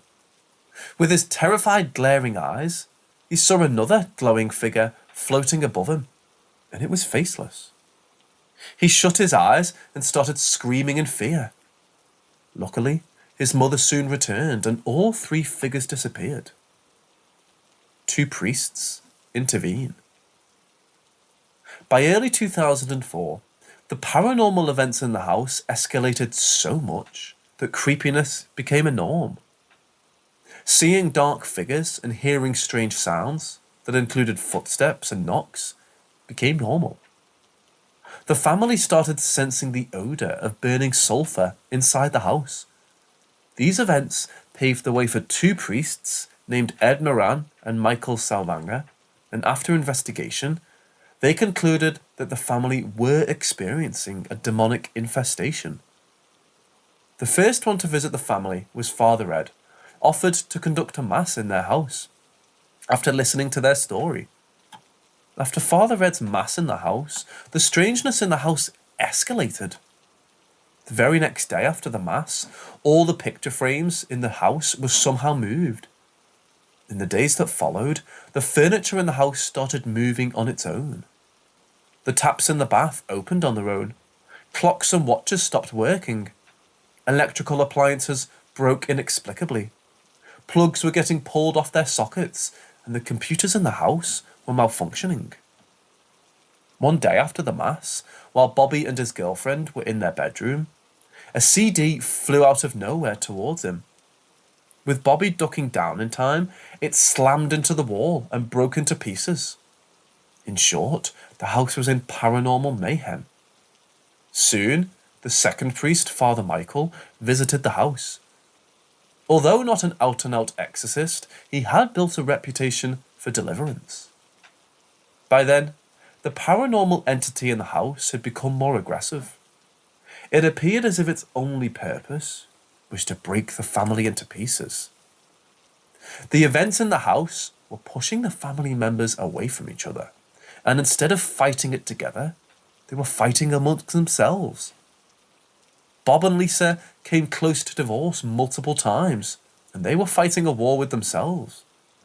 Also, Bobby and Charlie, the couple's other son, tried killing themselves. Everyone who slept in the house started having terrible nightmares, and occasionally, when they woke up, they found long, deep scratches and bite marks on their body. Also, after Father Michael's visit, the family started finding strange puddles of liquid that resembled blood on the floor and walls on the house. Mostly red in colour, it was also found on the metal threads of burnt-out bulbs. At times, they were found 9 feet up the wall on the staircase. Bob, who thought that it was one of the family members doing it, couldn't rationalise it now as no one in the house was tall enough to reach that high. The liquid felt like amniotic fluid, and according to Bob, it appeared as if the walls were bleeding. This, however, did not stop Father Michael, and he continued visiting the house and conducting masses for them. Introduction of a clairvoyant woman. After being suggested by one of Ron's political friends, another priest named Ron joined the paranormal party. Strangely, Father Ron did not visit the property, and he only instructed them what to do on the phone. Father Ron sought the help of a Christian mystic named Connie Valenti. She was a clairvoyant with the power to remotely view places, and with this power, she helped the Cranmer family. Through Ron, she instructed Bob to cover a mirror in the house. She also asked Bob to walk through the house room by room, while placing a small pinch of salt in every corner and doorway. While doing this, she asked him to authoritatively ask the evil entity in his house to leave. All the while, Father Michael continued to do masses for the family, but the paranormal activity worsened. History behind the haunting. Through her visions, Connie saw 2 past happenings that she considered as the reason behind the paranormal events in the house. The first event was about a doctor who lived on the same street, and the second was about a mother and her 3 children. Long before the Cranmers moved in, there lived a doctor on Brownsville Road. He lived a few blocks away from the haunted mansion, and he had a bad reputation for performing illegal operations. He was a rude man who was drunk while performing procedures on his patients. Also, he was extremely careless and never focused on the situation. This led to the loss of lives and extreme bloodshed. To cover up his crimes, he rented a small room in the Cranmers mansion and made it his covert clinic. He stored the remains of termination and the bodies of his dead patients in this room, and when no one was around, he took these remains to the basement and burnt them into the furnace.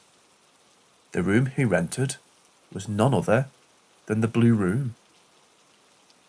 Also, back in the 18th century, a woman with her 3 children was brutally murdered by the Native Americans in order to discourage continued pioneer settlement. Her husband, who had been away fighting in the Northwest India War, returned only to find the dead bodies of his family members. He buried them under the oak tree on the porch of the Cranmer's house and left the place. Thus, according to Connie, the grave, combined with the blood-soaked medical procedures that followed, manifested a dark entity that fed on the pain and suffering of the innocent. To add on, while the property was being built, one of the workers started developing a romantic attraction towards the original owner's wife. But when she rejected his advances, he cursed the family and the house and left. Paranormal investigation. With the paranormal events in the house not reducing, Father Roy decided to reach out to the church and ask them to send a trained exorcist. So, to get the needed verification, Bob reached out to a third-party paranormal investigation group led by a man named Adam. During their investigation, Adam had inexplicable claw marks appear on his forehead. They noted temperature changes inside the house, and their technical equipment started malfunctioning. The paranormal investigation group found a secret space in the middle of the house. The small L-shaped area was filled with black coal dust, and it had a palm-sized amber stone, a complete skeleton of a bird, some of Bob's old Lego toys, and a crumpled piece of paper with creepy drawings on both sides. The atmosphere inside the space was heavy, and it emitted darkness. The exorcism. With the findings of the investigation, Father Roy successfully persuaded the church to send the chief exorcist of the Archdiocese of New York, named James. Thus, in September of 2005, Father James, accompanied by a young priest named Father Ben and Father Michael, started the exorcism ritual in Cranmer's mansion. For Bob, this exorcism was a disappointment. He expected a lot of paranormal action, just as he saw in movies, but nothing strange happened during the exorcism ritual. Father James, however, told him that the exorcism was successful. He warned the family to expect echo events for a few months and left. Just as Father James predicted, traces of the paranormal kept dwindling in the house, but they were merely benign.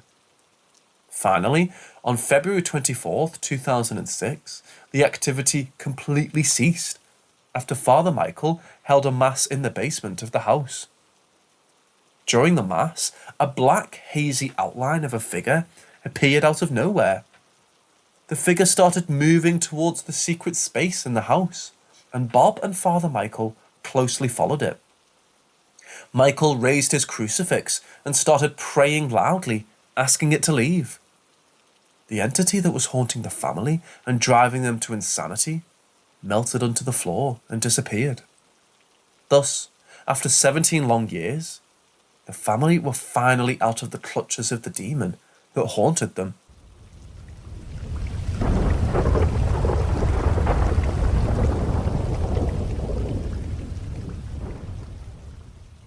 Lee Moore had been dating his girlfriend Elisa since he was 18. They were a great couple who were supportive of each other. Elisa was an extremely sympathetic partner who was always there for Lee. With everything so perfect, Lee was praying that the relationship would last long. He even started working double jobs to save enough money for their marriage. But things quickly took a U-turn after Elisa met her new friend named Cheryl in early 2007. Cheryl was a self-proclaimed witch who dabbled in the occult. A supernaturally forced breakup. After meeting her, Elisa's demeanour completely changed. From a humble and caring woman, she turned into a dark and irritable one. Over the next few weeks, Elisa started hanging out more with her new witch friend, and it had adverse effects on her relationship with Lee. It appeared as if Elisa's new friend had a romantic interest in her, and she was persuading her into breaking up with Lee. Soon, Lee started having terrible nightmares. Even while awake, he had a constant sense of being watched, even while no one was around. When he told this to Elisa, she simply shunned him away. One day, while Lee was walking down the driveway towards his house, he saw a huge black mass floating above his house. Looking at it gave Lee a twisting feel in his stomach, and he collapsed down on the floor. Seeing him suffer, Elisa rushed towards him to lift him up. Lee showed the mass to Elisa, but before she could see it, it disappeared. Before Lee could get a proper word with his girlfriend, Cheryl walked towards the couple. She looked dead at Lee and told him, "It's nothing," in a sarcastic way. Following this event, Lee started feeling as if someone else was in the house with him, but his girlfriend never believed him. One day, while getting ready to go to a baseball match, Lee was looking for his favourite baseball shirt, which he had since high school. But since he couldn't find it, he asked Elisa if she had seen it. Elisa started beating around the bush, but when he asked this question, and he understood that she was trying to hide something, Elisa's behaviour towards him was getting worse with every passing day, and not being able to bear with it anymore, Lee split up with her. To focus more on himself and recover, he went back to St. Louis, Missouri.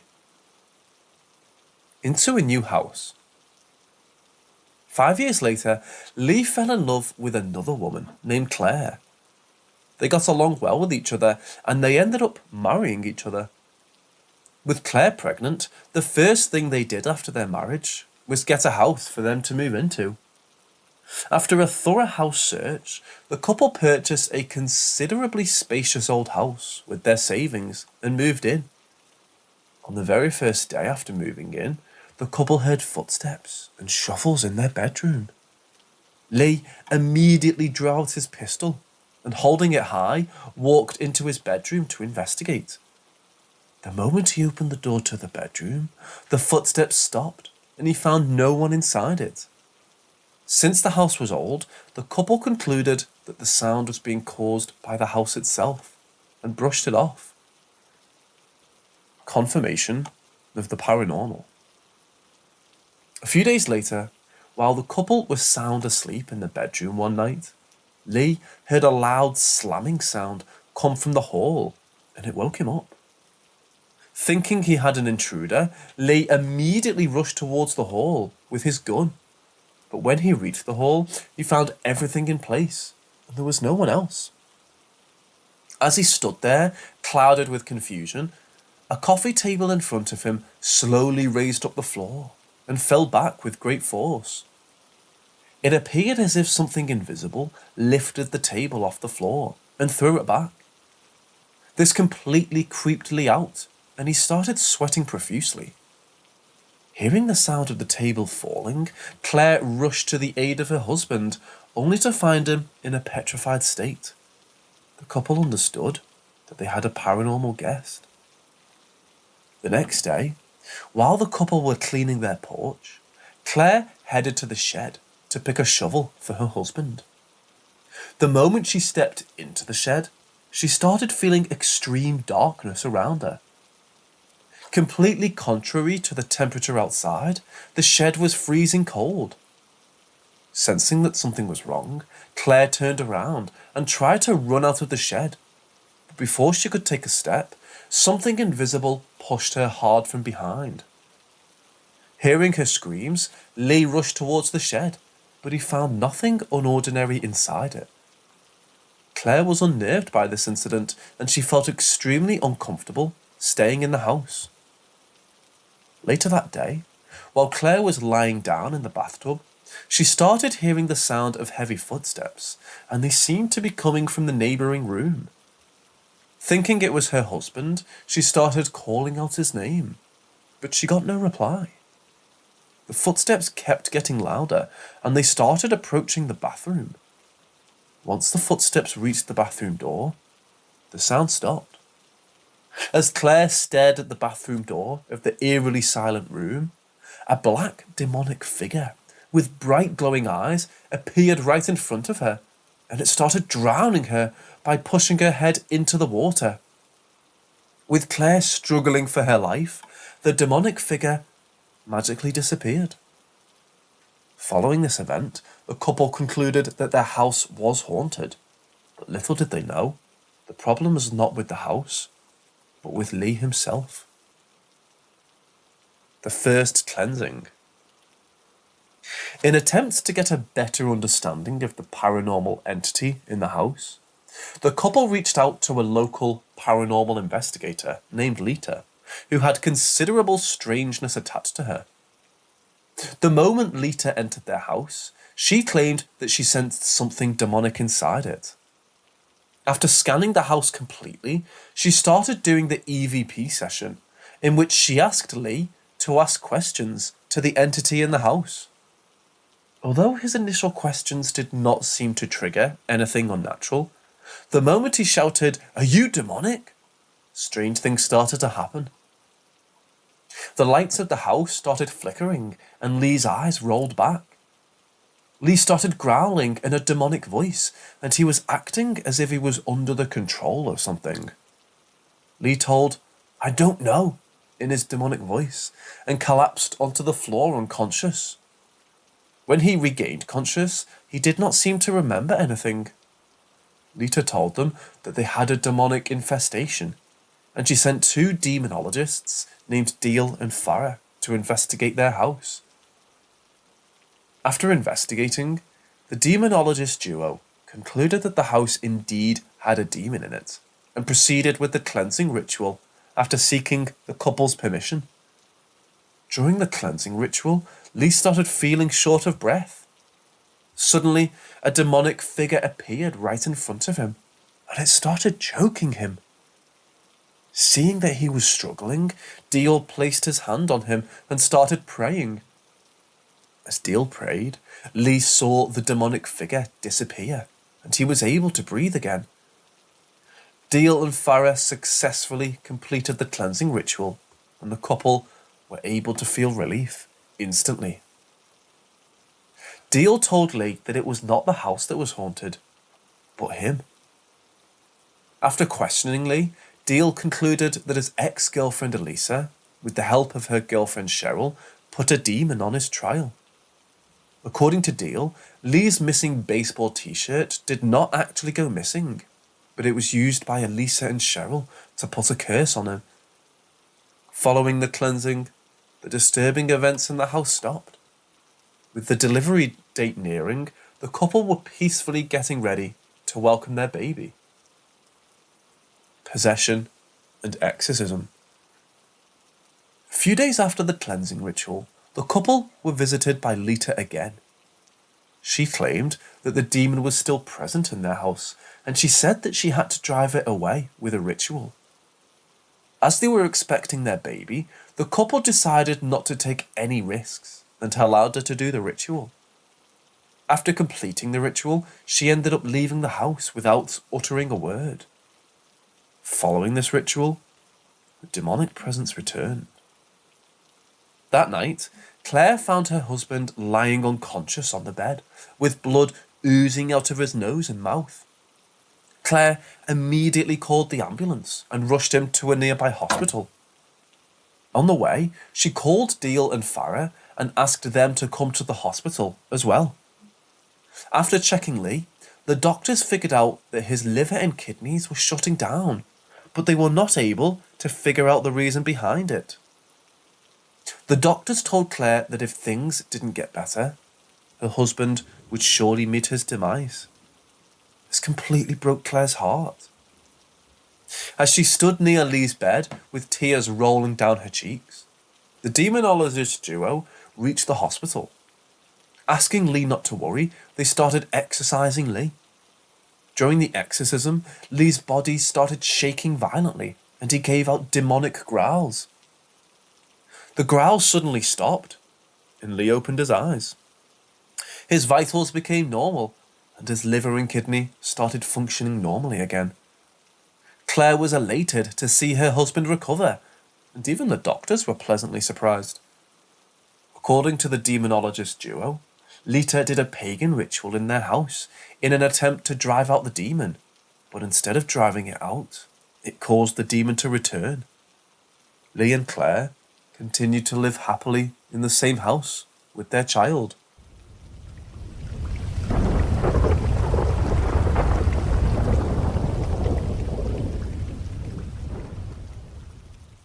Last week, I was very excited to go on a tour of an abandoned schoolhouse near my house.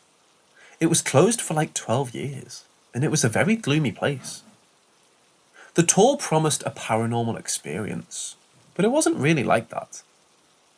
When I arrived, there was a Beetlejuice's narrator that was guiding the whole thing. It was a very dirty and smelly place, and I hoped for the worst. Then, when it started, all my illusion fell. The whole tour was a more theatrical insight into a kind of exorcism. Instead of feeling disappointed, I was very grateful because I had a lot of fun during the whole play. The next day, I was cooking some lunch for the family, and I decided to get some water from the fridge. And the water was at room temperature, and when I let it sit on the table to get a cup, the jar just exploded, and I got like 3 pieces on me. I decided to clean it all up before someone noticed it, but then I realised that it was very difficult for this to happen, because the jar was at room temperature, and it just exploded out of nowhere. This was only the start, because every day something different happened. Like yesterday, when all the plants that I took care of for years started to wither.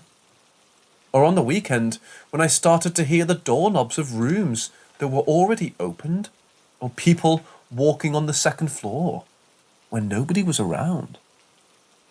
My family is kinda concerned about the situation, but they're waiting for this event to disappear one day by itself.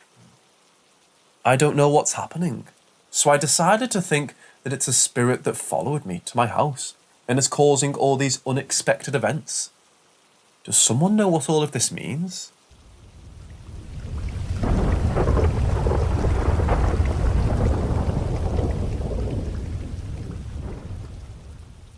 There have been some weird noises and things going on in my house for a few months now, so I thought I'd tell y'all what's going on and see what you all think.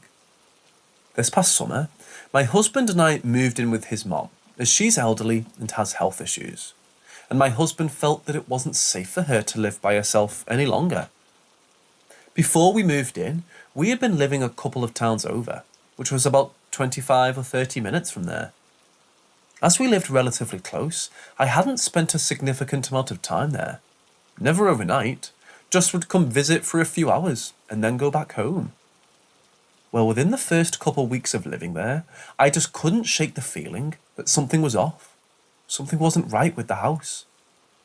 I mentioned it to my husband, and he just kind of shook it off. He said that when his mom bought the house about 12 years ago, he stayed there for about a month, and he hadn't noticed anything then. To give you a frame of reference, it's a single-story brick house with 3 bedrooms and about 1,800 square feet. There's an attic, but there aren't any stairs. It's more like a crawl space. There isn't a basement, as we're in East Texas.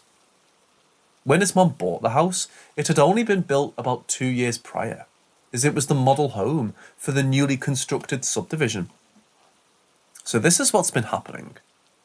For about a week and a half to 2 weeks after I had mentioned feeling the weird vibes, my husband started waking up in the middle of the night, but not understanding why.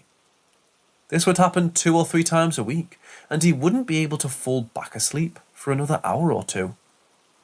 Well, by the 2nd week of this occurring, he would just lay in bed, listening and looking out our partially opened bedroom door, which allows you to see part of the living room and partly into the kitchen, watching the shadows in that area.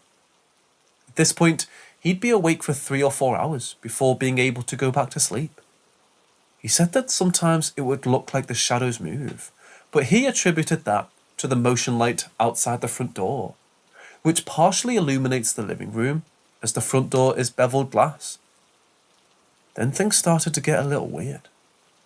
After a week or so, on and off, of watching the shadows, one night when he was awoken, he thought he could hear two people talking outside our bedroom, on the other side of the wall in the side yard.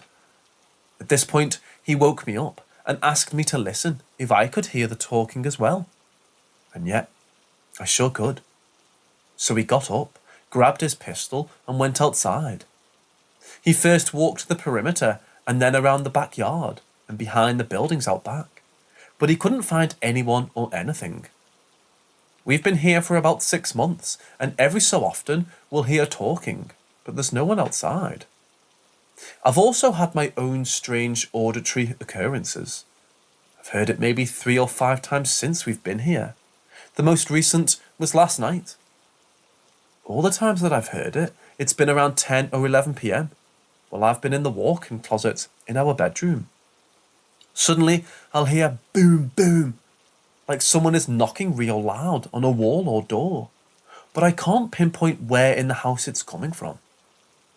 When I heard it last night, I quickly walked out into the living room to see if someone was really knocking on the front door. Well, when I went out there, my dog was laying on the floor in the area between the living room and the kitchen, and he just looked up at me, wondering what the hell I was doing. He has excellent hearing, so if anyone had knocked, he would have been barking. I went back into my room, to the inside of the closet, to finish what I was doing. Not even a minute or two later, I hear the knocking again, but this time it's more urgent and rapid, like someone wants in, right now. Can anyone make sense of this? Has anyone experienced this themselves?